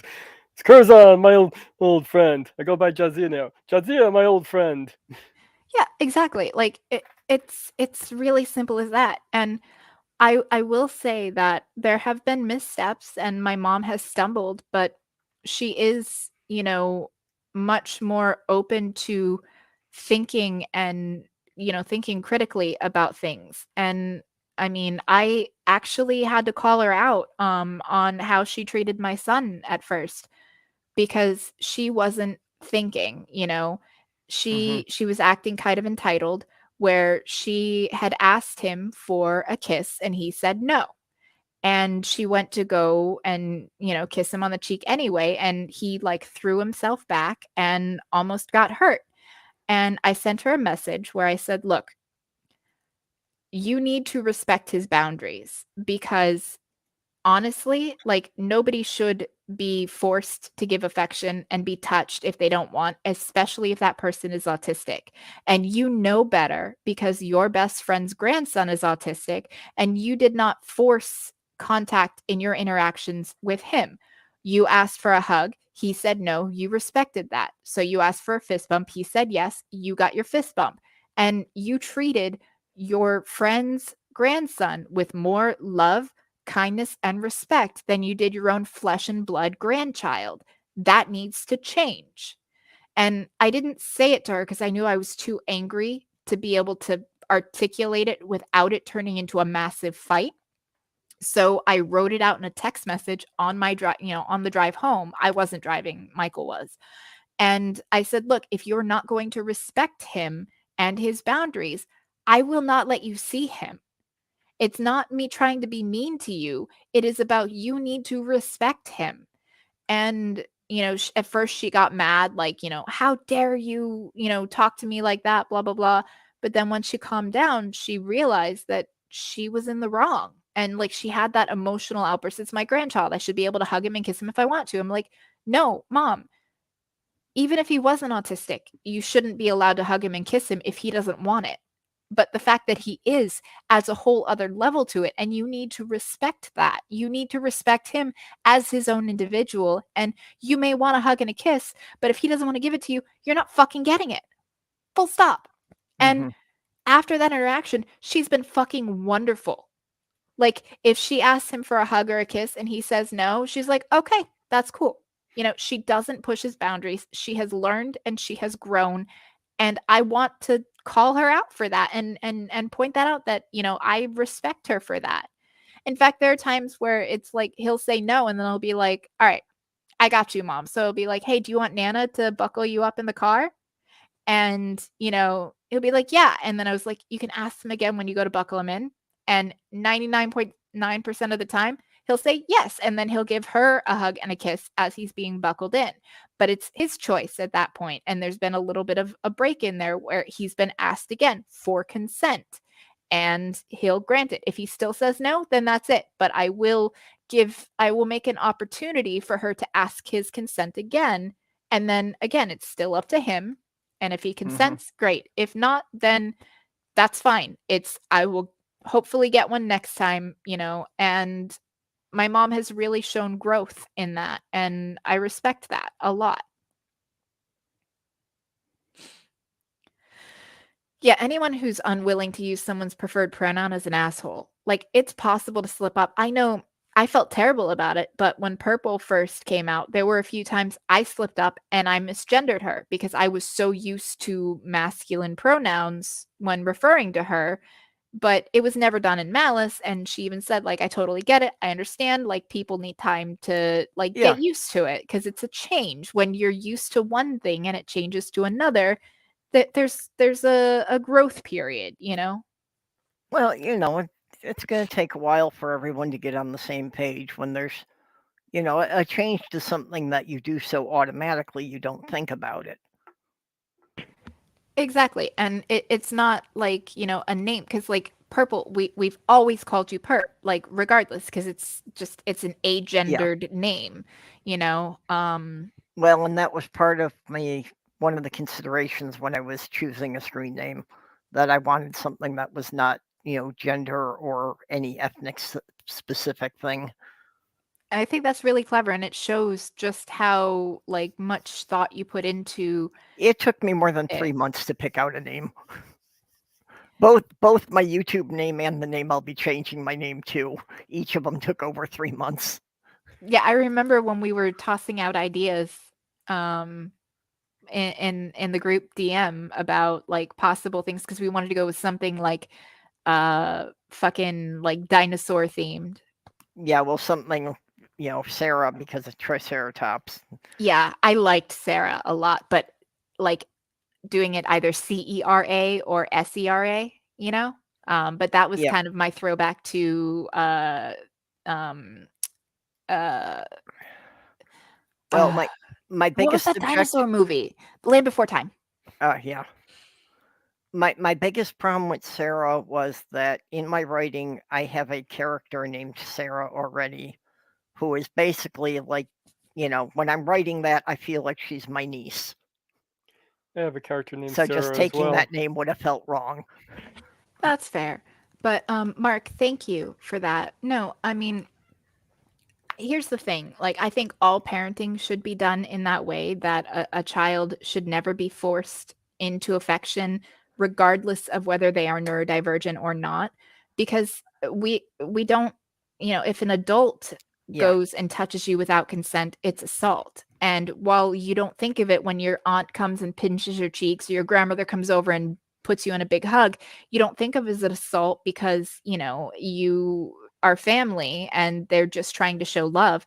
But it's still unwanted physical contact, and it would classify textbook as assault. I am a domestic abuse survivor. I'm a sexual assault survivor. I know what the far end of that spectrum feels like. And I would never wish that on anybody. And even if it seems innocuous to force affection on a child, it isn't. And it shows them that their body is not theirs, and it can actually cause damaging effects later on in life, in my opinion. And I believe there have been studies that have shown this, because you have that, if you're not told, if they're not brought up to understand that their body is theirs and they should never be touched by anybody if they don't want it and consent to it, and then there's still the whole Yeah. bad touching thing. But I remember hearing something about like kids that, aren't taught about like consensual touching, and just that and kids that aren't told that they are not, that aren't forced into like unconsenting affection from family members, they can be, more likely to either be, abused or not report it when they're abused, because Yeah. well, my aunt hugs me, my aunt kisses me, so it's fine. This is fine. When it's the dog, with the coffee cup in the flaming room, and so I think that everybody should have the autonomy to say whether or not they want Well, I to think be that's the touched. biggest risk if if kids are raised that they're, forced to give hugs and that, even when they don't want to. I think that really does prime them that, when A someone person else, authority. yeah, well, that when someone else is giving them, like unwanted physical, I can't find the word. Contact. Yeah, unwanted physical contact, that they're left feeling that they can't really report it because they're just kind of primed that that's It's okay. expected. It's Yeah. expected that you just grin and bear it, even if it makes you uncomfortable. Yeah, so then they don't report it until it really gets to the case of it, being like a violent attack. Or a molestation where it could have been nipped in the bud, where it was just like hugging on someone too much or too long, where it's not something that's going to cause like lasting damage. It hasn't reached like the severity of lasting trauma, but it still definitely like starts on the road, because a lot of child predators, they go the groomer route. It starts out small, just like a cult. It's innocuous. It's, a Yeah, light gesture, a simple touch, a hug that lasts too long, or wanting Yeah. to just like, have physical contact with a person, that it's innocuous contact. It's not like going straight for the no-no places, but it ends up leading to that. It starts the frog in the pot of water. If you put a Yep. frog in a boiling pot of water, it's going to jump out immediately. But if you put a frog in a pot of water that is cold and slowly bring it to a boil, it will stay in there until it is dead. yeah. I've looked into how child monsters go about grooming a child like that. And All children are at risk of that, but children that are on the spectrum or neurodivergent are at a much higher increased risk. We're talking like tenfold risk of Mhm. being abused by somebody. So I am hyper vigilant about that. And I explained to him, that essentially, nobody should touch you without your consent, and nobody should, see see or touch your private parts, you know, other than us in the course of like bathing you. It's like it's fine when we're giving you a bath if, you need help, but he's getting to that age now where he doesn't need help Mhm. washing himself, maybe washing his hair, because he doesn't like his head being wet, so that's still a bit of a struggle. But washing his private parts and everything like that, he can do that on his own. He mostly takes a bath by himself. We just help him with washing his hair. But when he was a little bit younger, I said, nobody should be touching you but mom and dad, and only in like the context of cleaning you up. Like it when, he needed help cleaning with pooping. Like even now, sometimes, he'll ask for help with wiping himself clean after having a bowel movement. And I'm fine with that. I'm happy to help, I'll go take care of that. But again, it's one of those things, like I make sure to let him know what is okay contact and what is not. Yeah, Mark, I get your meaning here. I'm not too worried about this with the kids I raised. I When just want my child to be a loving, responsible, like decent human being that cares about his fellow man, you know, like I want him to care about community as opposed to just being the one selfish one man island, like uber conservative libertarian prick, you know. I don't want that. I want to raise my child as part of a community, and you know, knowing that we should help out people where we can, and we should try to do good, and our goal in life should be to try to leave the world a little better than it was when we entered it. Like leave our small mark on the world by trying to make life better for those around us in any way that we can. Also, with the sexual assault thing with kids, that's another reason why they should be taught, you know, some sort of sex education at an early age. Like one of the examples I heard when I was trying to, you know, learn about this stuff from actual survivors of it. One of the ladies saying that it went on for years because she was never taught that was, you know, it was wrong. What the guy was doing to her was wrong. Yeah. And in fact, Yeah, it only came out later on when she was asking her friends at school, "Oh, is it okay for a guy to do XYZ to a Yeah. kid?" Yeah, waiting till they are teenagers for any kind of sex ed is putting it off way too long. I mean, my son's 8, You know, and yeah, I there are things explained that to are him appropriate. a little bit. Yeah, there are different levels that are appropriate at different ages. You For know, but yeah, now, that it really should be started, you know, early. much earlier. Yeah. I mean, right now, I've explained to him, like, I use the term, like, you know, I will tell him, you know, make sure when you take a bath that you clean your penis, you know, and, Hmm. you know, or like sometimes when he goes to the bathroom, he'll just kind of stand there to pee. And I'm like, make sure you hold your penis and aim into the toilet because, you know, I do not want to be cleaning up pee on like the side of the toilet or have it like drip down the edge. Fuck that. I don't want to deal with that. No, make sure that you hold your penis and aim it in the toilet when you pee. And, you know, there have been times like once you have a kid, you have no privacy. There are times I'll go into the bathroom and he'll come running in and like I'll be sitting down to pee. And, you know, he's like, you know, mom has to sit down to pee. And I'm like, yes, I do, because, you know, I don't have a penis. And, you know, so I can't stand up and aim. And he laughs and he was like, mommy pees out her butt. I'm like, no, that's not how it works, honey. Just girls don't have a penis. So, you know, I'm trying to keep it simple because like Yeah. he's not at the understanding where like some girls do, but he doesn't Yeah. have that. I don't want to confuse no. him yet. Yeah. So it's like, you know, mommy doesn't have a penis, so I have to sit down to pee.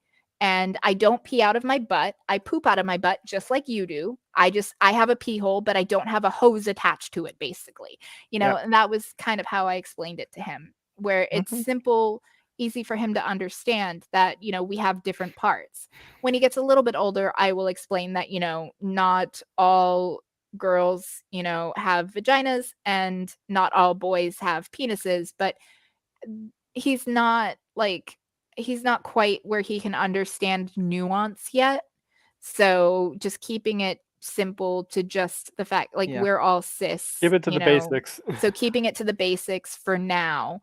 But when he gets a little bit older, once he gets a better understanding of nuance and Well, of more yeah, complex things, then I can explain it more complexly.